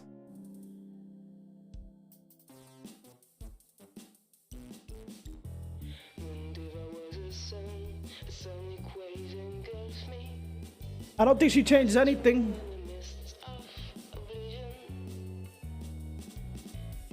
I sacrifice my whole self on the altar of your survival. Lost and found, my soul is torn in pieces until nothing remains. My old self is lost. I'm laid bare before the creation. The wave crashes on the shore of this alien world, a new emanation. And as the sun retreats, I see what I've become. I slip into her like in love. The old Alice is lost, nowhere to be found. I embrace my new destiny.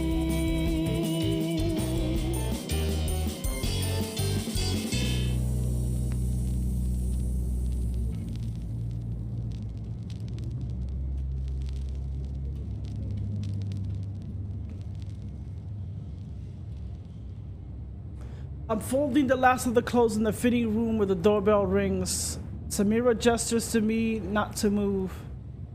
I'll go. 6 months. 6 months have passed since Prague. Life has resumed its course, at least another life. In this life, I work in a clothes store in St. Gwen near the market. We sell quite a lot of vintage small designers, and now, it shows in my own style a lot. The nicest part, living in Paris, enjoying the concerts and exhibitions to the full. Samira accompanies our last customer of the morning to the door and comes back to me. It's after 12, shall we get some lunch? Okay, but I'm having lunch with Patricia today. Oh shit. Oh yes, that's true, it's Friday already. You can join us if you want. No, that's kind of you, but I'm going to get a sandwich at Mustafa's. Okay.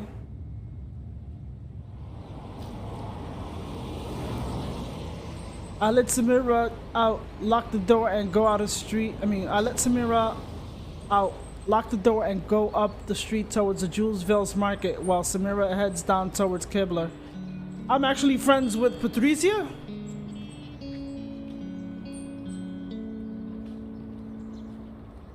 The weather is pleasant. Late spring has finally settled in the capital, and it warms the street with revitalizing rays of sunshine after months of gray, raining winter.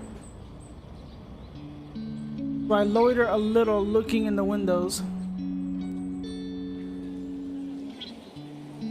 Patricia beams when she sees me arriving at her pitch. Buongiorno, Alice. How are you? Peachy, and you? Fine. It's pretty quiet today. In that case, why don't we go and eat at the Café du Commerce? What do you think? Good idea. If you ask Pierre to keep an eye on my stall, I'm done. Don't move. She takes a few steps towards pitch 73 and bookseller pitch before stopping and coming back at her stall. She takes an envelope from above the counter and holds it to me. You had some mail arrive here. Oh, really? He shrugs. I look at the missive. It's a letter. The address is handwritten and indeed specifically addressed to me. Indeed, there's a note written on beautiful thick paper and a concert ticket. The concert tickets say Eddie Black, and beneath La Revanche de VIP pass. Oh shit! As for the accompanying note, it says, Alice, I don't know how I can ever thank you for what you did for me, but I still like to try. Come and see me at the Olympia. It's the next stop of my tour. I have some information for you. Later, Eddie Black. The signature looks like a celebrity autograph, perfectly drawn and readable. After so long, I've given up on the record on Ulysses and all the rest of it. What information is Eddie Black talking about? I got no idea. That's the guy that I let him listen to the record. I haven't noticed that Patricia is back already. So what is it? I think for a minute, wondering to myself, what is it exactly? Then I finally say, it's news of an old friend who I thought I've lost touch with forever. I approached the two doormen who blocked the entrance to the backstage. After countless checks of my identity and a dash of chat on the walkie-talkie for a good measure, I permitted to enter the bowels of the Olympia. I could go through the maze of corridors which lead to the dressing rooms, trying to make sense of what I've just seen. Eddie Black playing his greatest hits on a tour of Europe, accompanied by a big band in one of the capital's most prestigious. Did he lose his girl? Let's just say that I've just spent 2 pretty surreal hours. Eddie's dressing room is easy to find, and the one with the 2 more doormen on the guards of me on the. I enter the large, comfortable room. The walls are hung with maroon fabric, a leather couch, and a pair of armchairs are set at the center of the room. Eddie lounges in one of the chairs, a cigarette hanging from the corner of his mouth and a glass of whiskey in his hand. He stares at me for a moment before recognizing me. Then he leaps to his feet and takes me in his arms in a naive and quite touching burst of affection. I almost didn't recognize you, he adds with a meaningful look. The record, I nod. He goes back to his chair and motions me to sit down next to him. Then he grabs a bottle of Jack Daniels from the ice bucket on the coffee table and pours us both a glass. I wasn't sure you'd come. Did you enjoy the show?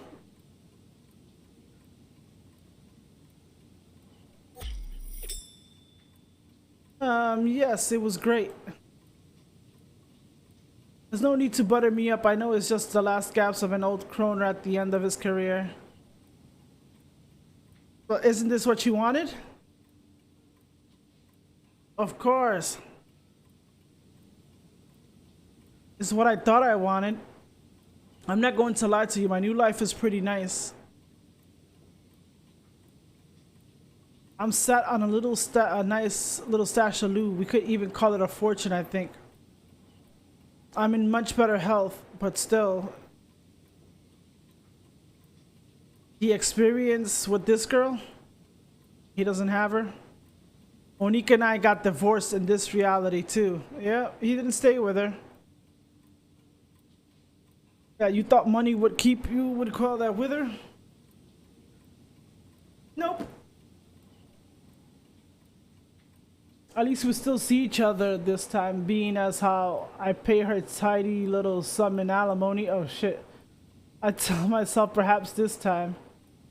Anyway, well, I'm not going to dwell on my lot, but I'm glad you came to see me. It's kind of thanks to you all this despite everything.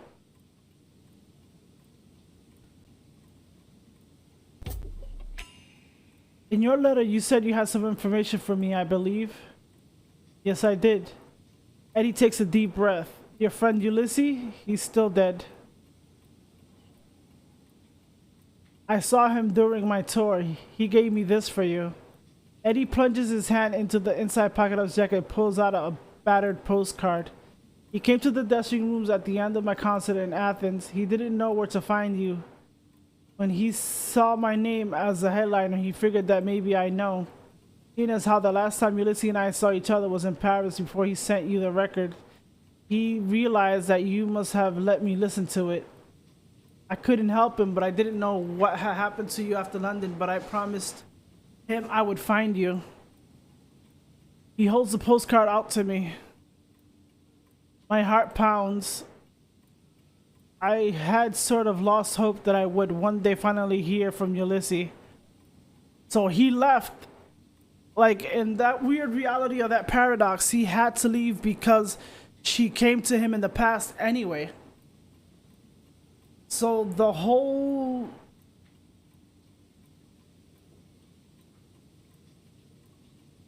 reality was to bring them together. I had sort of a lost hope that I would one day finally hear from Ulysses, see him again. On the front, the card shows ancient ruins overlooking a turquoise sea captured Mykonos.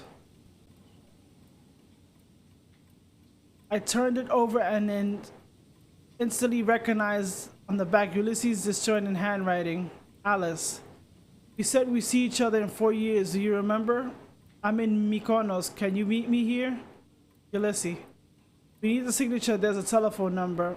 I look up at Eddie, who gazes at his shoes, probably to allow me the time to digest the information.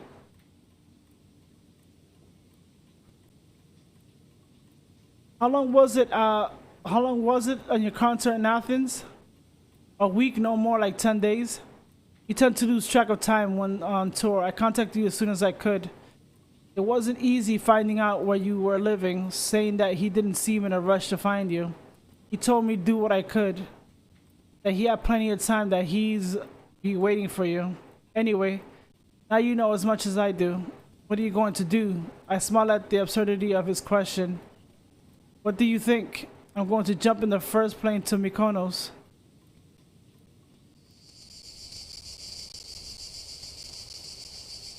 So through all this, what do you call it? This leads me right back to him.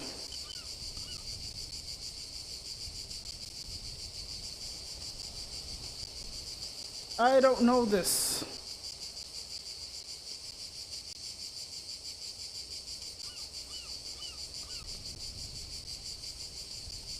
The lane that climbs up towards the village is steep. The bus dropped me at the bottom of the junction with the main road. The glaring light of the June suns cast the terrain of the island into sharp relief, and the last few hundred yards left for me to traverse seems almost monumental to my eyes. I stopped for a while in the shade of an olive tree.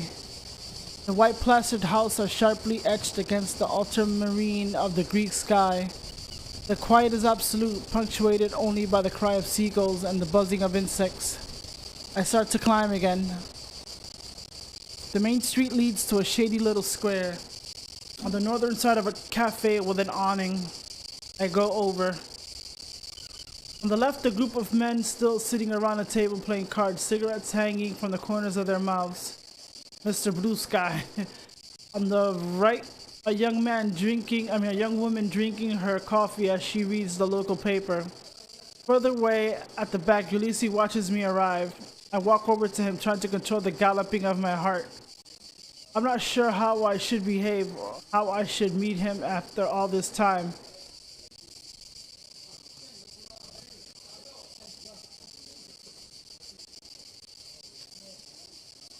Fuck it.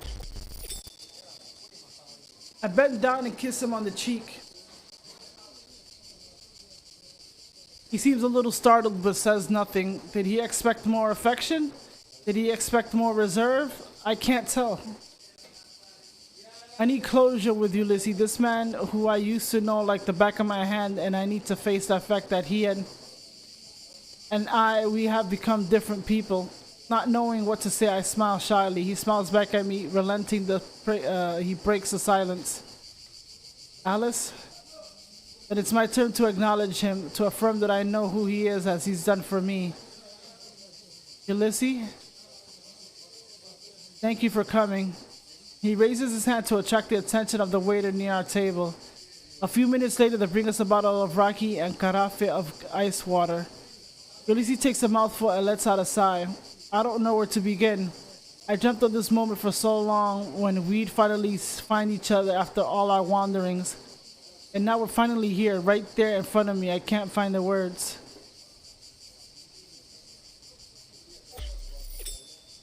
I understand. After all these years, it's difficult for me too. Ulysses laughs. Tell me, Alice, what's your life like? You seem different, and yet I also get the sense of finding you again. I don't know if I don't know if what I am saying makes the least bit of sense. So tell me, are you happy in this reality?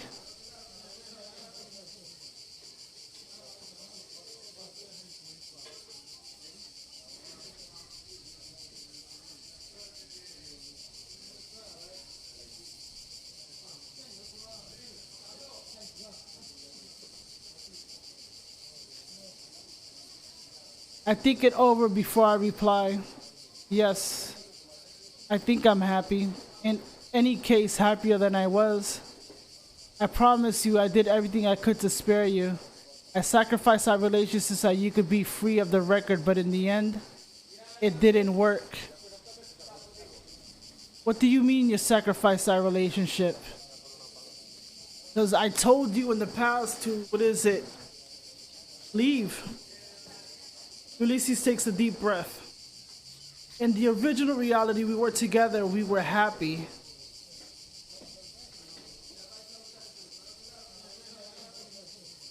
You were in a band and you helped Mark and me in the store when you could.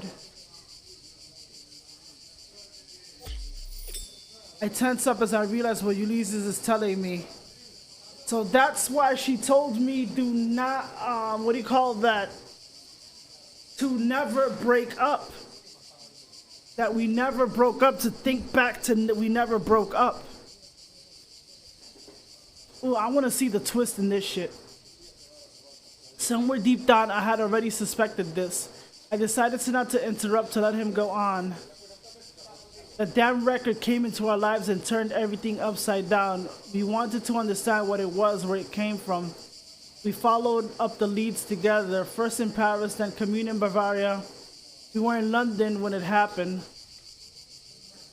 We were preparing to go up to Boleskine to meet Arthur Pullman. That's where the Aeon Carol's Lodge caught up with us. I was scared. I wanted to protect you. I went back into the past and I changed reality. I put you somewhere safe in a world where you never heard of the record.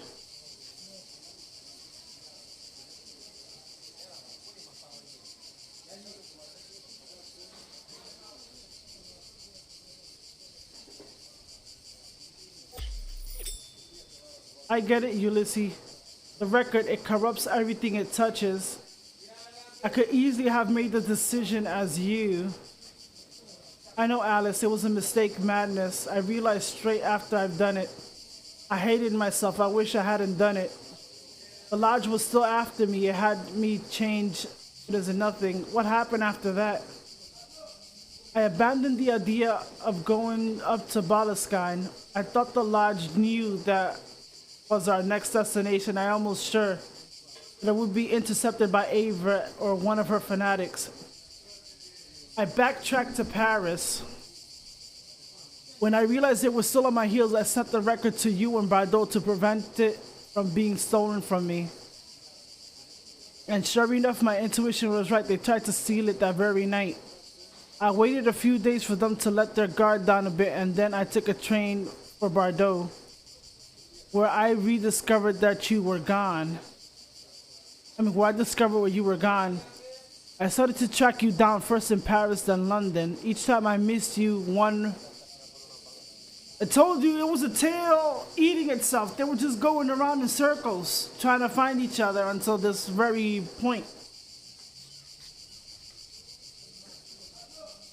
Then there was a void, a sensation of drowning in the nothingness of the cosmos.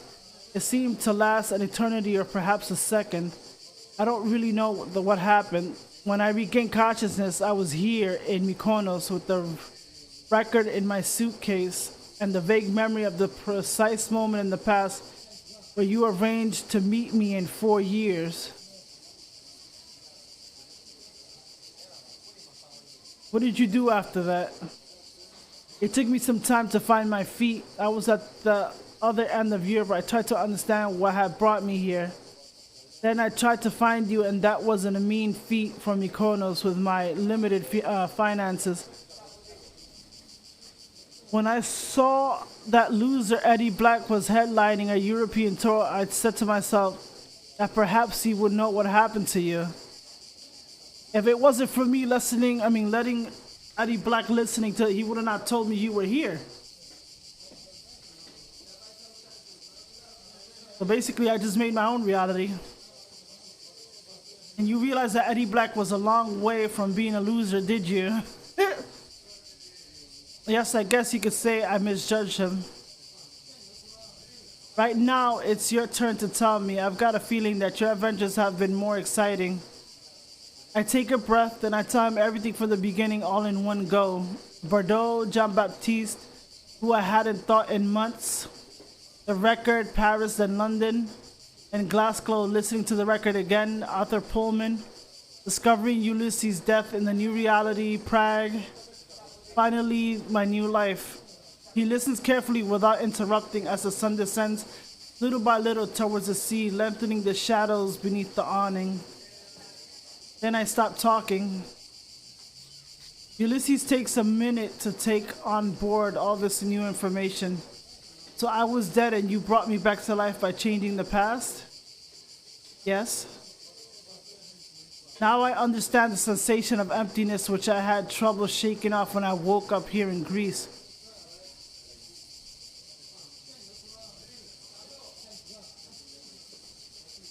By the way, you haven't told me why you asked me to meet you here specifically. Wouldn't it have been simpler to meet in Athens or at least near an airport? Ulysses gives me a roguish smile. There's something I wanted to show you. Come on. He stands up, picks up his fat hiker's backpack, which leans against a table leg, and slips it on. Then he digs a few coins from his pocket and drops them on the table to pay for our drinks. Cross the village in silence and go down towards the coast. After several hundred yards, we reach the site of an archaeological dig.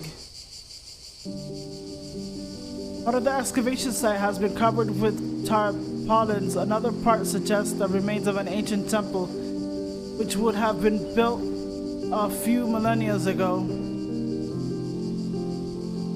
I immediately think of the manuscript that Daphne showed me. Could this be the site of the Coptic priest pilgrimage as described in the travel journal? Apparently the site was only recently discovered. The dig has been halted because of the budget cuts, and we're quite as long way from the tourist zone. It would seem the authorities haven't taken the trouble to close the area off to the public. Come on. Ulysses beckons me to follow him. We go around the excavation zone, then retrace our steps on the other side. Behind us the sea sparkles below. From this point of view, we can see the frontispiece stones which have been unearthed and which display some astonishing carvings. The ark? The right side is missing, but the left side we can make out a kind of chimera, half woman, half eagle, which appears to have the guard the central part, which depicts a kind of music box. Its shape's almost anachronistic. Do you know that at the start in mythology, the sirens weren't fish women, but were birds with the torso and face of a woman? I turn to Ulysses, which means that he smiles at me. Yes. When you told me to flee 4 years ago, it would seem that I decided to go in search of the origins of the record, but not the origins of our plastic disc, the true origins. And it brought me here, to this mysterious temple which appears to pose a real puzzle to the archaeologists and historians which have studied in history according to the information that I might be able to gather. It's a Gnostic temple. Ulysses looks at me amazed. Yeah, that's exactly what it is. How did you know? I did some research too.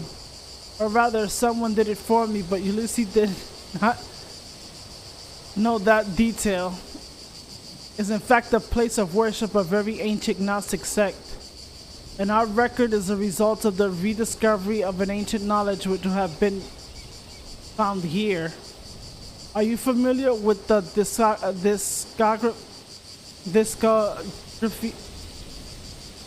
discography of magma? No? No, doesn't ring a bell, sorry. They're a French rock band who had their 15 minutes of fame at the beginning of the 70s. Kind of in the same movement as Soft Machine and the Canterbury scene, I guess, with the music that both and Artie pretty crazy. Okay, but what's that got to do with us? Their music brings us to the past? I'm getting to it.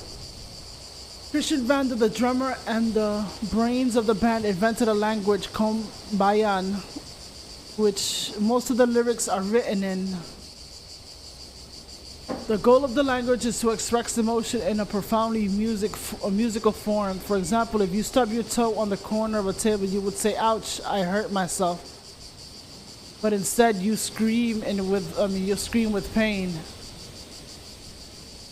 So basically, the lyrics that I'm singing, the lyrics that she was singing was a chant to put me in the past of the exact moment or time that I'm actually feeling the emotion. Oh, I see. It's entertaining, but still don't see what you're getting at. The words to the song. In this language, there's a particular term, Zeul. I raise a skeptical eyebrow. Zeul. Yes, Zeul. What Vander wanted to convey with the term is the idea of the perfect note at the perfect moment. A kind of musical ecstasy which allows us humans to begin beings to glimpse an instant of the divine. Ulysses puts his backpack at his feet and opens it. He takes out a 7-inch record in a familiar white sleeve. He looks at it for a minute, his expressions unreadable, then he adds, "I believe that this record, this music of the sphere, is a culmination of this quest for the absolute." He holds the records out to me. I take it. I keep it safe until I found you again, Alice. It's about the question for me to play it again. This record stole my life, our life. It stole the woman I love from me. Ulysses looked at me with wild intensity. He takes off his glasses to wipe away the tear which trickles down his cheek. I know that you're not still her, the woman I love from the very depths of my heart, Alice. And I know that I'm probably not me either, the man I was when we were happy together. Ulysses puts his backpack down again and takes a little travel record player. He puts it down next to his pack, then pulls out a pair of headphones which he places on the cover of the Topaz. It seems appropriate to me that our story should finish in the place where the record story began.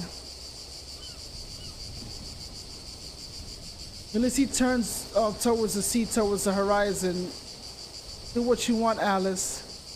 I put it in your hands, and he takes a step back towards the coast below. I take the record from its sleeve and hold it between my hands, undecided.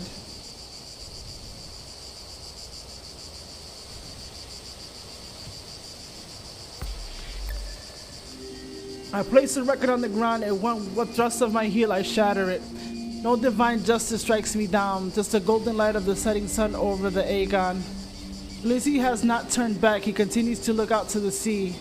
Behind me, the lane leads back towards the village, toward the city, toward my life. Before me, Ulysses, perhaps the rebirth of a destiny in shreds, or at least a promise of something like that.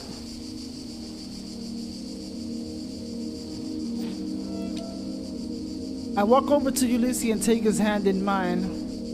He looks at me and smiles. I smile back.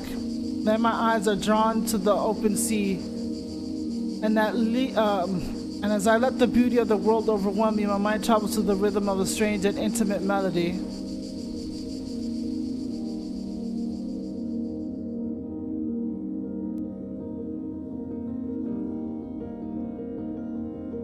I've been wondering, I've seen the world mutate and change around me.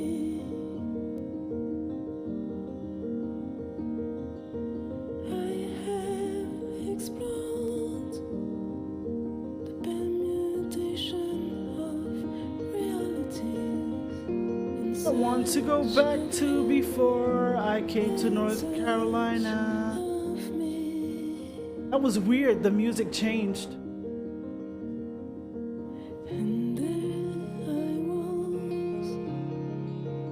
It sounded kind of distorted. Someone else says that I've been in all the halls and alleys around me, and that's me in the infinities of the real. Of the realities. Emanations of the ever-changing world of creation.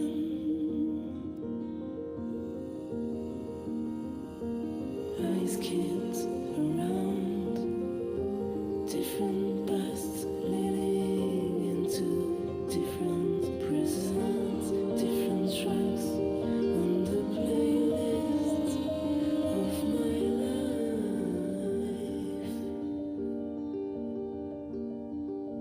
That's where I found myself waiting inside of this void that slumbers across the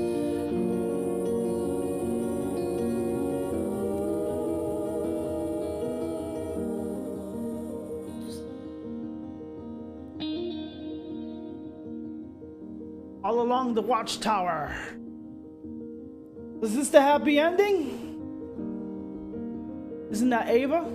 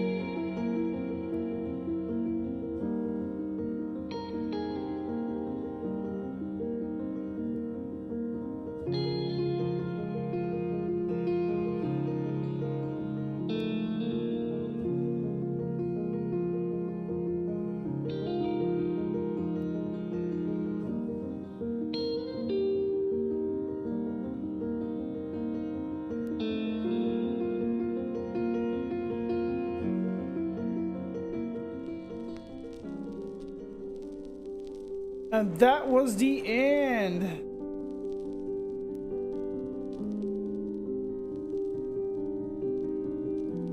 Oh, wow.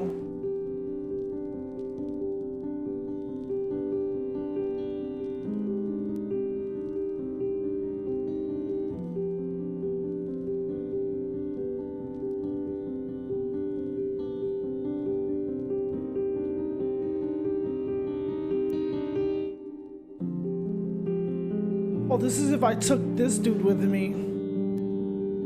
This is if I went back to London.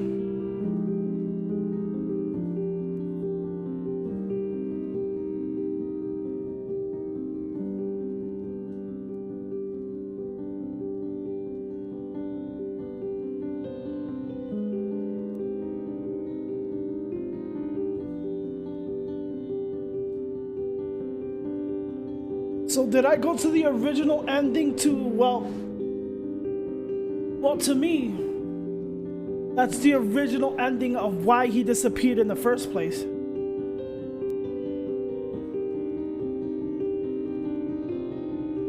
Why? Because the thing is, in the story, he broke up with me, like he left. So he started the whole journey and shit. And it still came full, like a full circle, like a paradox. So I think I found that story. Now the other stuff is, so there's 4 different endings. This is if I kept choosing lightning and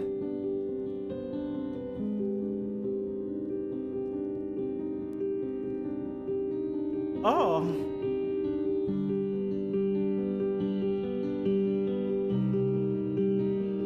So how many versions of me? 1, 2, 3, 4, 5, 6, 7, 8. 8 versions? Wow. 4 endings. I didn't go these are different routes. This is if I took this dude with me. I don't know what choice I would have gotten here.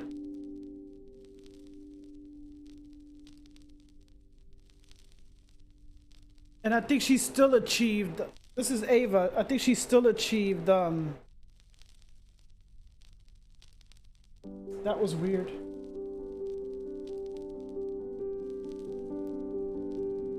And that is Across the Grooves. I hope you guys enjoyed that. I love like time traveling shit like that. Like, I don't know, I love time traveling stories.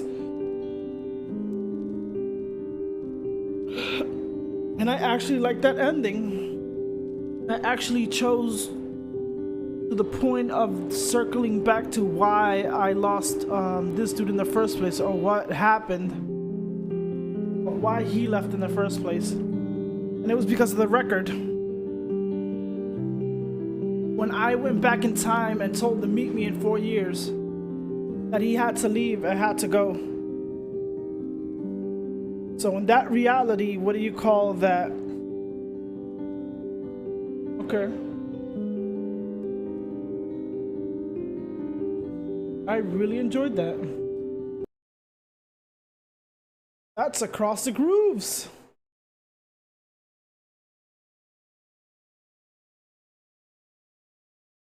Do you want to do anything, sis?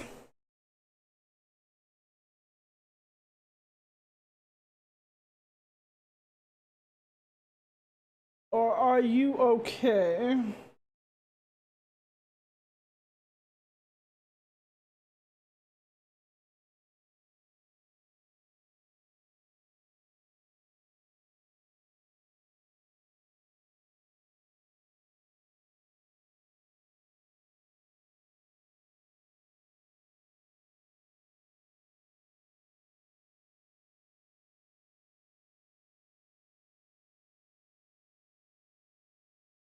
Are you still there?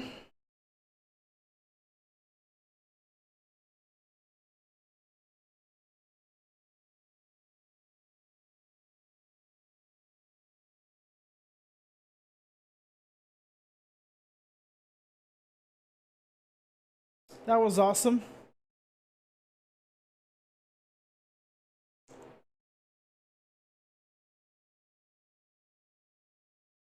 Did my sister go back to sleep? I'm guessing she did.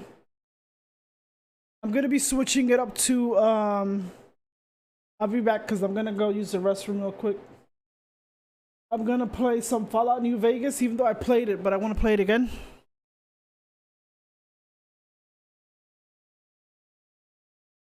I'm gonna be playing Fallout New Vegas Ultimate Edition. Let's see what it has in Ultimate Edition. I'll be right back.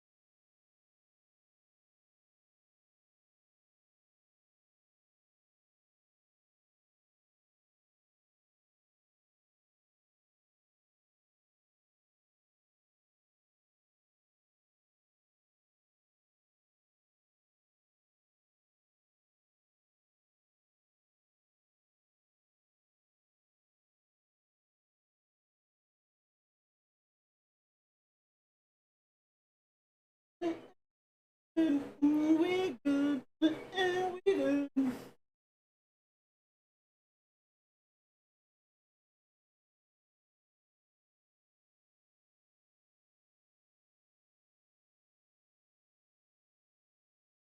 I think she's asleep.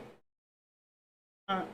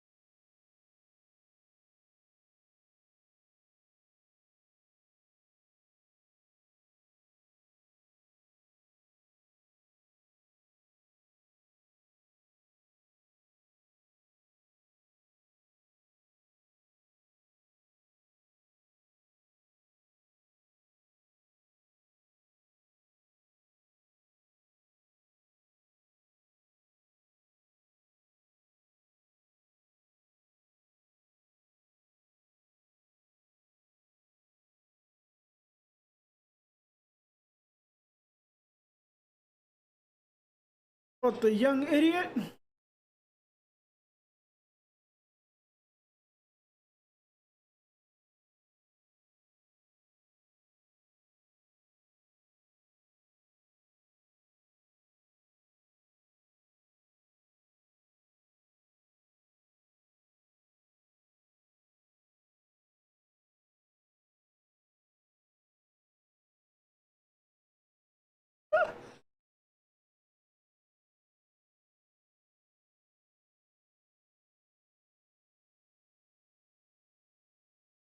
How come I can't? I'm not hearing the. Fuck.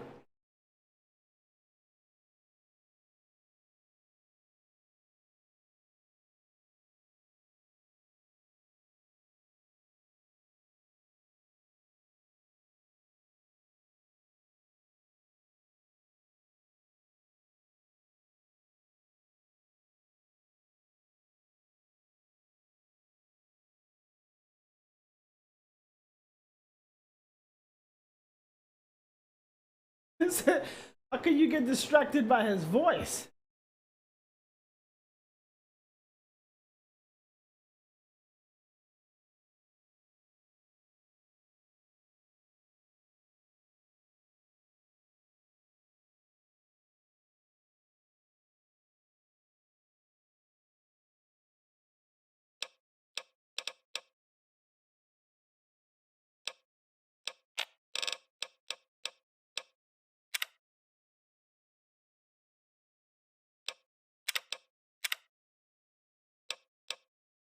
Continue from last. What do I have from last? Exactly.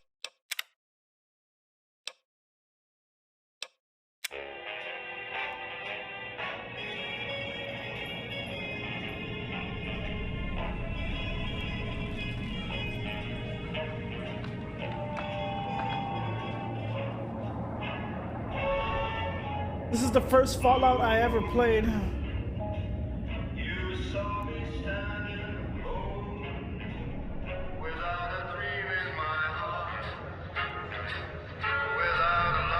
Yeah, this is close to the ending.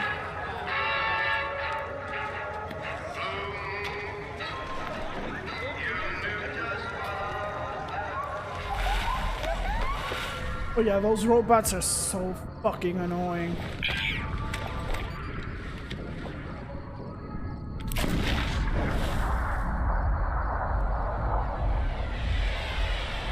Oh shit. Oh really? Oh shit.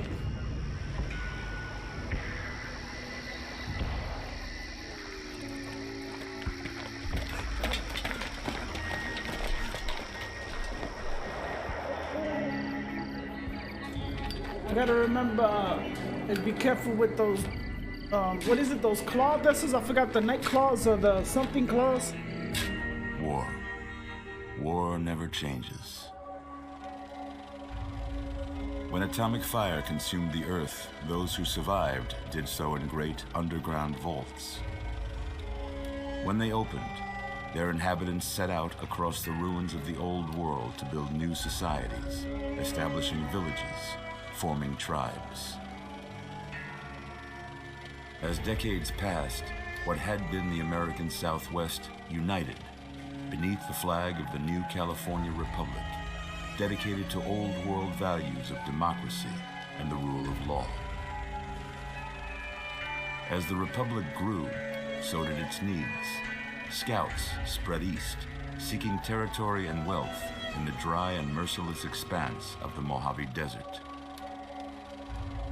They returned with tales of a city untouched by the warheads that had scorched the rest of the world, and a great wall spanning the Colorado River. You gonna be chilling? The NCR I mean, you can't get your money mobilized back. its army and sent it east to occupy Hoover Dam and restore it to working condition. But across the Colorado, another society had arisen The under a Brotherhood. different flag.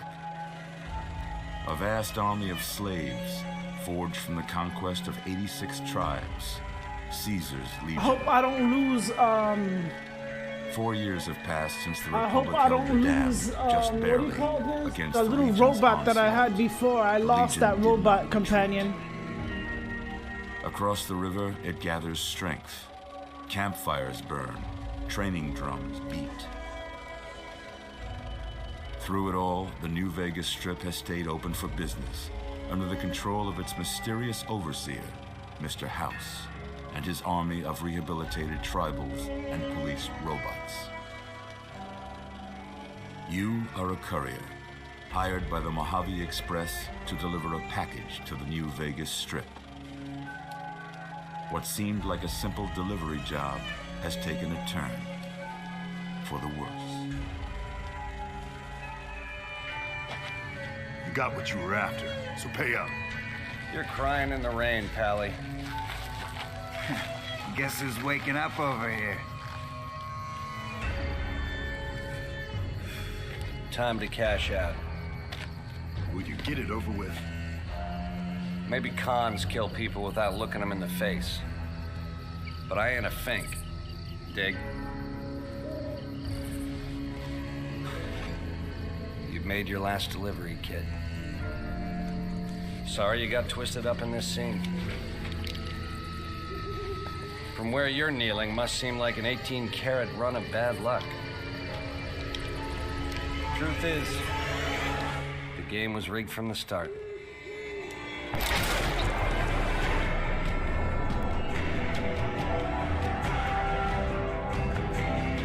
This is when I felt. This game is the game I fell in love with the song Big Iron.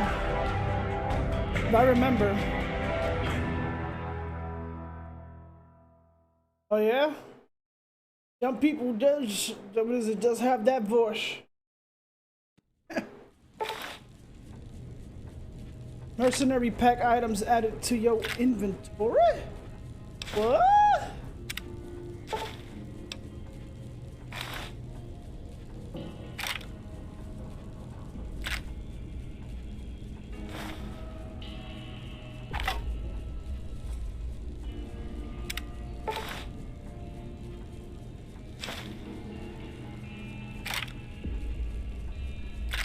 Oh, this is the enhanced edition. Oh shit. go. I got the special, didn't I? You're awake. How about that? Whoa, easy there, easy. You've been out cold a couple of days now. Why don't you just relax a second? Get your bearings. Let's see. This is enhanced edition. What is it? How about your name? Can you tell me your name?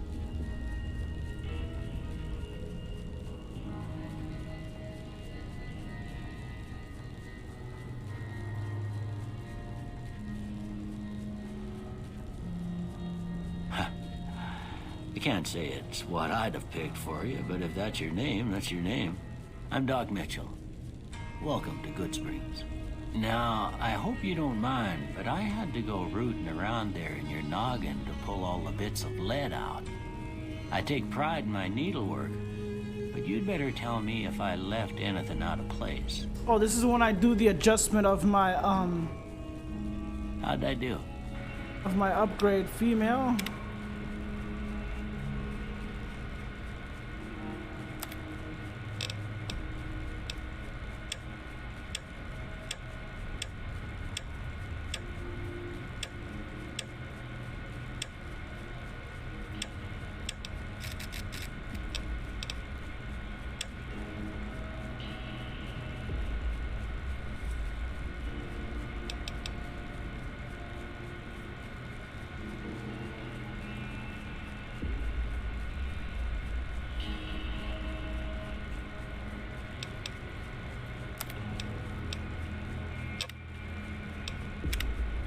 Oh my god.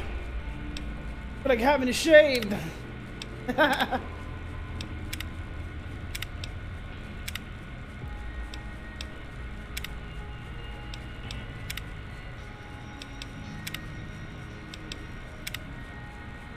Satch. Well, I could do the buzz cut.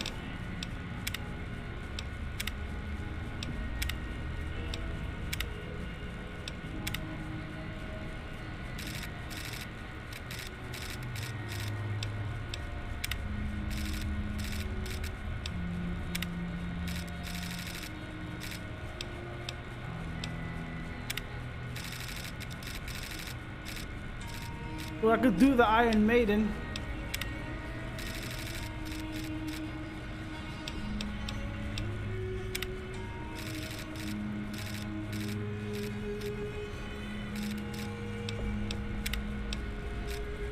Jesus.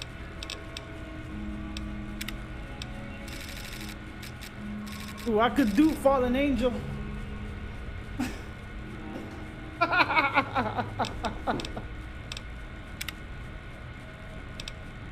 Jesus, you know what? I would rather go shaved.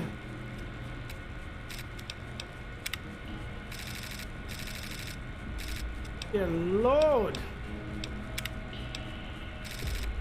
You know what? I'll do it this way. Fuck it. You know what? I'll go bald. Fuck it.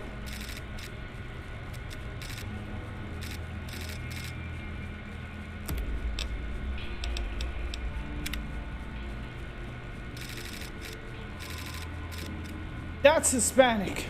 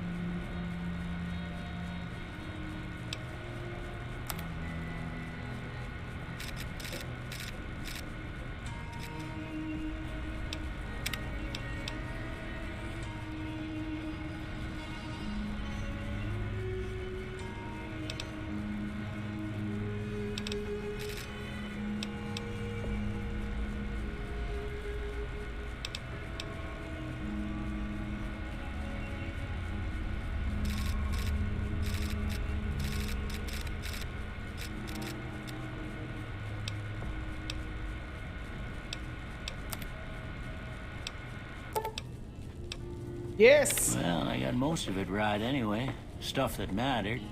Okay. No sense keeping you in bed anymore. Let's see if we can get you on your feet. I gotta be careful about Good. the fucking quick saves and this shit. Why don't you walk down to the end of the room? Over by that vigor tester machine there. Take it slow now. It ain't a race.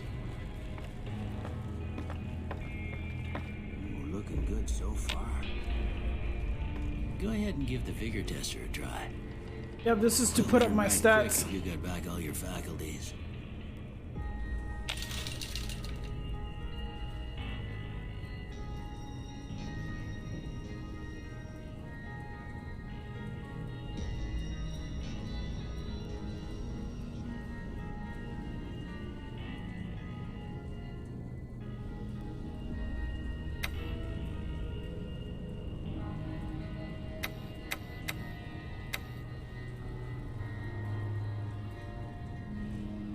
Adjust your score, it ain't cheating.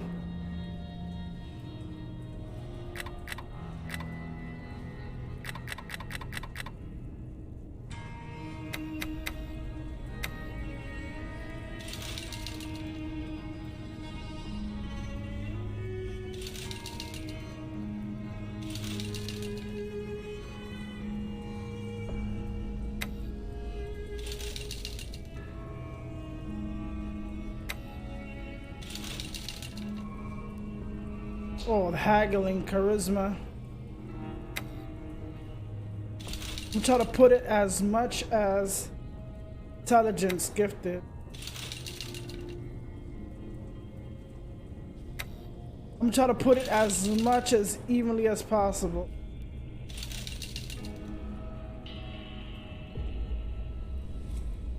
You know what?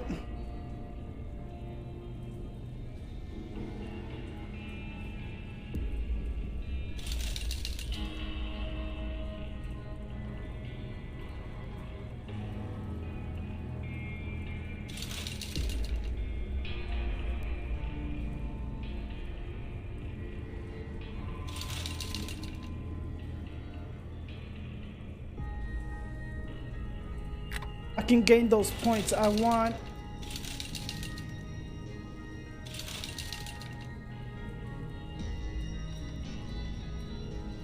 Yeah, I would love the fucking lockpicks.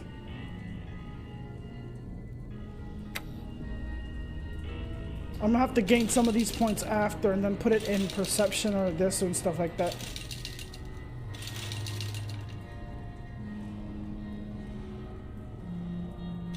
I have to before I get points anyway.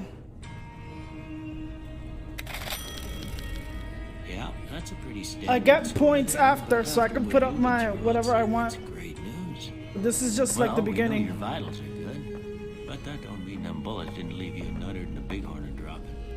What do you say you take a seat in my couch and we go through a couple of questions? See if your dogs are still barking.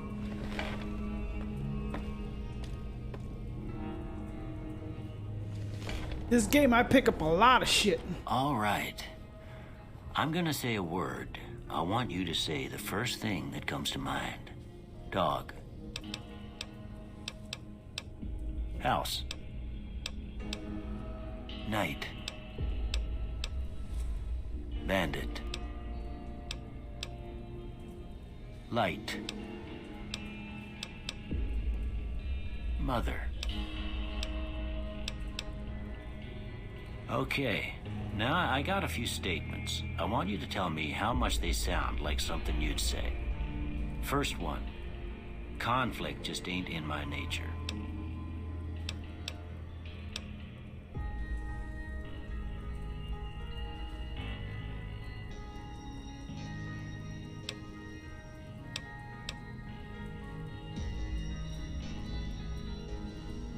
I ain't given to relying on others for support.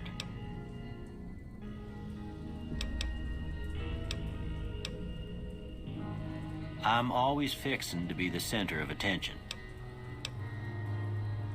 I'm slow to embrace new ideas. I charge in to deal with my problems head on. Almost done here. What do you say you have a look at this? Tell me what you see.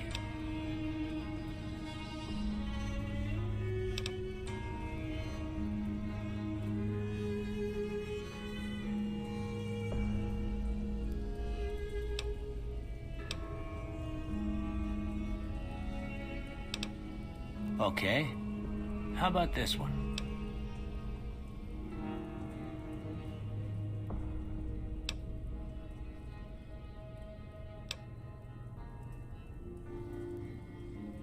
Last one.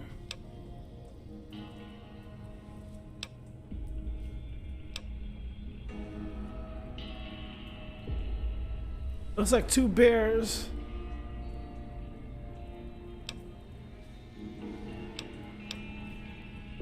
Well, that's all she wrote. I don't have nothing to compare it to, so maybe you'd better just have a look at the results. See if it all seems right to you.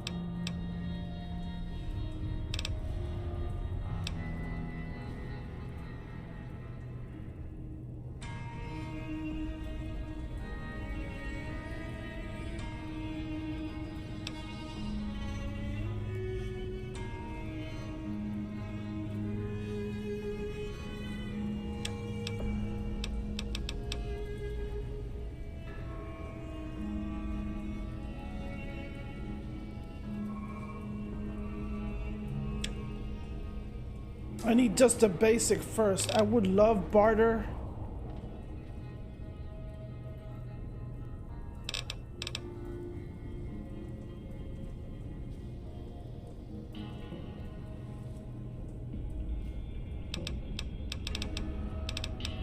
Barter?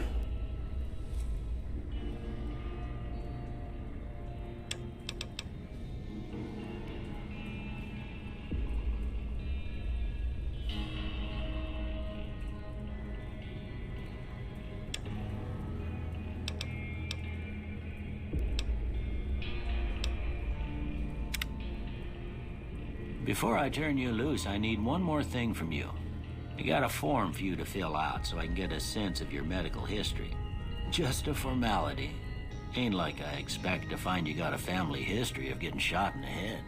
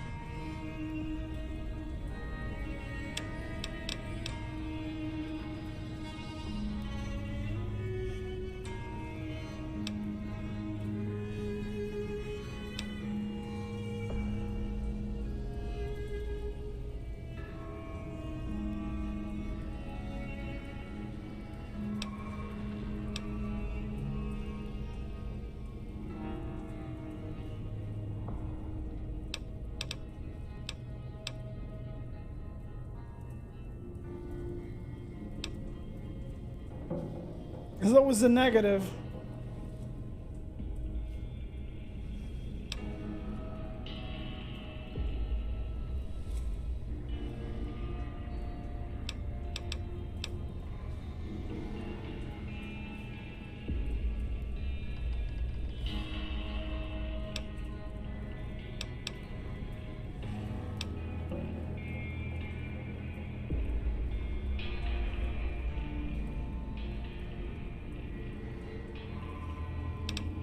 Fuck.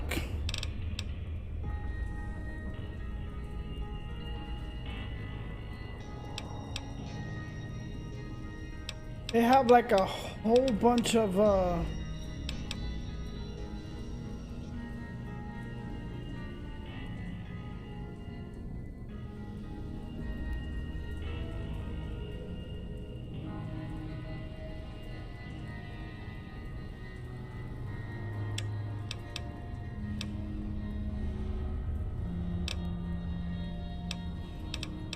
that means I lose.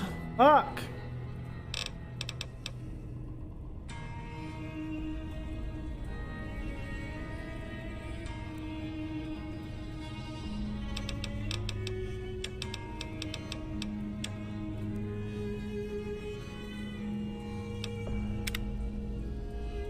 All right, I guess that about does it.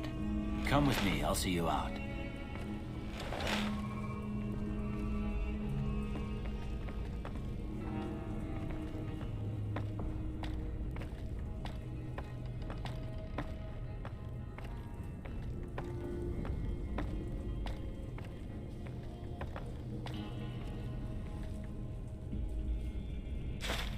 Here, these are yours. Was all you had on you when you was brought in. I hope you don't mind, but I gave the note a look. I thought it might help me find a next of kin. But it was just something about a platinum chip. Well, if you're heading back out there, you ought to have this. They call it a Pip-Boy.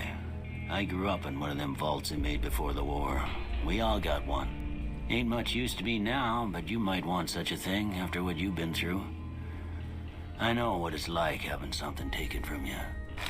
And put this on too, so the locals don't pick on you for lacking modesty. Was my wife's. I think she was about your size, and she hardly wore it after we left the vault. Felt it was too brazen.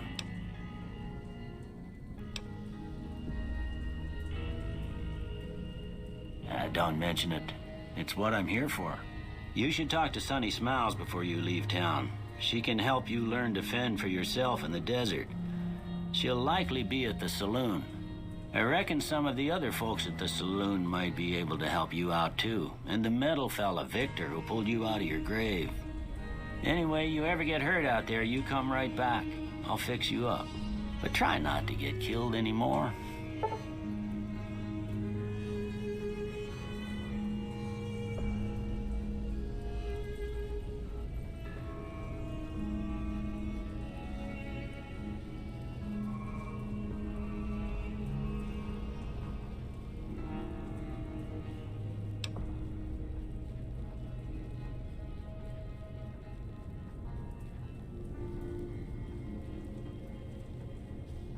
No, not yet.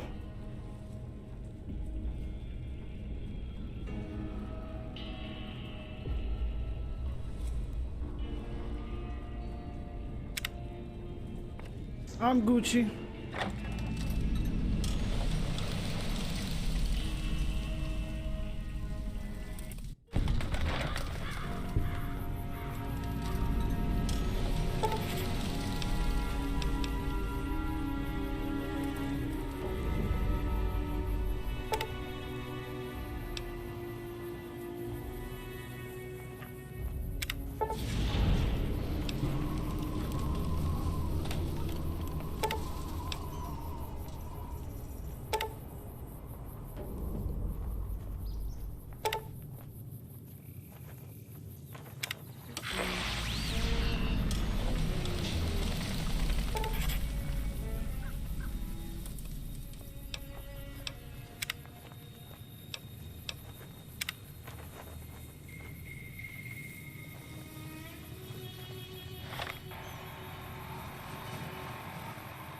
That's my radiation.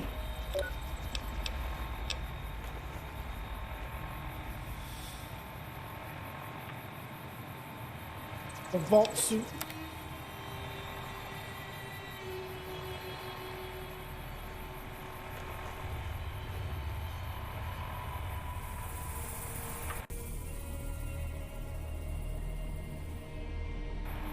Let's see if I remember how to play this fucking thing.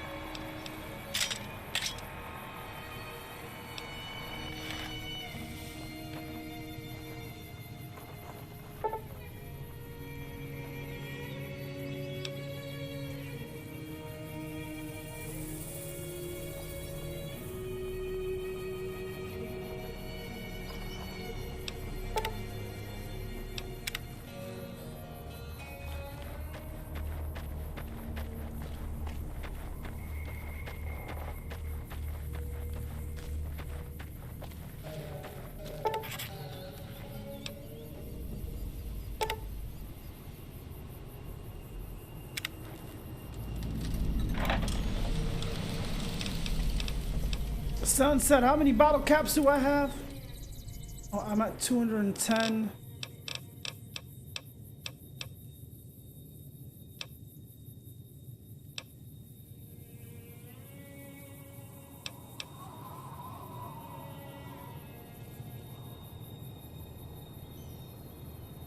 How much is that? 6.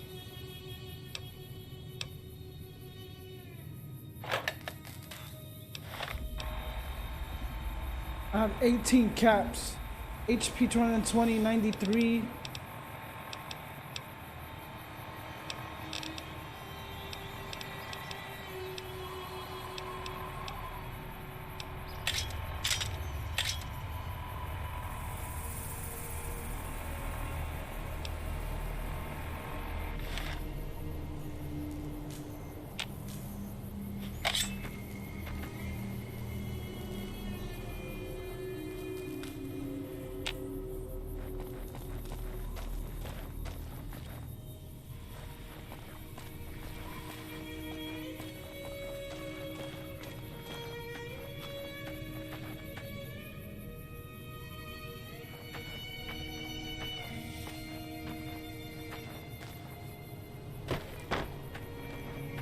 Yes, that's how weird this game was.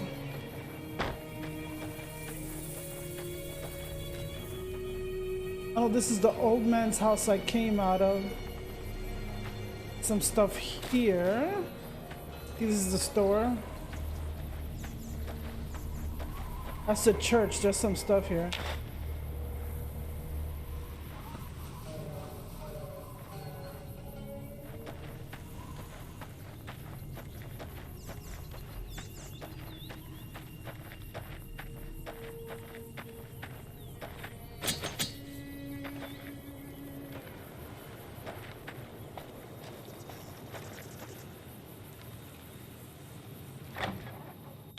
I think there's something in here.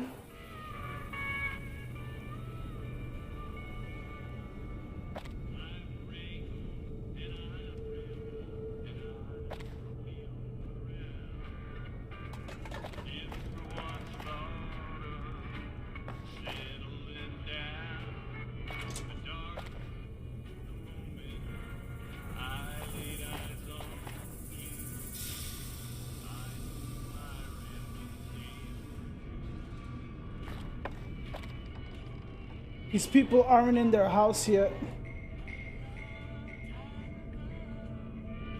I could steal all this shit.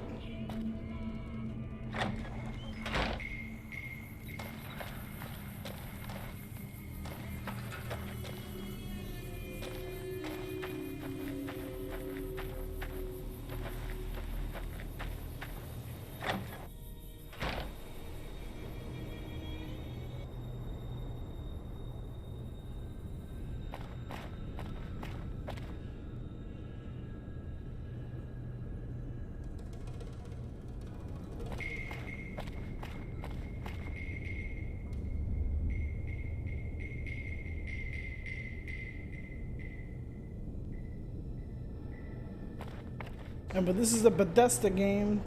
People from fuck it.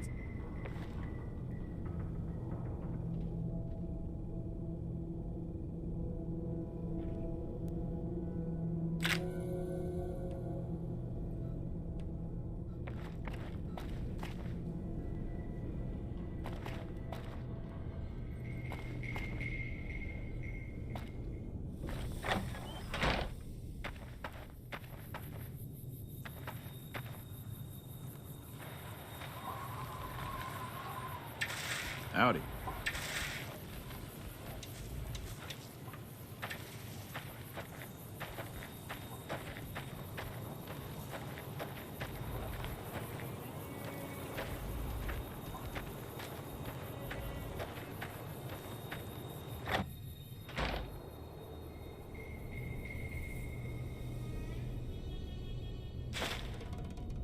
Empty? Fuck do I need that?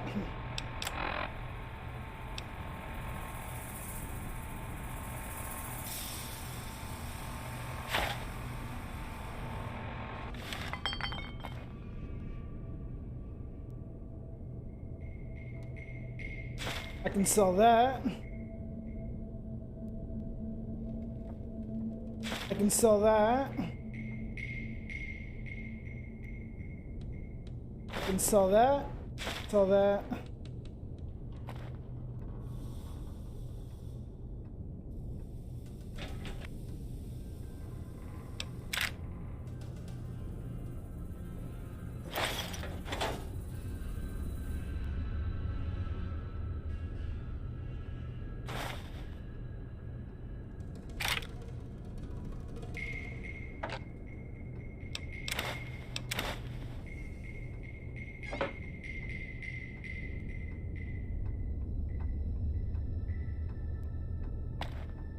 Can we just tell me there's nothing in here?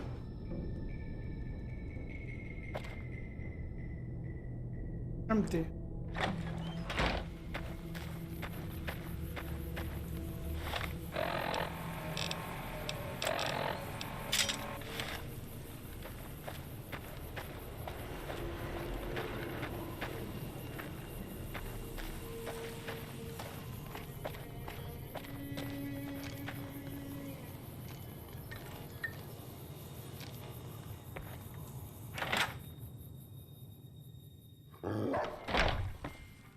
Cheyenne, stay. Don't worry, she won't bite unless I tell her to.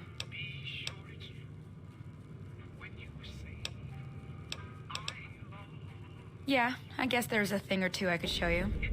Sounds like you need all the help you can get after what they done to you. Meet me outside, behind the saloon.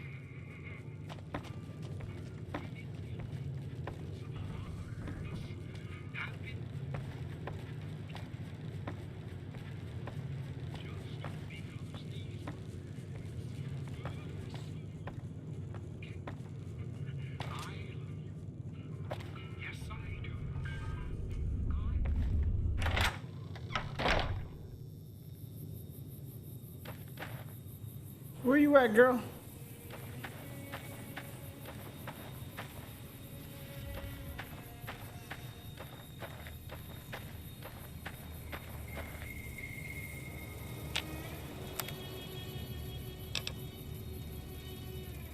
Fuck.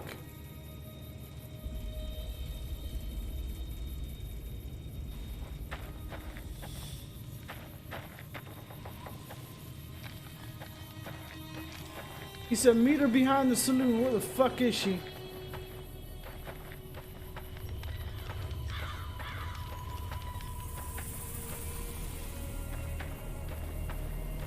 There she goes.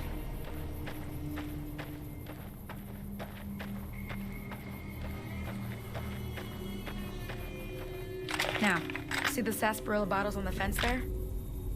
Take this and try to hit a couple of them.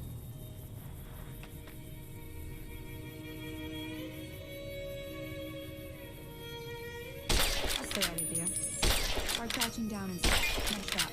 Well, that's a start. But I don't reckon you came to me to learn to fight sarsaparilla bottles. Tell you what, I gotta go chase geckos away from our water supply anyway. Darn critters are attracted to it. Why don't you come along? Follow me. It's just down to the southeast a short ways.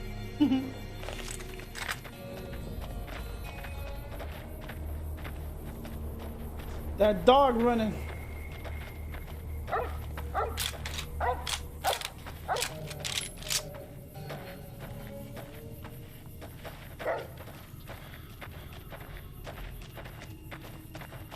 Imagine I played this back in, I forgot when. I think before I met Frank.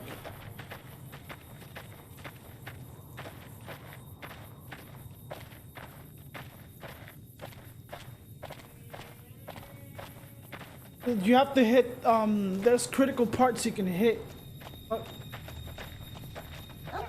You have to build up your crit. Those crawl things, those big fucking thunderclaps or thunderclaws, those shits are annoying. If you don't have high damage, those things will keep running at you, and basically like hunters in Resident Evil.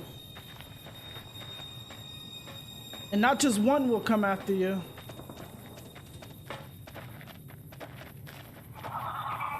Hear that up on the ridge behind me there? We got some geckos to clear out. Bunch of little monsters is what they are. Seems like Doc Mitchell treats more gecko bites than anything else. Let's see if we can get a little closer. If we move quietly, we can get the jump on them. More likely to hit something vital that way.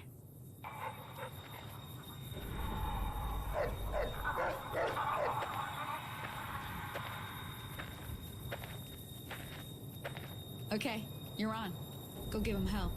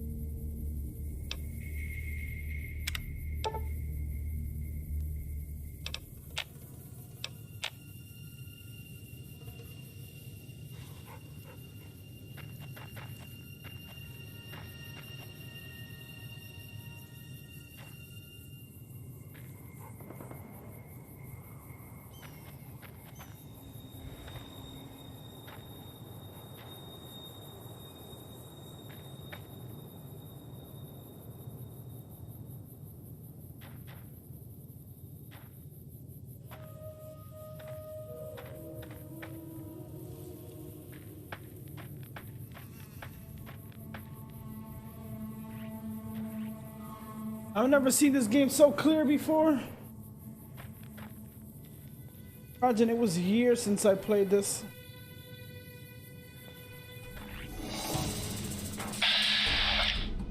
Welcome to the VATTech Assisted Targeting System, or VATS. Display a chance you will be hit, and you will hit along with the conditions of a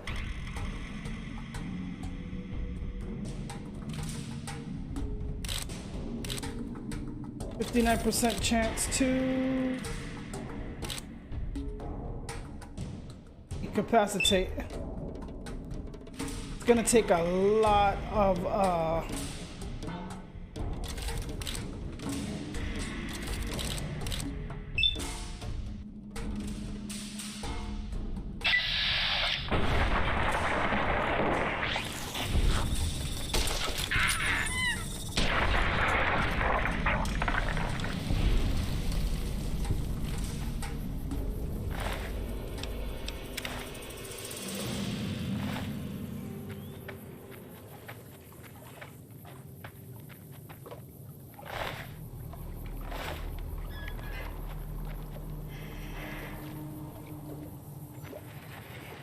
that's if you want them critical hits, especially if you're fighting humans.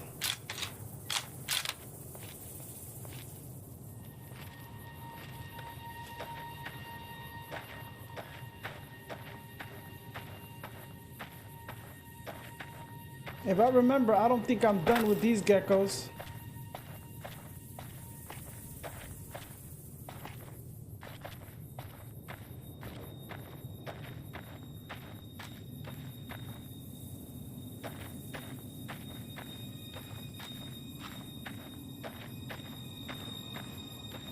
This is a little bit overwhelming.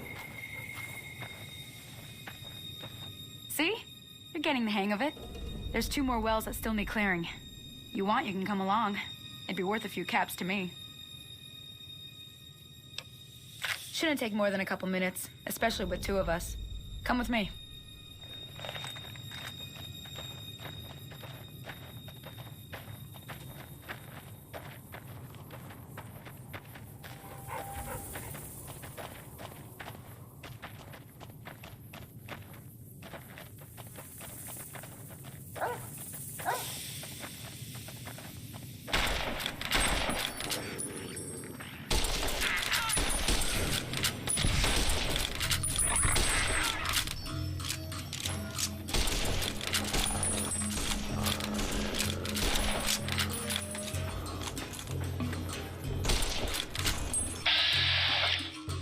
It's too far, I think.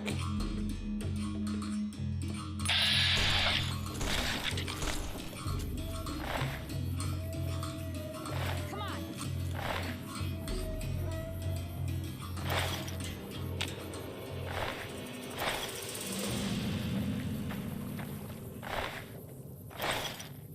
Shit I can sell, fam. Fuck she go?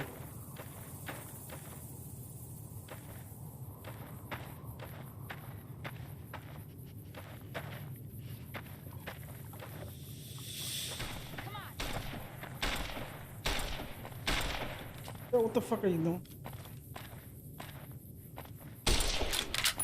Oh, they killed somebody.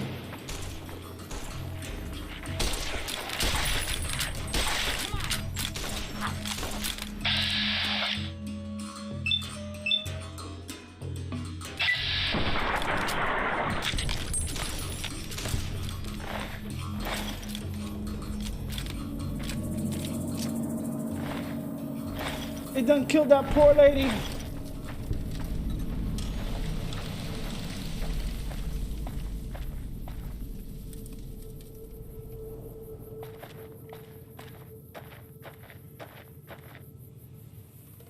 Ah, hell's bells.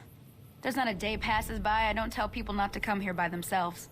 Some people, your word just isn't good enough for them. Then this happens. Well, it's a part of life out here. Best to accept it. But you did what you promised. Staying out here with me. Here's my end of the deal. One more thing I wanted to show you. Thought I might teach you about living off the land and making useful things for yourself. Interested? All right then. We'll need a couple ingredients to get started. Gonna want some xander root and a brock flower. Let me think now. I know I've seen brock flowers growing up at the graveyard, and I seem to remember there being xander root over by the schoolhouse. Bring those on back to me, and we'll get cooking.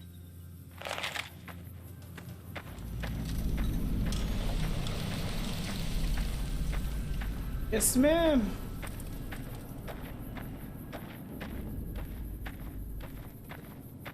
I gotta go to the schoolhouse.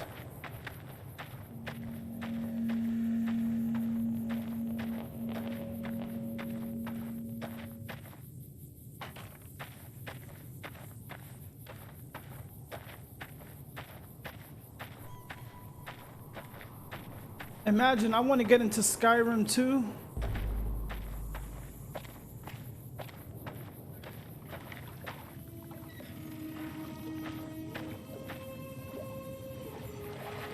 This is going to be a little bit overwhelming for the fact it doesn't have rads.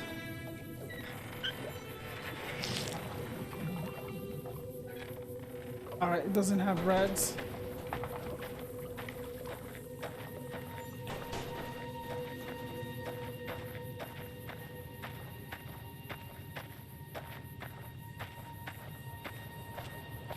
I think this has fall damage, so I could break my fucking legs.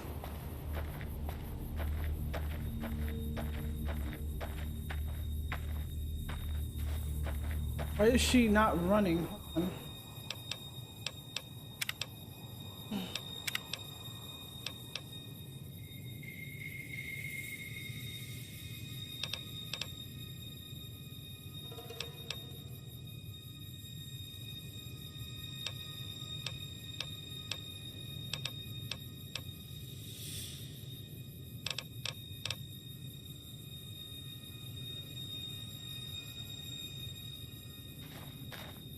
I'm gonna let her walk by herself.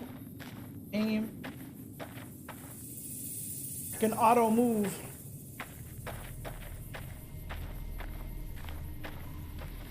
I think that's the schoolhouse over there.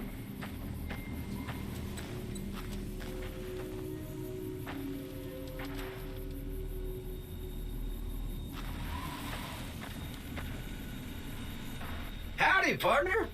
Might I say you're looking fit as a fiddle?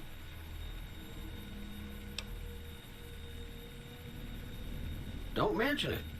I'm always ready to lend a helping hand to a stranger in need.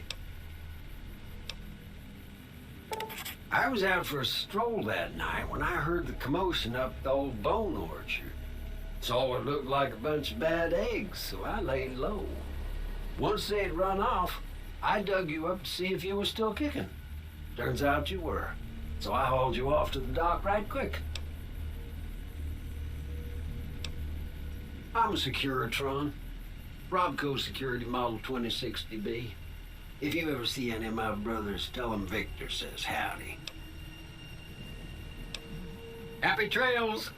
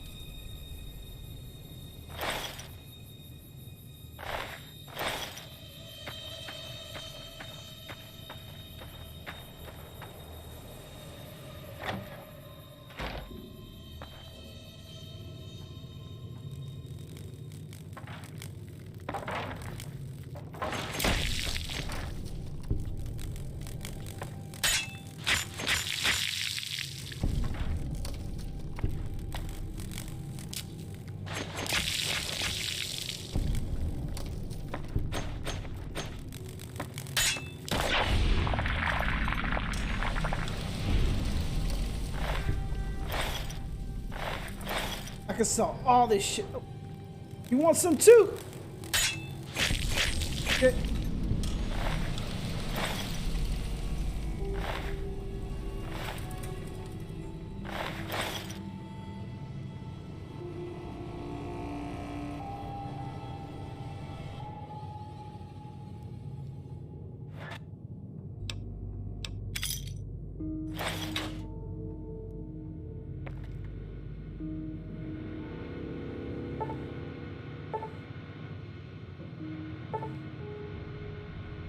Fuck.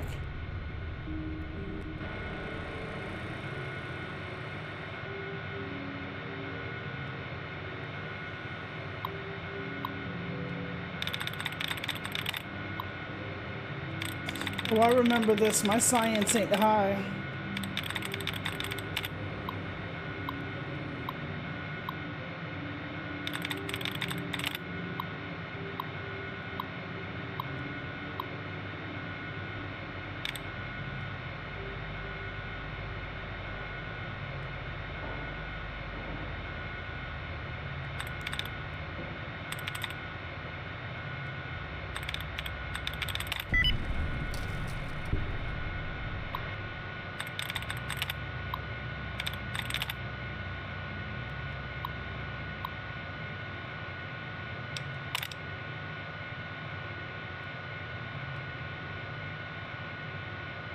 First guess.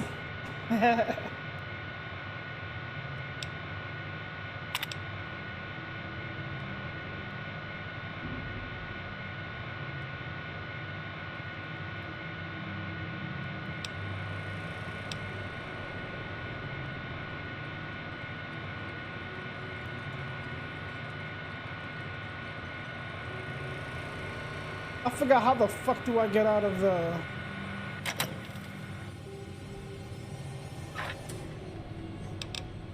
Take all that.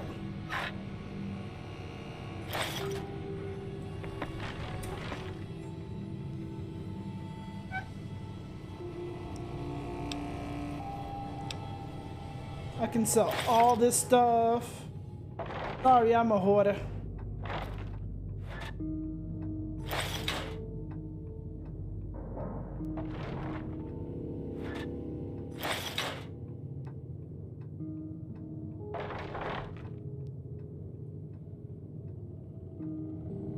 I forgot how big Bethesda was on hoarding.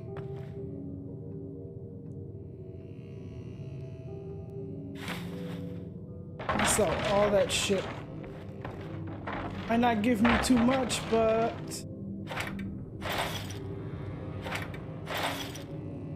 I can sell some of this stuff and make a lot of nice bottle caps.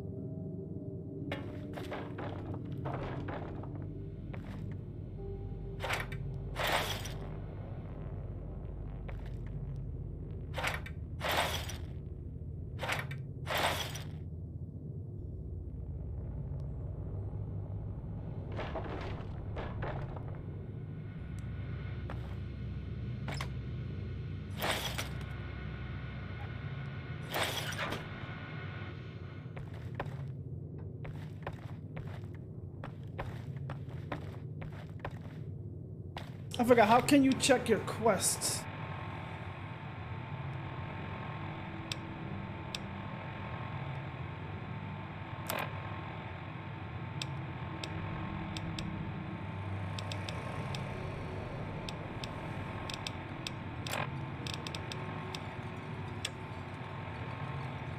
A Brock flower and a Xander fruit.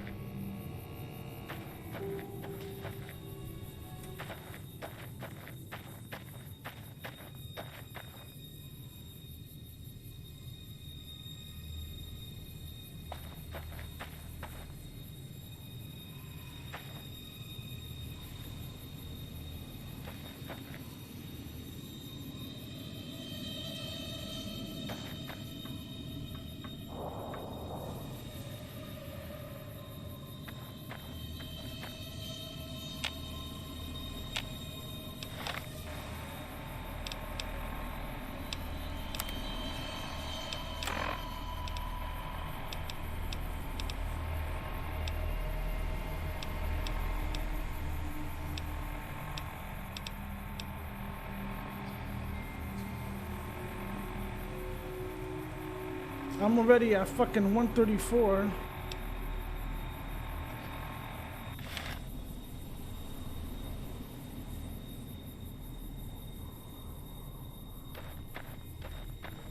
I forgot where these things were.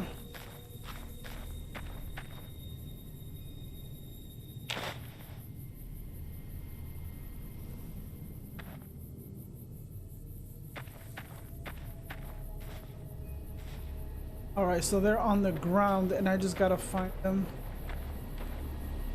If I remember.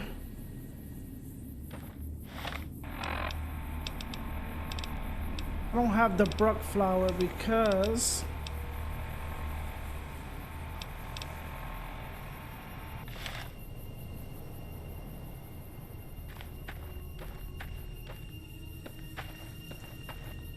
it's around the schoolyard.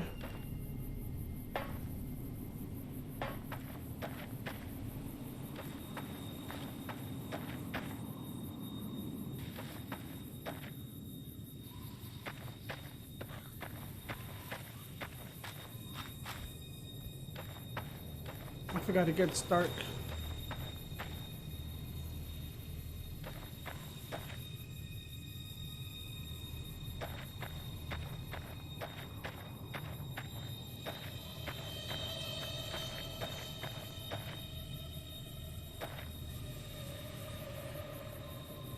Inside?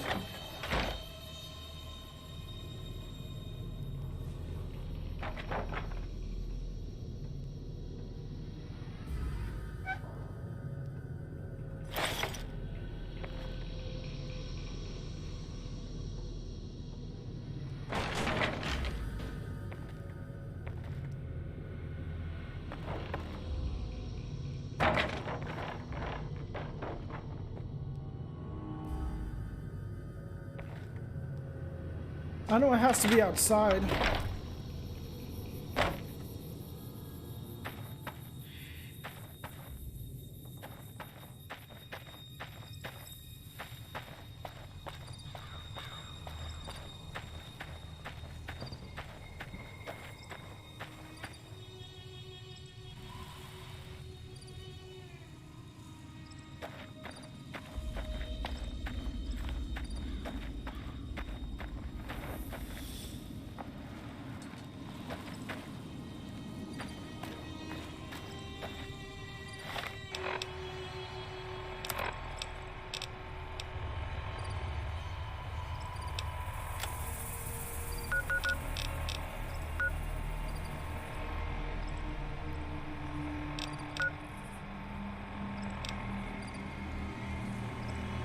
I'm close to it.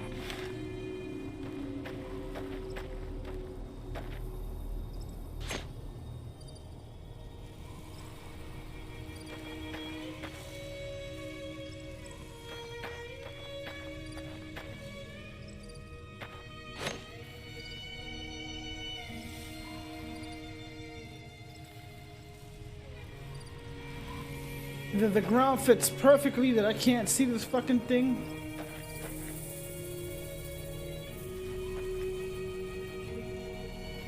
It says it's around here.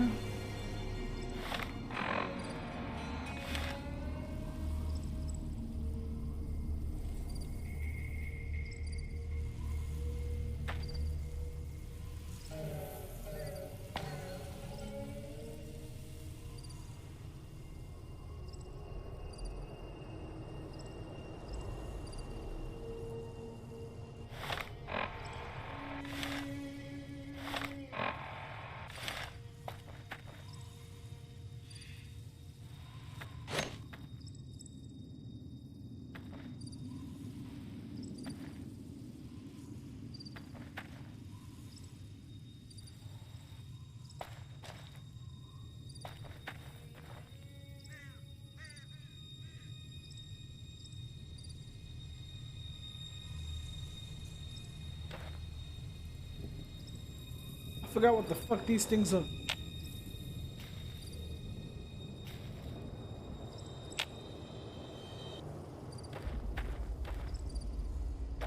It says it's here.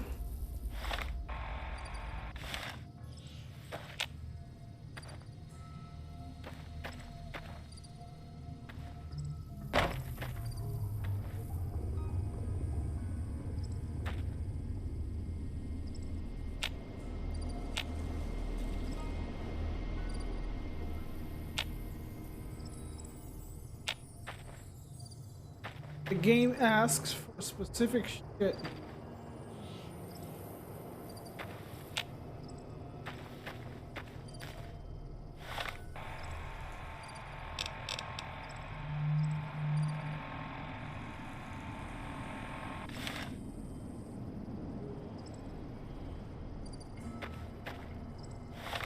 As no one's not inside.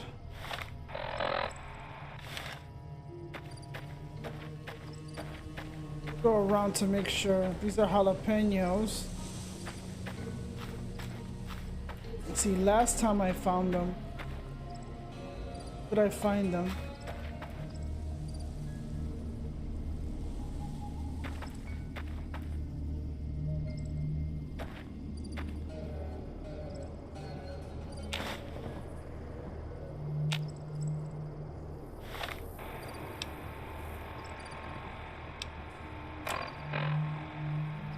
Found the Xander root.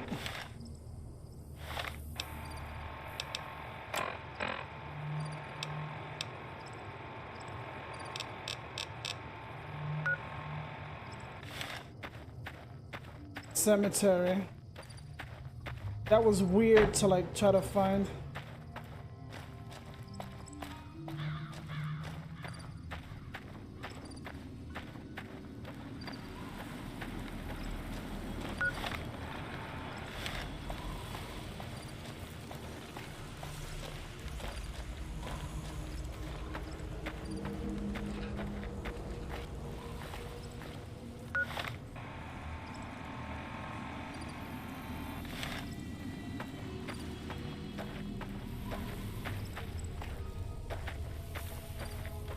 I remember before I went on a shooting spree like a fucking idiot.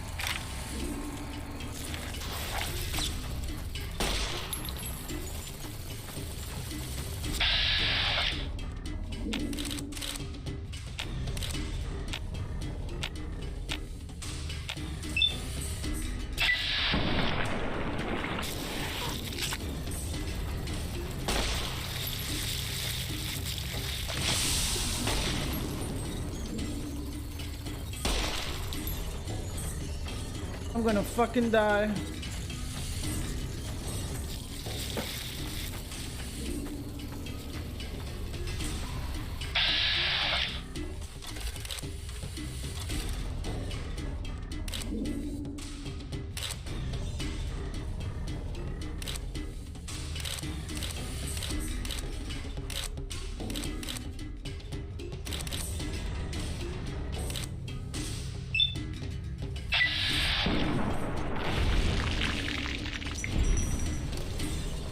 Fucking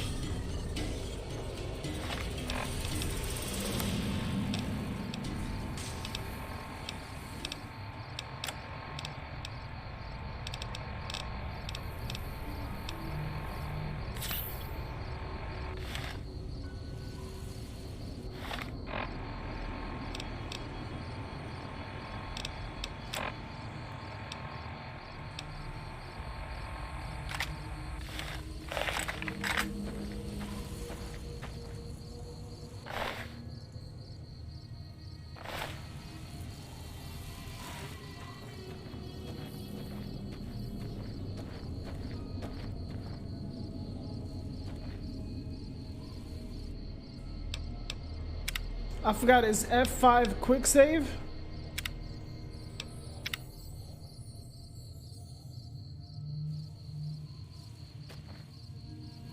Yep, quick saving. Forgot about those fucking...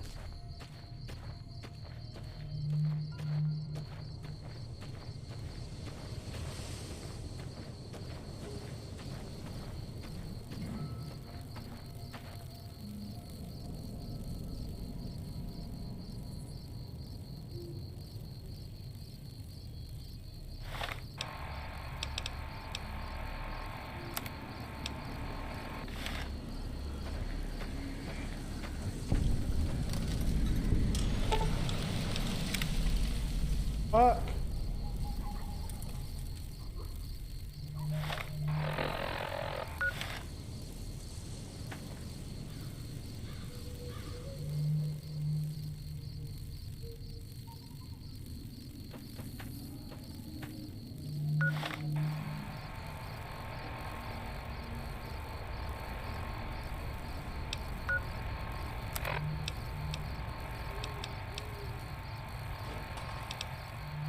To find the fucking shovel.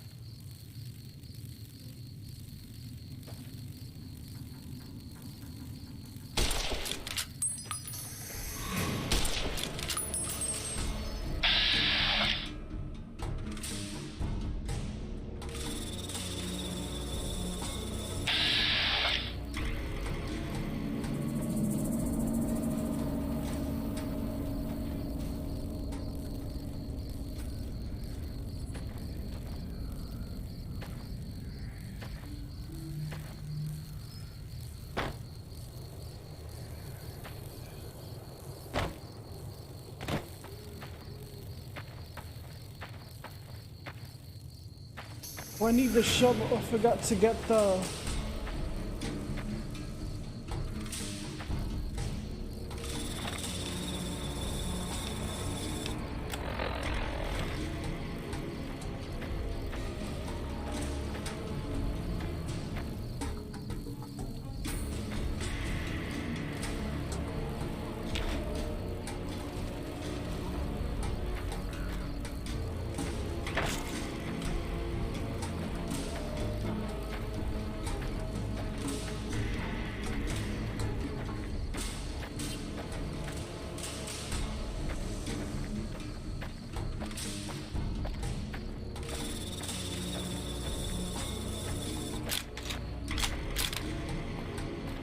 This is a varmint rifle. This shit ain't doing... Ooh.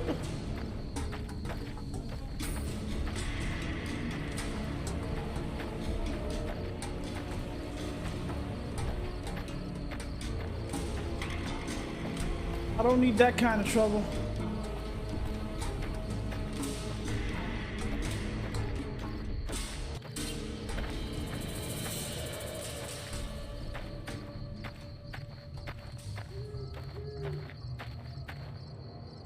How do I take a sip from my fucking, what is it, canteen? Forgot.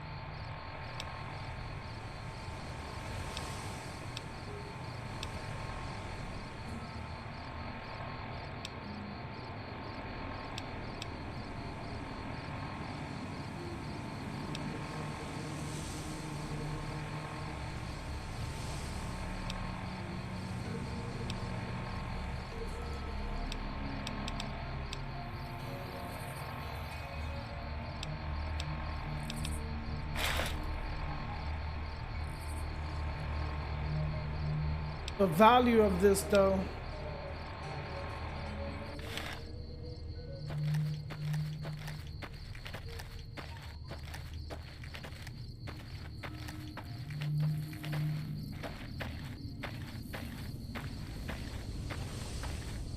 It says that's running, but why am I running slow?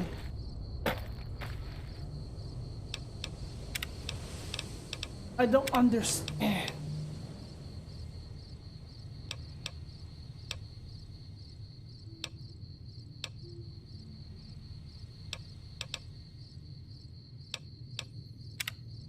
Says run. Always run.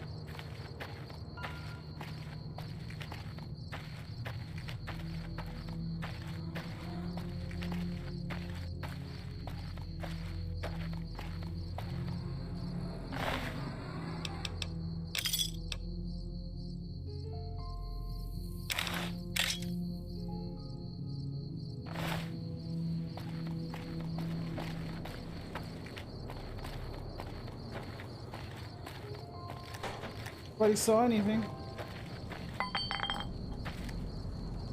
Let me see what you got. Yeah, these'll do just fine. Just fine. All right now, we're gonna be making something folks on the trail call healing powder. Go on over to that campfire now. Give it a try.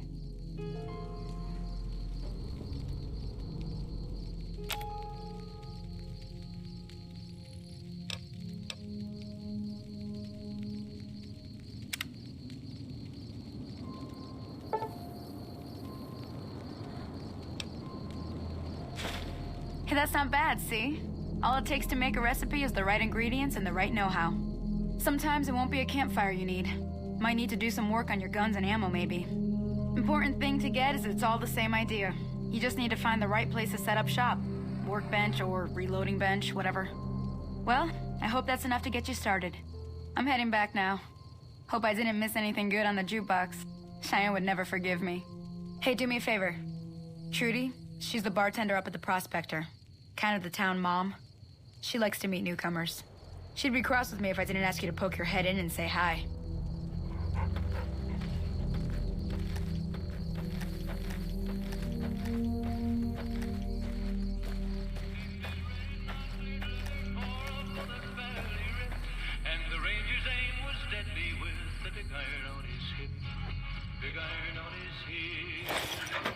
There goes the song. It was over in a moment and the folks had gathered round. There before them lay the body of the outlaw. On the ground. This is where I fell in love with that song.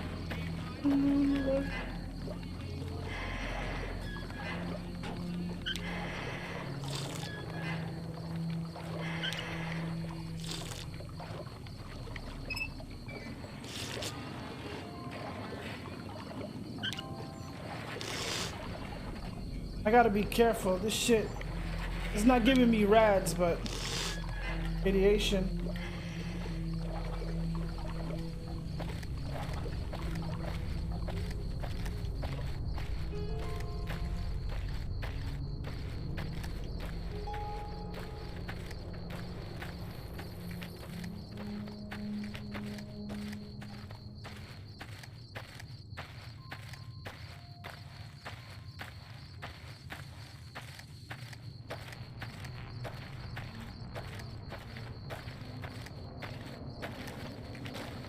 The fact is, this is the speed I'm running.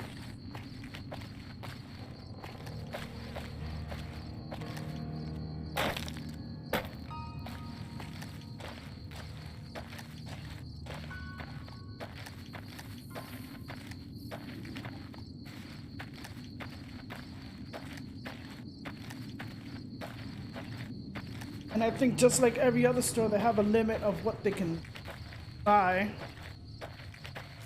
before they become broke themselves.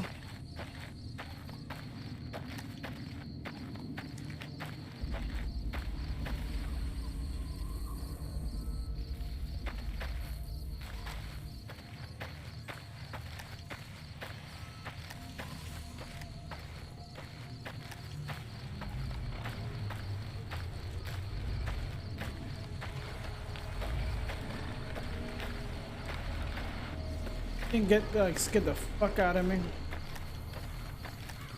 And I gotta deal with gangs unless I become friendly with them. Different factions.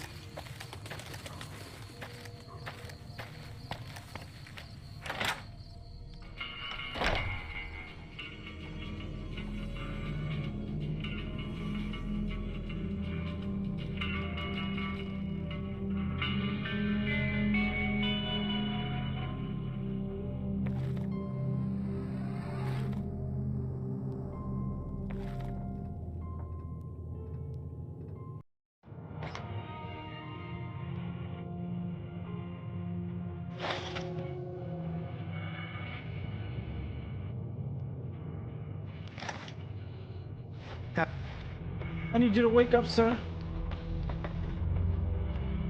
You must be the one Doc Mitchell was patching up. The way I heard it, I didn't think you'd be walking out of that office. I've got plenty of supplies for sale. Even got some weapon mods and special ammo. Well worth the caps if you ask me.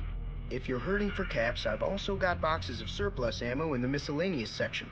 They're not great, but you get what you pay for.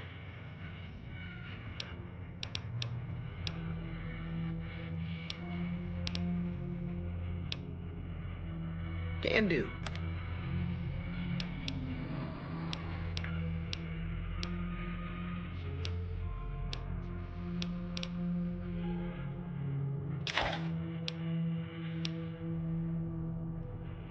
I wonder, this is for anti-venom, right?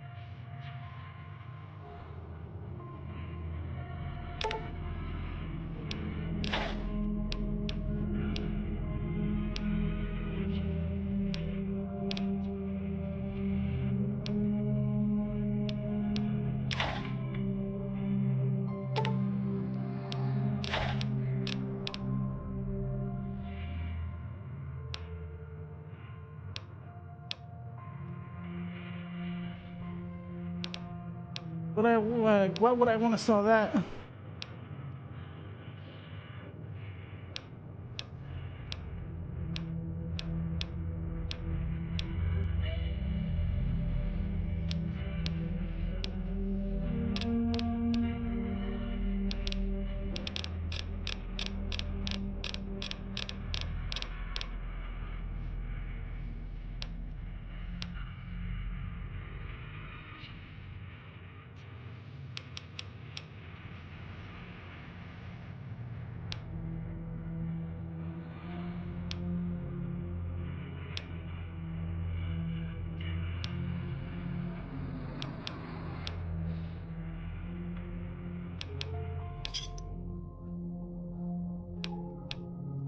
These are for what?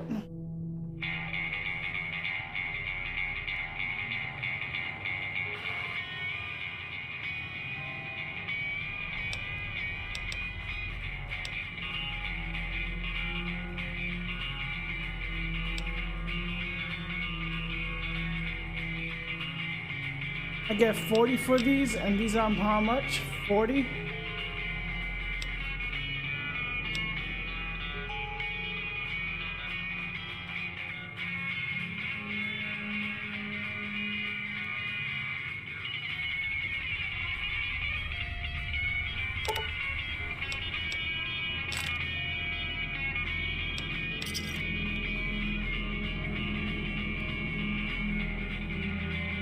Another satisfied customer. It's all about quantity over quality.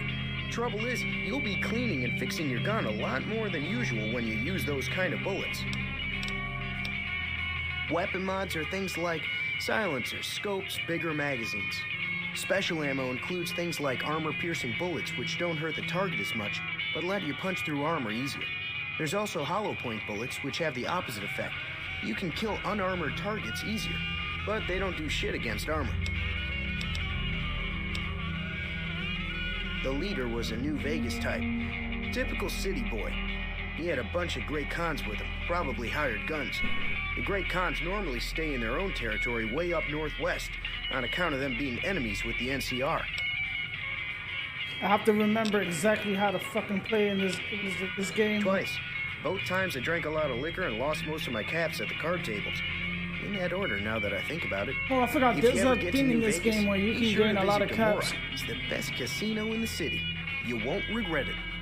Word of advice: behave.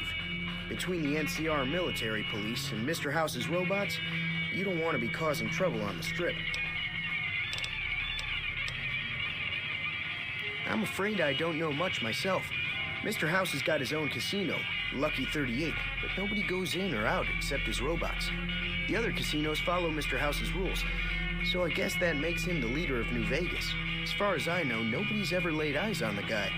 I think that robot who pulled you out of the dirt belongs to Mr. House. Mr. House is looking after you, it's gotta be a good thing, right?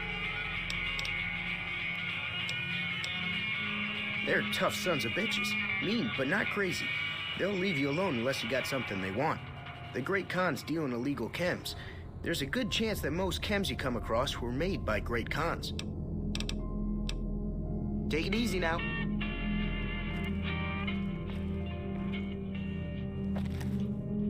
I gotta check what the fuck I don't need.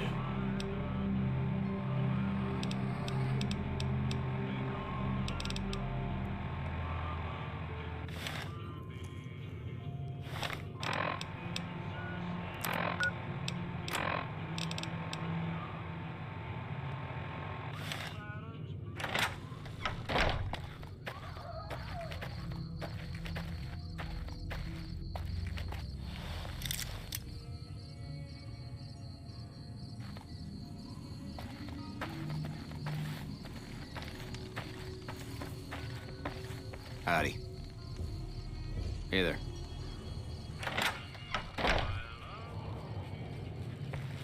I'm done being nice.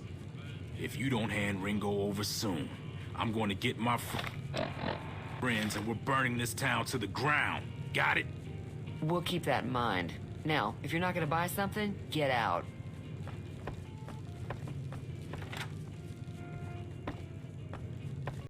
Well, you've been causing quite a stir. Glad I finally got to meet you. Welcome to the Prospector Saloon.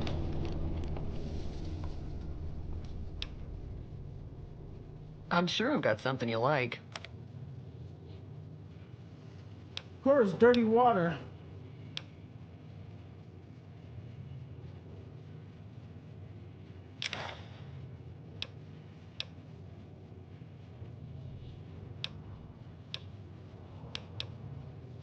I need those books.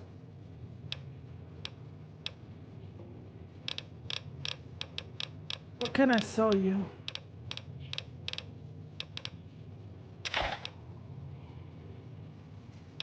I forgot if I needed duct tape.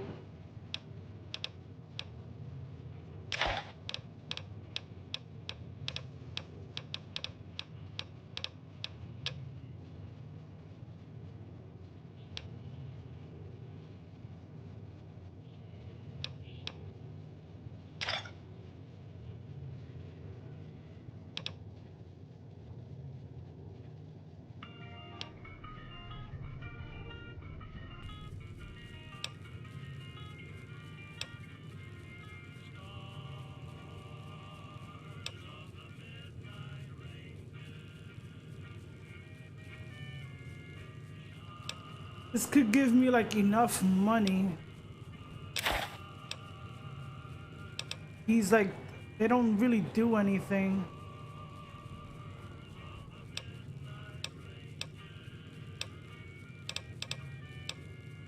I need to check something.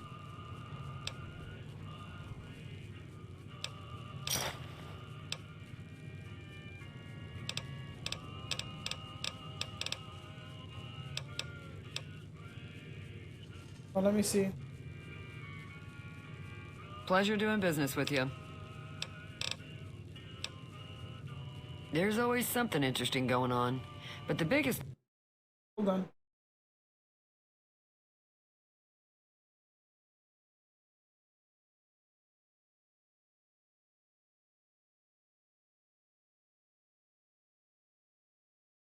I want to check if I can sell some of this stuff.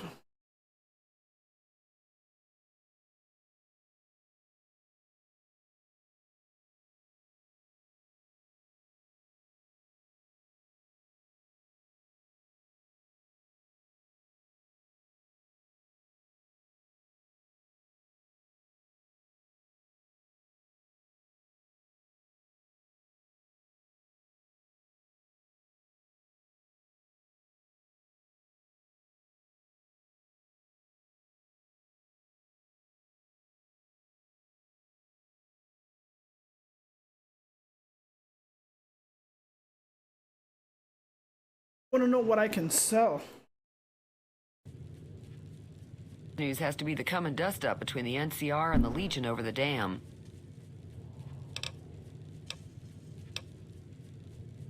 Looks like our little town got itself dragged into the middle of something we don't want anything to do with. About a week ago, this traitor, Ringo, comes into town. Survivor of an attack, he says. Bad men after him. Needs a place to hide. We figured he was just in shock, so we gave him a place to lie low. We didn't actually expect anyone to come after him.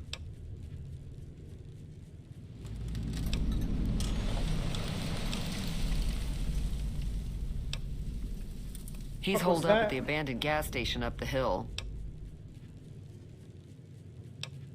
Some of the others, like Sonny, will probably stand up for Ringo if he asks for help, which he hasn't. Personally, I hope he sneaks out of town one night and takes the powder gangers with him. Chain gangs, really. The NCR brought them in from California to work on the rail lines. Problem is, it turns out that giving convicts a bunch of dynamite and blasting powder isn't the best idea. It was a big escape not too long ago. Some of them stuck together so they could make trouble. That's what we're dealing with now. You mean murder him? That's not our way, even if Cobb is scum. He can bluster and threaten all he wants. All right.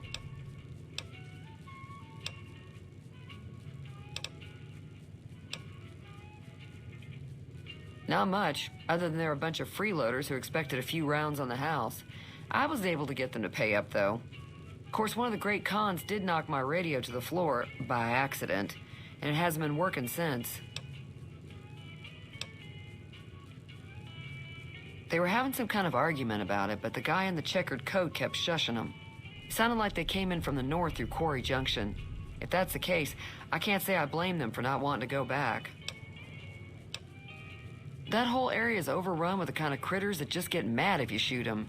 Merchants avoid that whole stretch of I-15 like it's radioactive, which it could be for all I know. Yep, that's where those vessel claws are at. I didn't hear exactly, but the leader was talking about the strip. Fellow wants to get there and avoid the 15, he'd have to go east. Take Highway 93 up.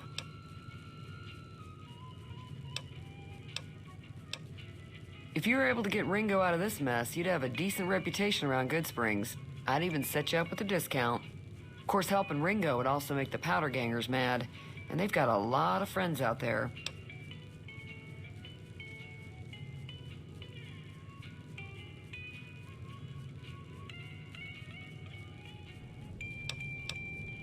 Don't know why you'd want to do a thing like that.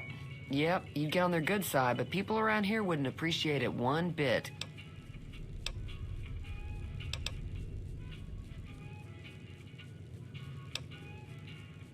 I know that thing as much as anyone else around here. It mostly keeps to itself, which is just fine by me. It acts friendly enough, but I don't trust that whole cheerful cowboy act. I find it all very creepy. It was here when I took over the saloon 7 years ago. Some people have said its owner lived here, but no one knows who it was. Other than rolling around once in a while, it doesn't do anything useful as far as I can tell. I don't know why it took an interest in you, but I'd be careful. It's never helped anyone before.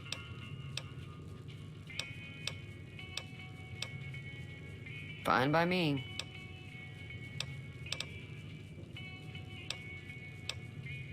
He's a convict, just without the chains. Said his name was Cobb. Powder gangers is what they call themselves. Plenty more like him out there.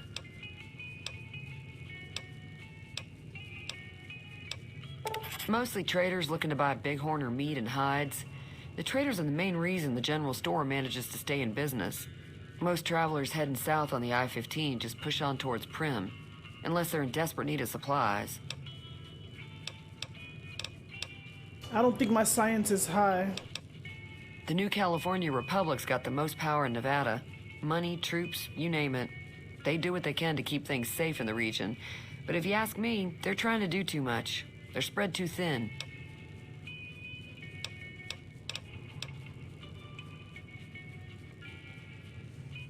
I'm pretty sure the NCR wants to hold on to the dam because it's one of the few places around that can make electricity. The Legion are a bunch of savages, though. No idea why they'd want the dam. Probably plan on destroying it or something. Power.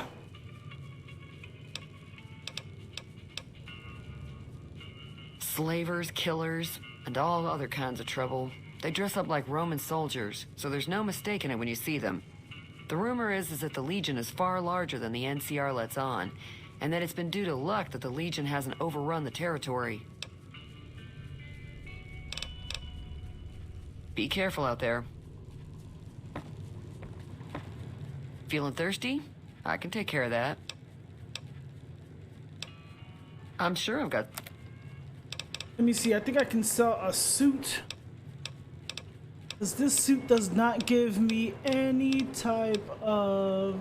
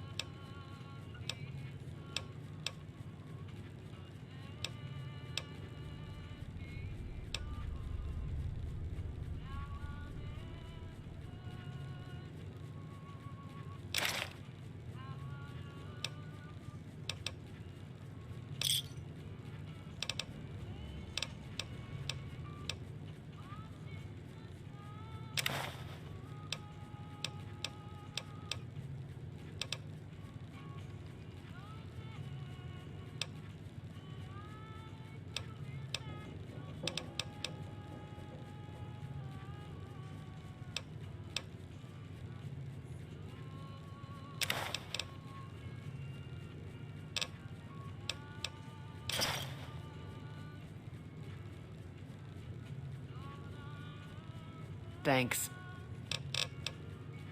Be careful out there.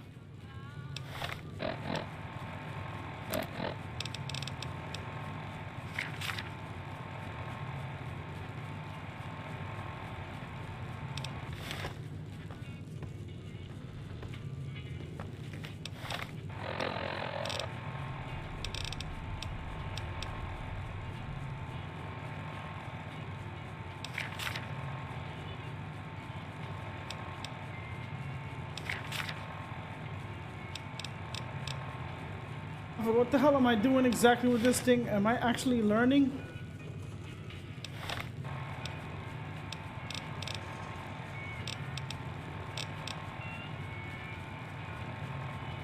Is it actually giving me the stats?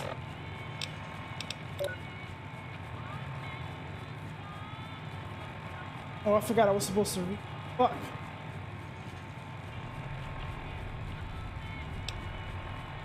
It's just effects, not permanent stats. I fucked up. Fuck it.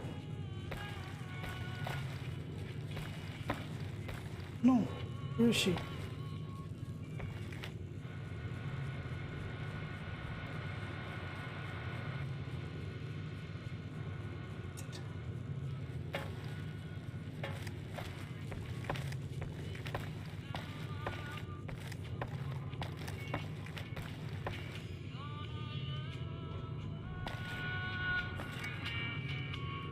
She might be sleeping. Fuck.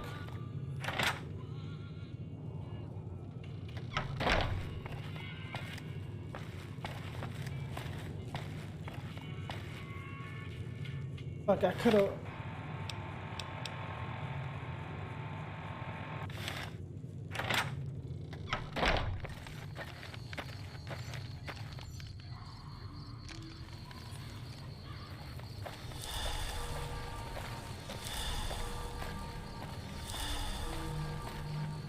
Jesus, that was quick.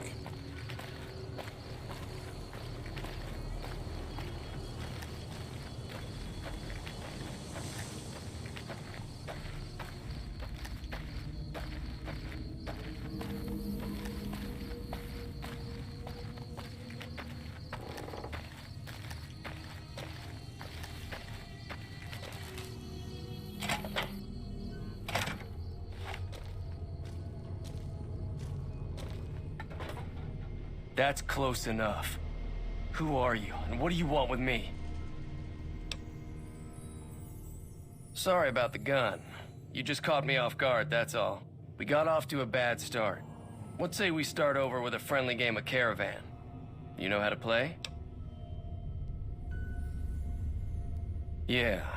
He doesn't look very tough, though. I hear he's afraid I'll shoot him down from one of the windows when I see him. And he's right. I'll have a much bigger problem once his friends show up. There's no way I could handle all of them in a gunfight. I'm gonna lay low for as long as I can, assuming the town doesn't throw me to the wolves. I've got no chance against the gang on my own.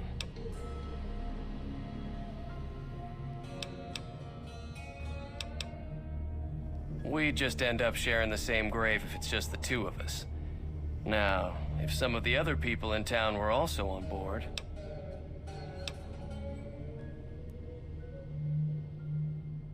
Start with Sunny Smiles.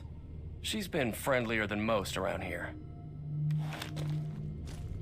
So what's going on? Did Sunny agree to help us? Oh. Well, I don't want to make a move until she's with us. Yeah, because I just went to try to get out and you just, hey! Talk to Sunny.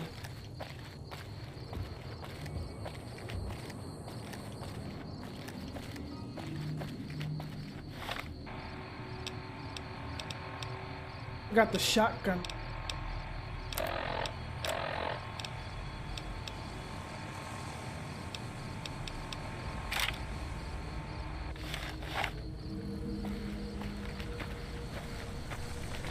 Shotgun doesn't have range.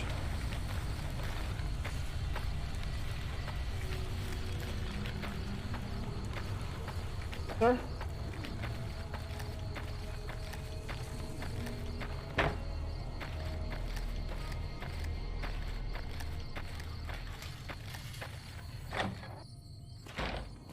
We'll have the charisma to talk to her.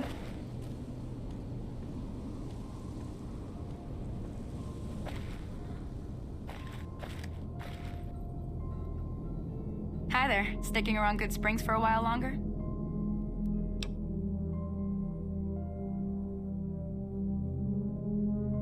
Say no more. I'm in.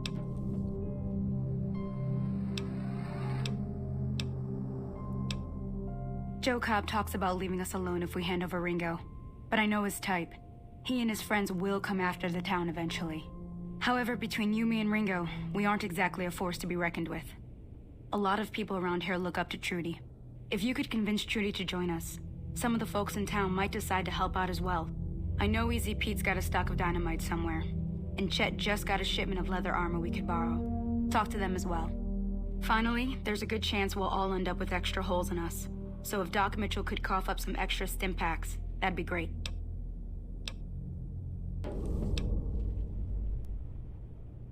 A silver tongue would help. Convincing Trudy that we had a good plan to win the fight would also help. I don't think give is in Chet's vocabulary. Even with the town at stake, he'd still make you barter with him. Easy Pete's pretty protective of his dynamite. You'd have to convince him you know a thing or two about explosives before you handed it over. Fuck.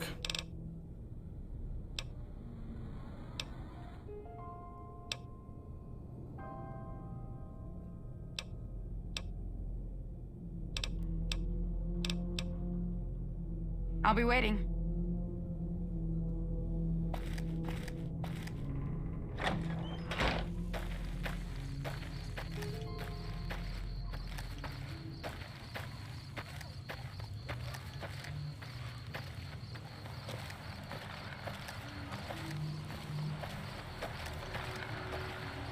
Trudy needs, I need a silver tongue.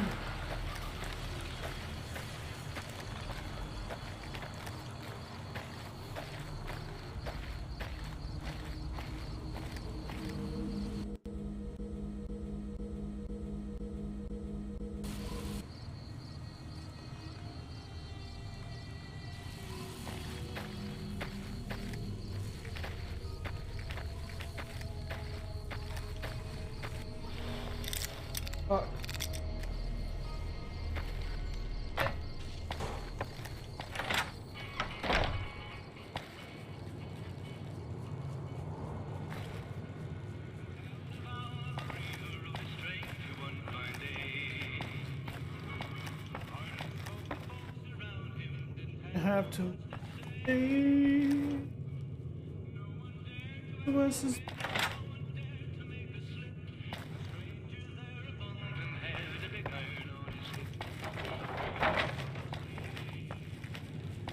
She should be sleeping.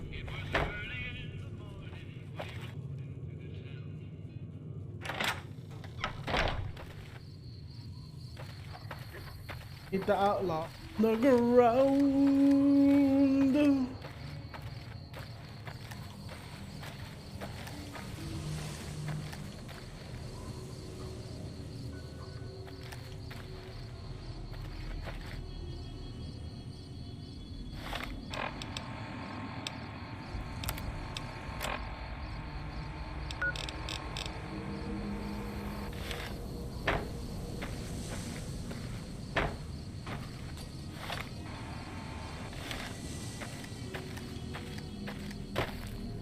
That's what this dude is.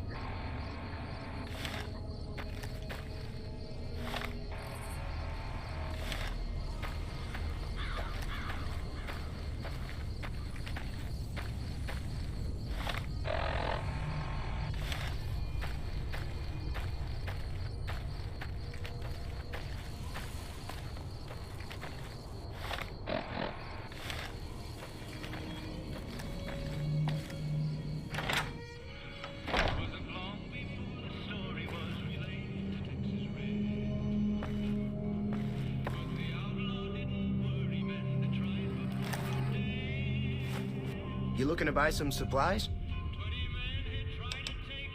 Now just hold on. I never voted to take on the powder gangers.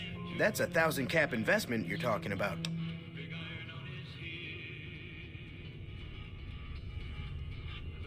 You made your point. I can provide people with some leather armor and extra ammo. Sure hope it's worth it. And I'll be guarding the store while all this is going on. I have to put my business first. You understand. I understand. Getting shit. What? If Ringo doesn't head out on his own, I think we should hand him over. Town shouldn't get itself mixed into the problem. Don't mistake that for coward talk, though. We're a town of survivors. We'll fight tooth and nail if pushed, but we don't go looking for trouble. Understood. Take it easy now.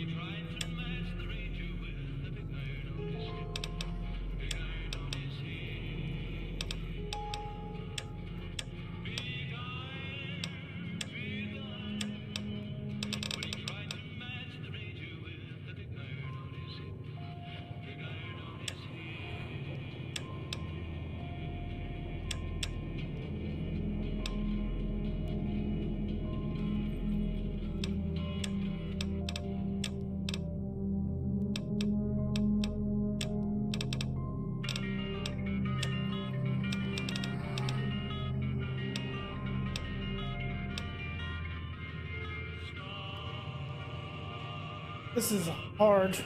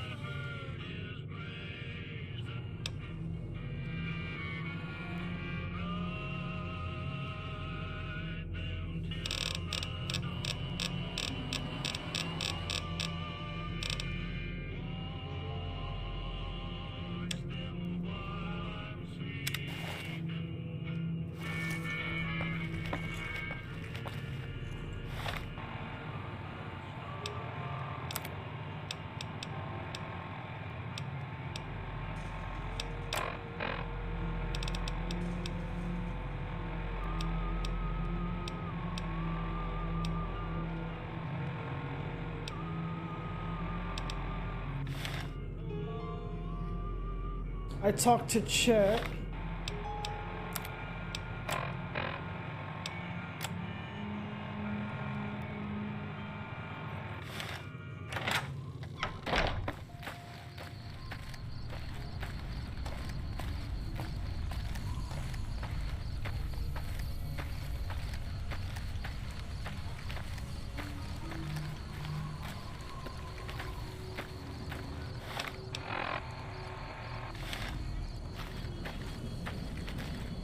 Who the hell lives here?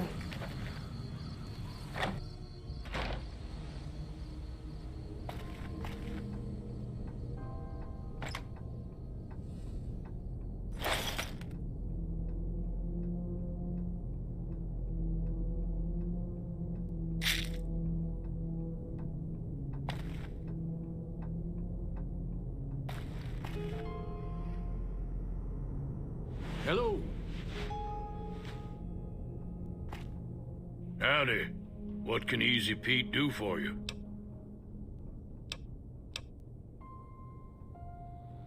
Too dangerous. Gonna kill all yourselves if I let you touch it. Better to leave it buried. Safer that way.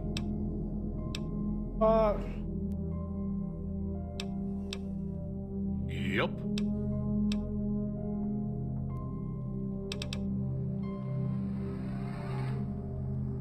Keep your gun handy if you go poking around some of the abandoned places around here, like the schoolhouse. Critters move in there sometimes.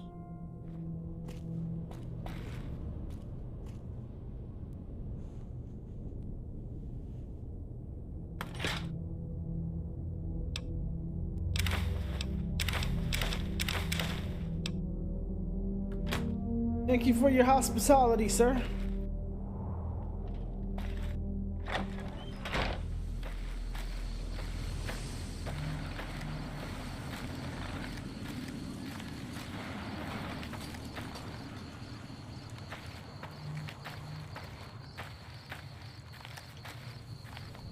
I think I'm gonna have to do the bartering for the... Yeah. Howdy. Told you. Too dangerous. Sorry. Blow your...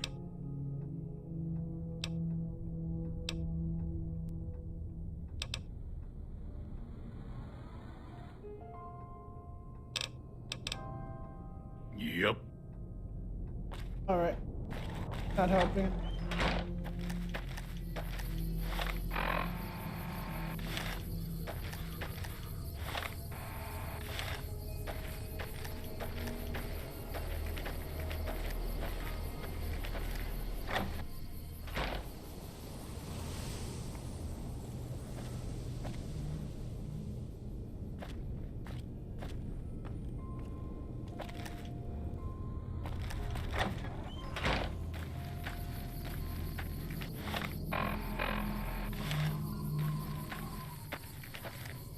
I gotta go to the doctor. He's up here. Thing is that I can't run.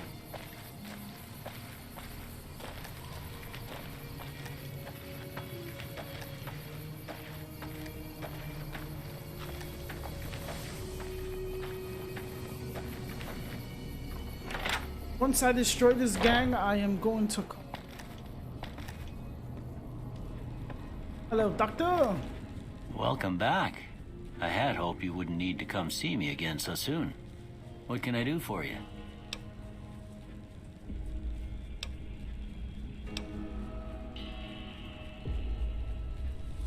Seems like wherever I go, it's always the same. Folks just never leave each other alone.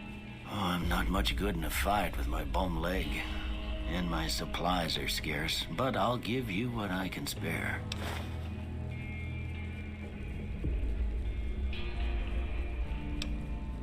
Sure.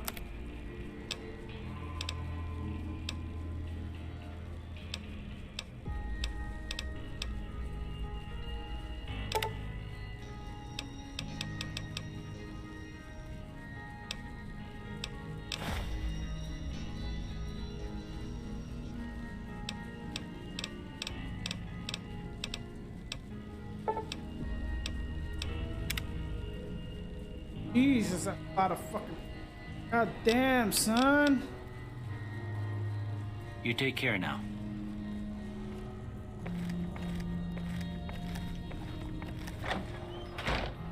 So I couldn't get the dynamite. I got the Chet to give me the armor. Got Trudy. But she isn't here.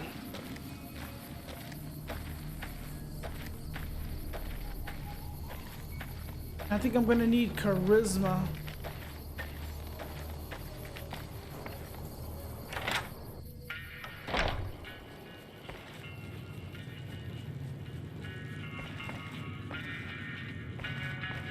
The fuck is this woman?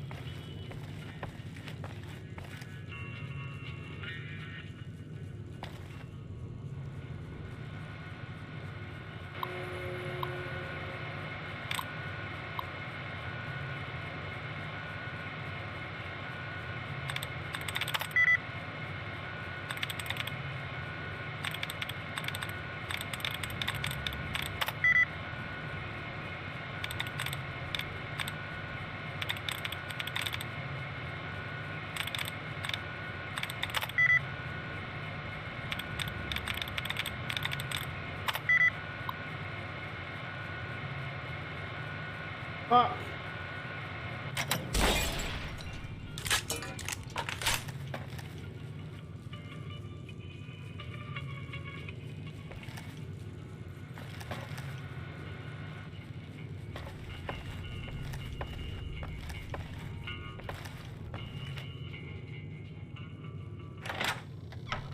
Where was this chick?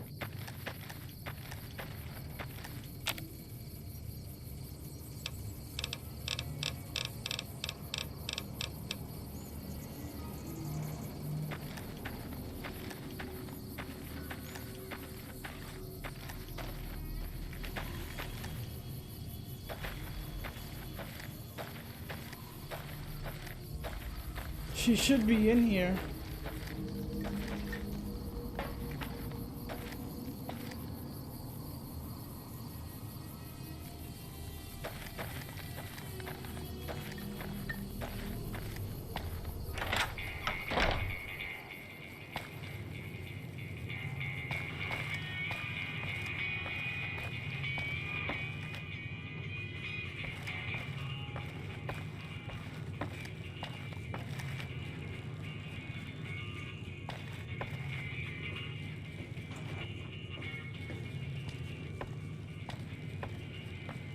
Way too many strangers coming into town these days. No offense.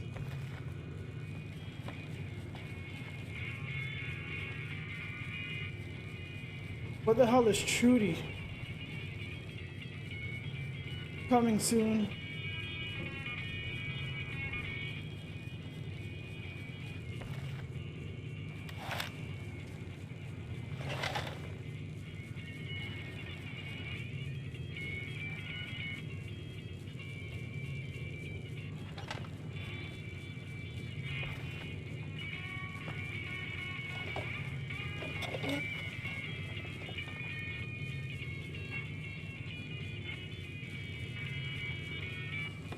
Get so impatient, like.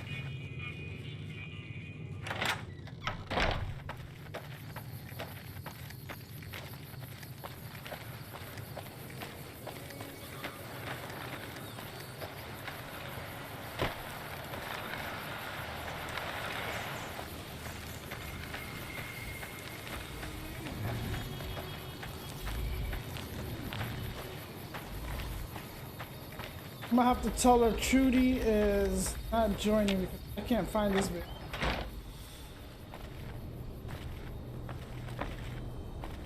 Howdy. I'll keep an eye out for the powder gangers and meet up with you and Ringo when the time comes.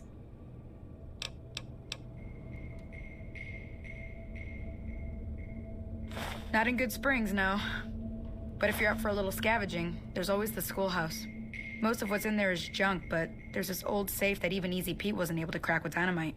If you want to take a shot at it, take these. Oh. Well, go ahead and keep the stuff I gave you anyway. It'll be more useful to you than me.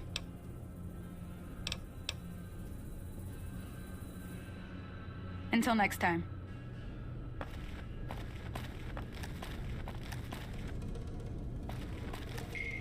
Let's see if Trudy's there. If she's not there, then I'm gonna go to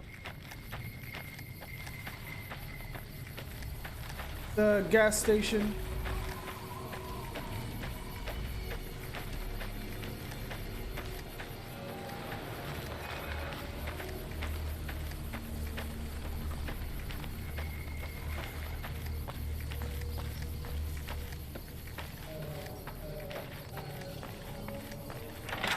Open 24 hours, but this bitch ain't here. What? I'm going to the...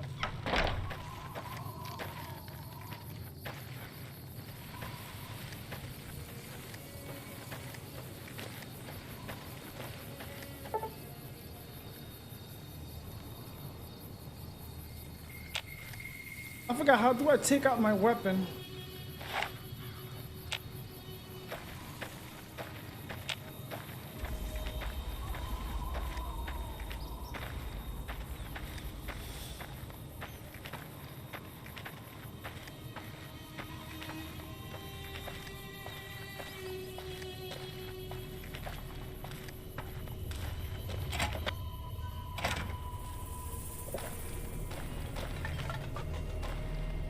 So what's going on? Did Sonny agree to help us? Well, I guess that means we're ready to go. Unless you think there's something else you can do.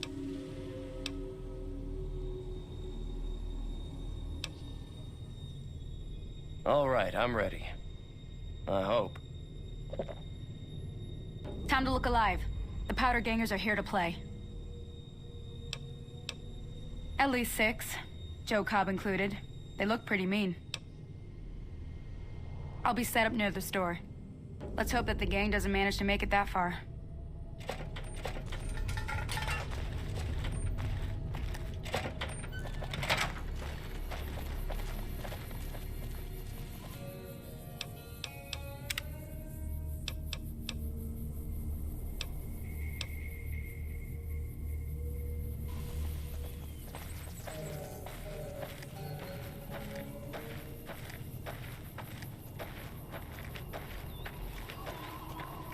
This is running? What the fuck?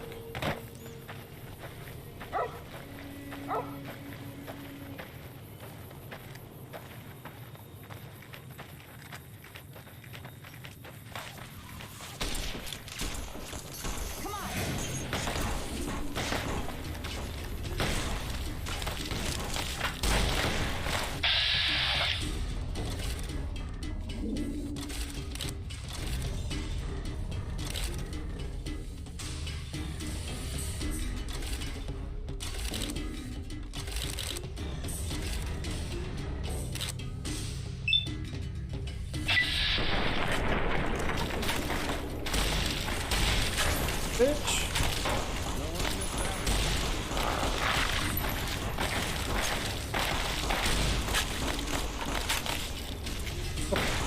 Hey, fuck.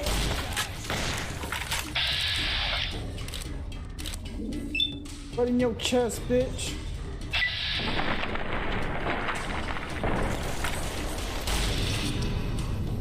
You have an established reputation with a group of people in the wasteland. Whether that reputation is good or bad, you're finally somebody, and people associated with that group will start to react to what you've done.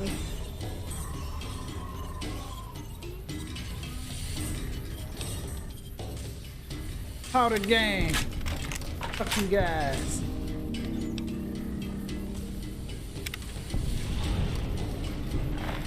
Run your pockets, bitch.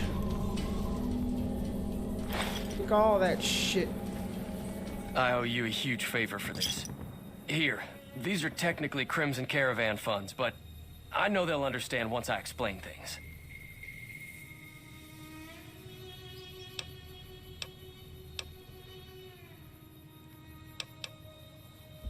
I'll stick around for a bit longer, but I'll be gone in a few days. If you ever visit New Vegas, look me up at the Crimson Caravan Camp.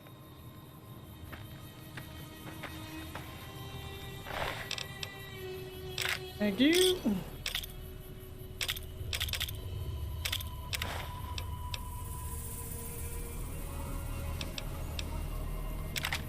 I can sell some of this shit.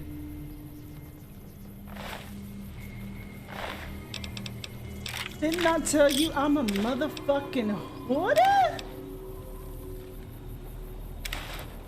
I'm selling.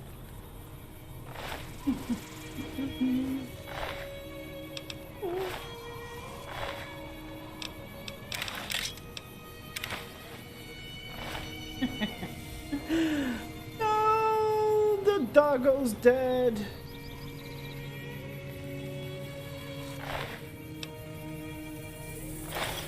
Motherfuckers killed the dog. You fucking pieces of shit.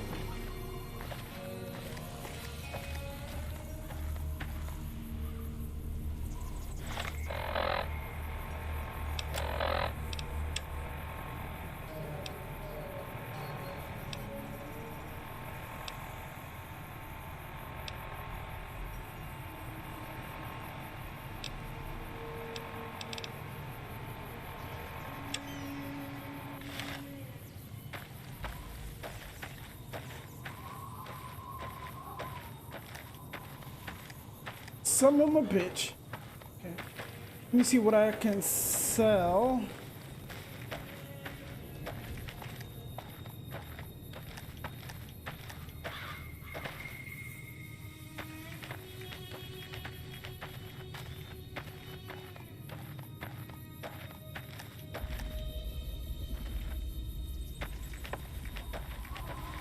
The fuck is the store?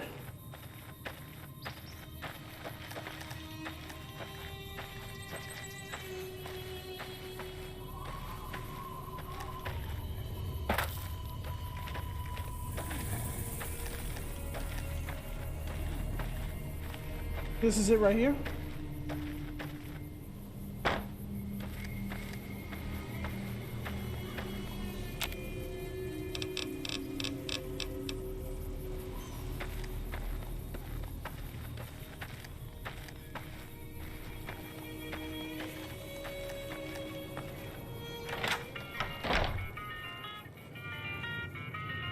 That'll teach the powder gangs to avoid Good Springs in the future. Sure can. Take the road southeast out of town till it hits the freeway. Prim is the town with the roller coaster straight south. Can't miss it. NCR patrols do a good job of keeping the highway clear, but I'd keep your gun where you can reach it easily. You never know who you'll run into. Off the road, you'll probably start running into hostile wildlife. My advice would be to stick to the highway when you can. I hunt geckos mostly. The meat's pretty good and I can always find a buyer for the hides. I also help keep the town clear of rat scorpions and coyotes. Not many people live in Good Springs, so wildlife is always creeping in. Until next time. I forgot if she goes with me. And this chick is still not here. Morning. Thanks again for all your help. Yeah.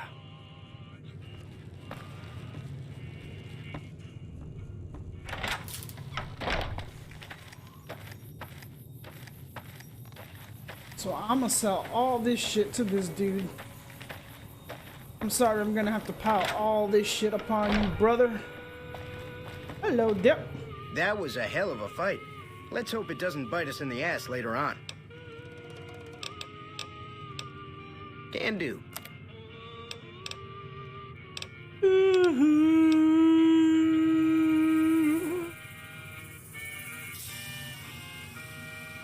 I don't think I need the armor vault jumpsuit. Maybe for nostalgia. How much is that? The weight? 15? I don't need this.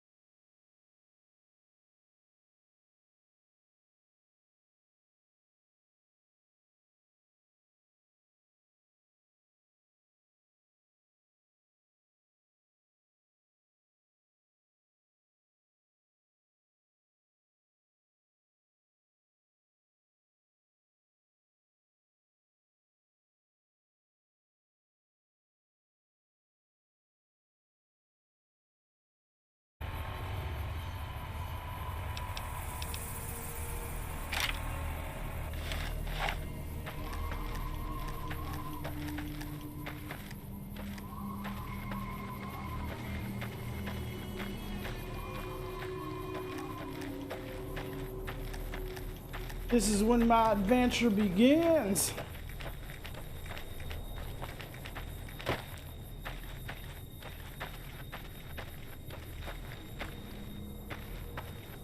From here on out, it gets fucking hard. Oh, I leveled up, right?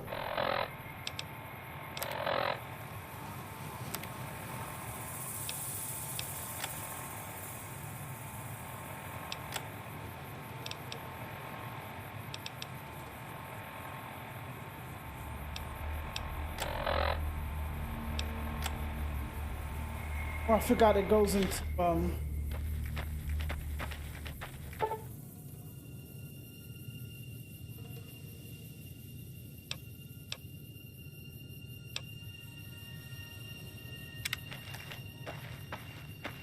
Good evening, KSM.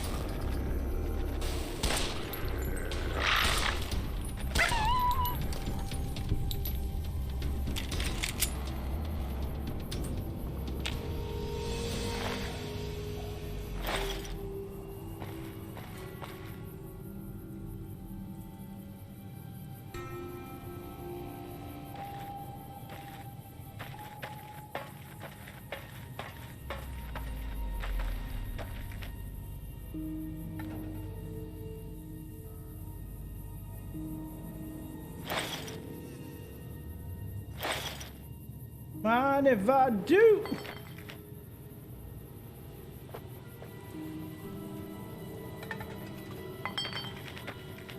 Another man's garbage is another man's shit.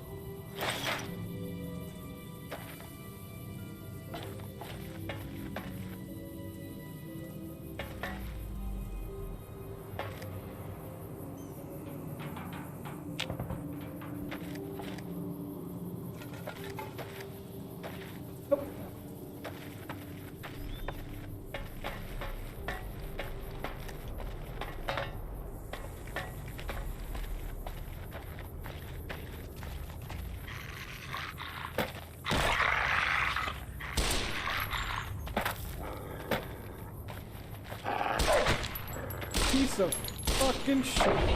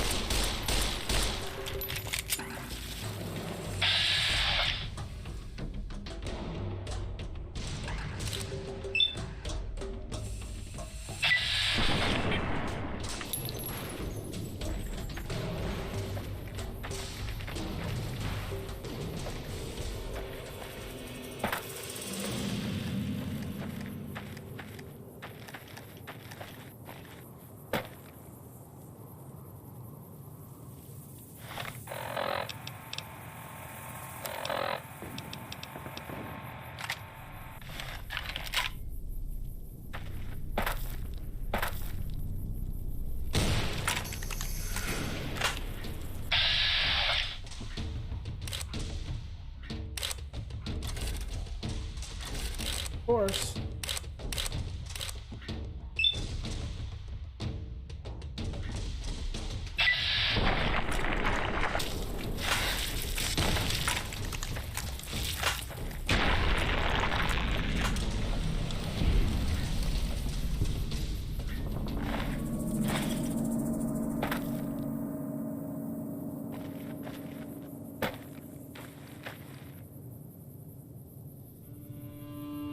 Wait, do these people have a shovel? I'm tempted to go back. God damn it. I gotta find the shovel.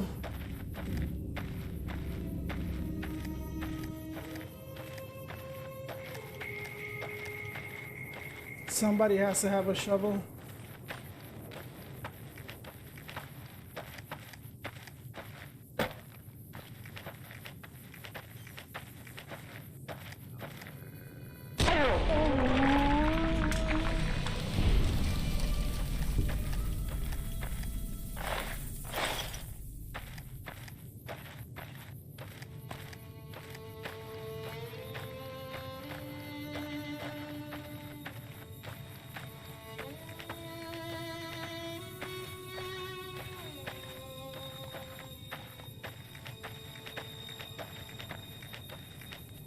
So beautiful when like pieces blow out like that.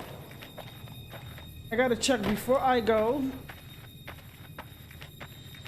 and before I continue this Monday or I play something else, which I am going to continue with this. It's just a big overwhelming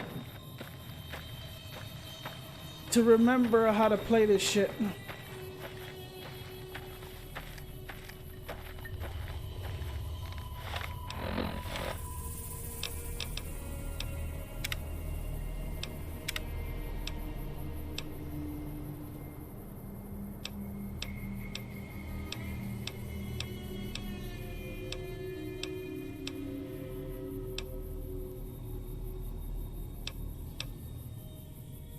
Auto swap.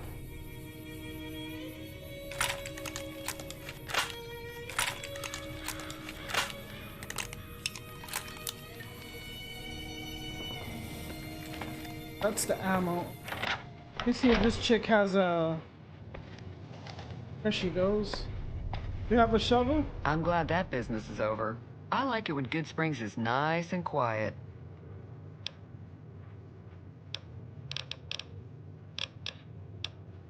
Got a special discount for you after what you done for us.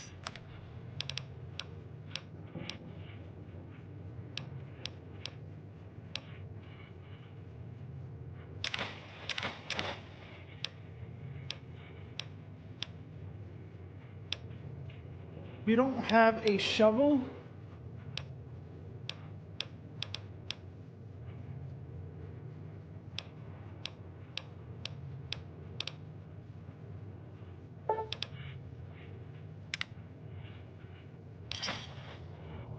Give me a shout if you need anything else.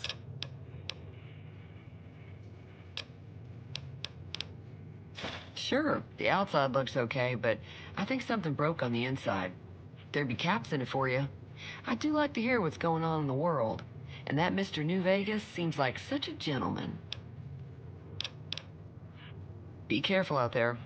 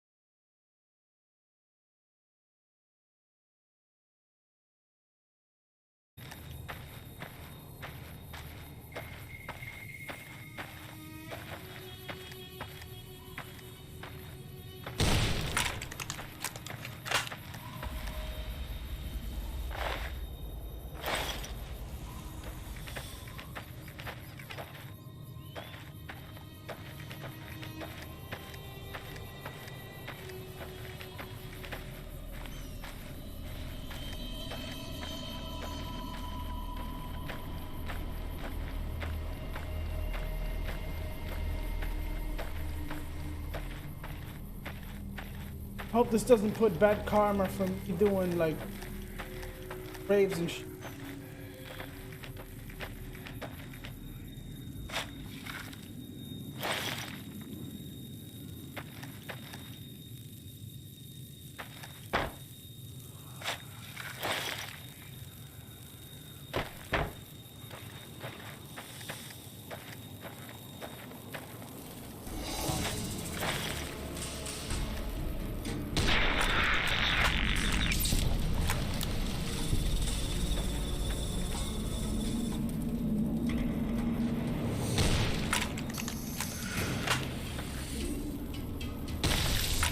Something does this, like it shows like no impact.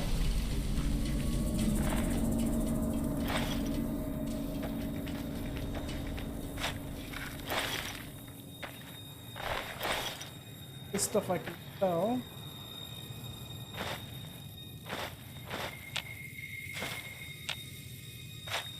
Sorry, somebody left that there for blessing, and I'm over here desecrating graves.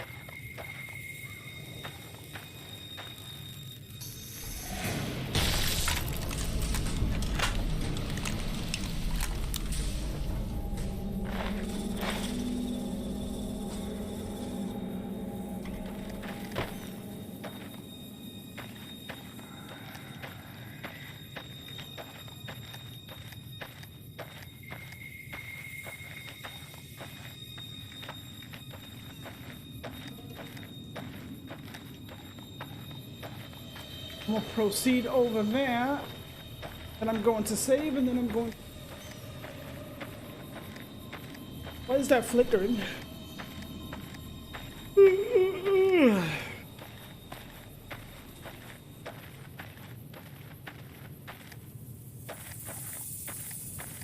I can avoid those walls.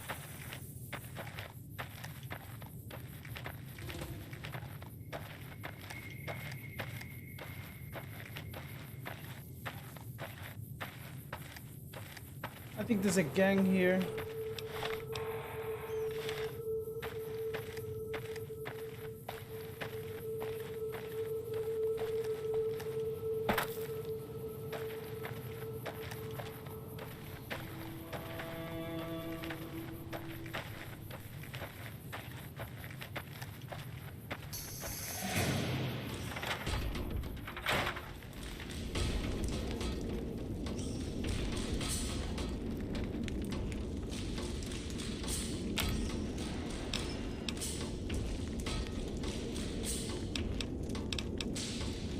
Oh, hell no.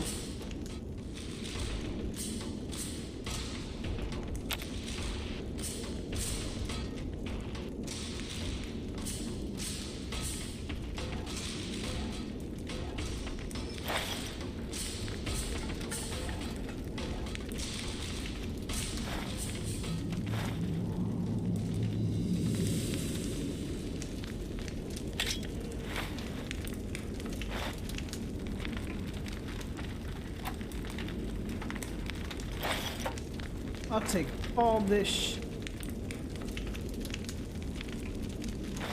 and sell that.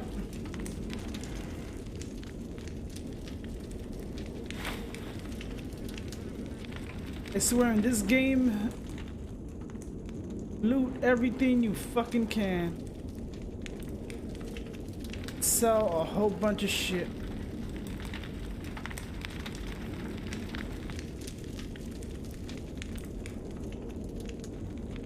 No value, I can sell those shotguns.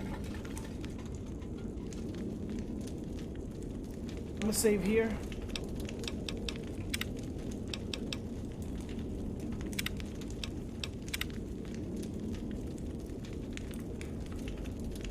And this is where I'm going to call it. Oh. I hope you guys enjoyed that. I will be highlighting the game that I played, Into the Grooves, that future type visual novel. And I will continue some more Fallout New Vegas, hopefully on Monday. But thank you guys for stopping by. Hope you guys appreciated that. I'll see what is you guys enjoy the rest of your weekend. That's coming up. Take it easy. It's your days off. Relax. And try not to get stressed out. Anyway, I am out of here.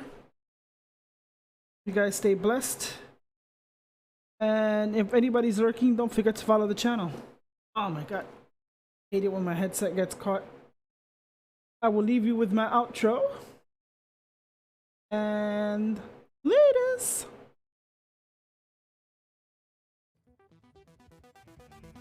I'm starting to crash.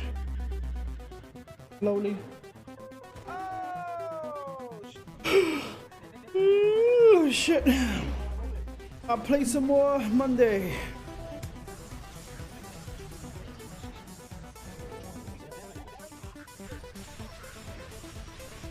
Copy the adverts effect.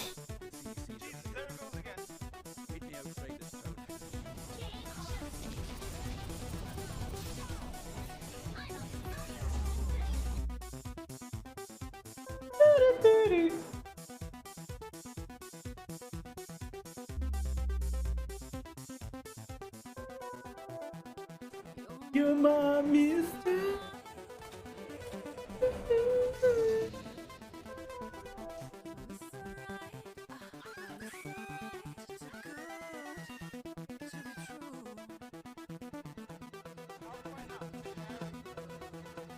Oh, Phasmophobia changed like a lot.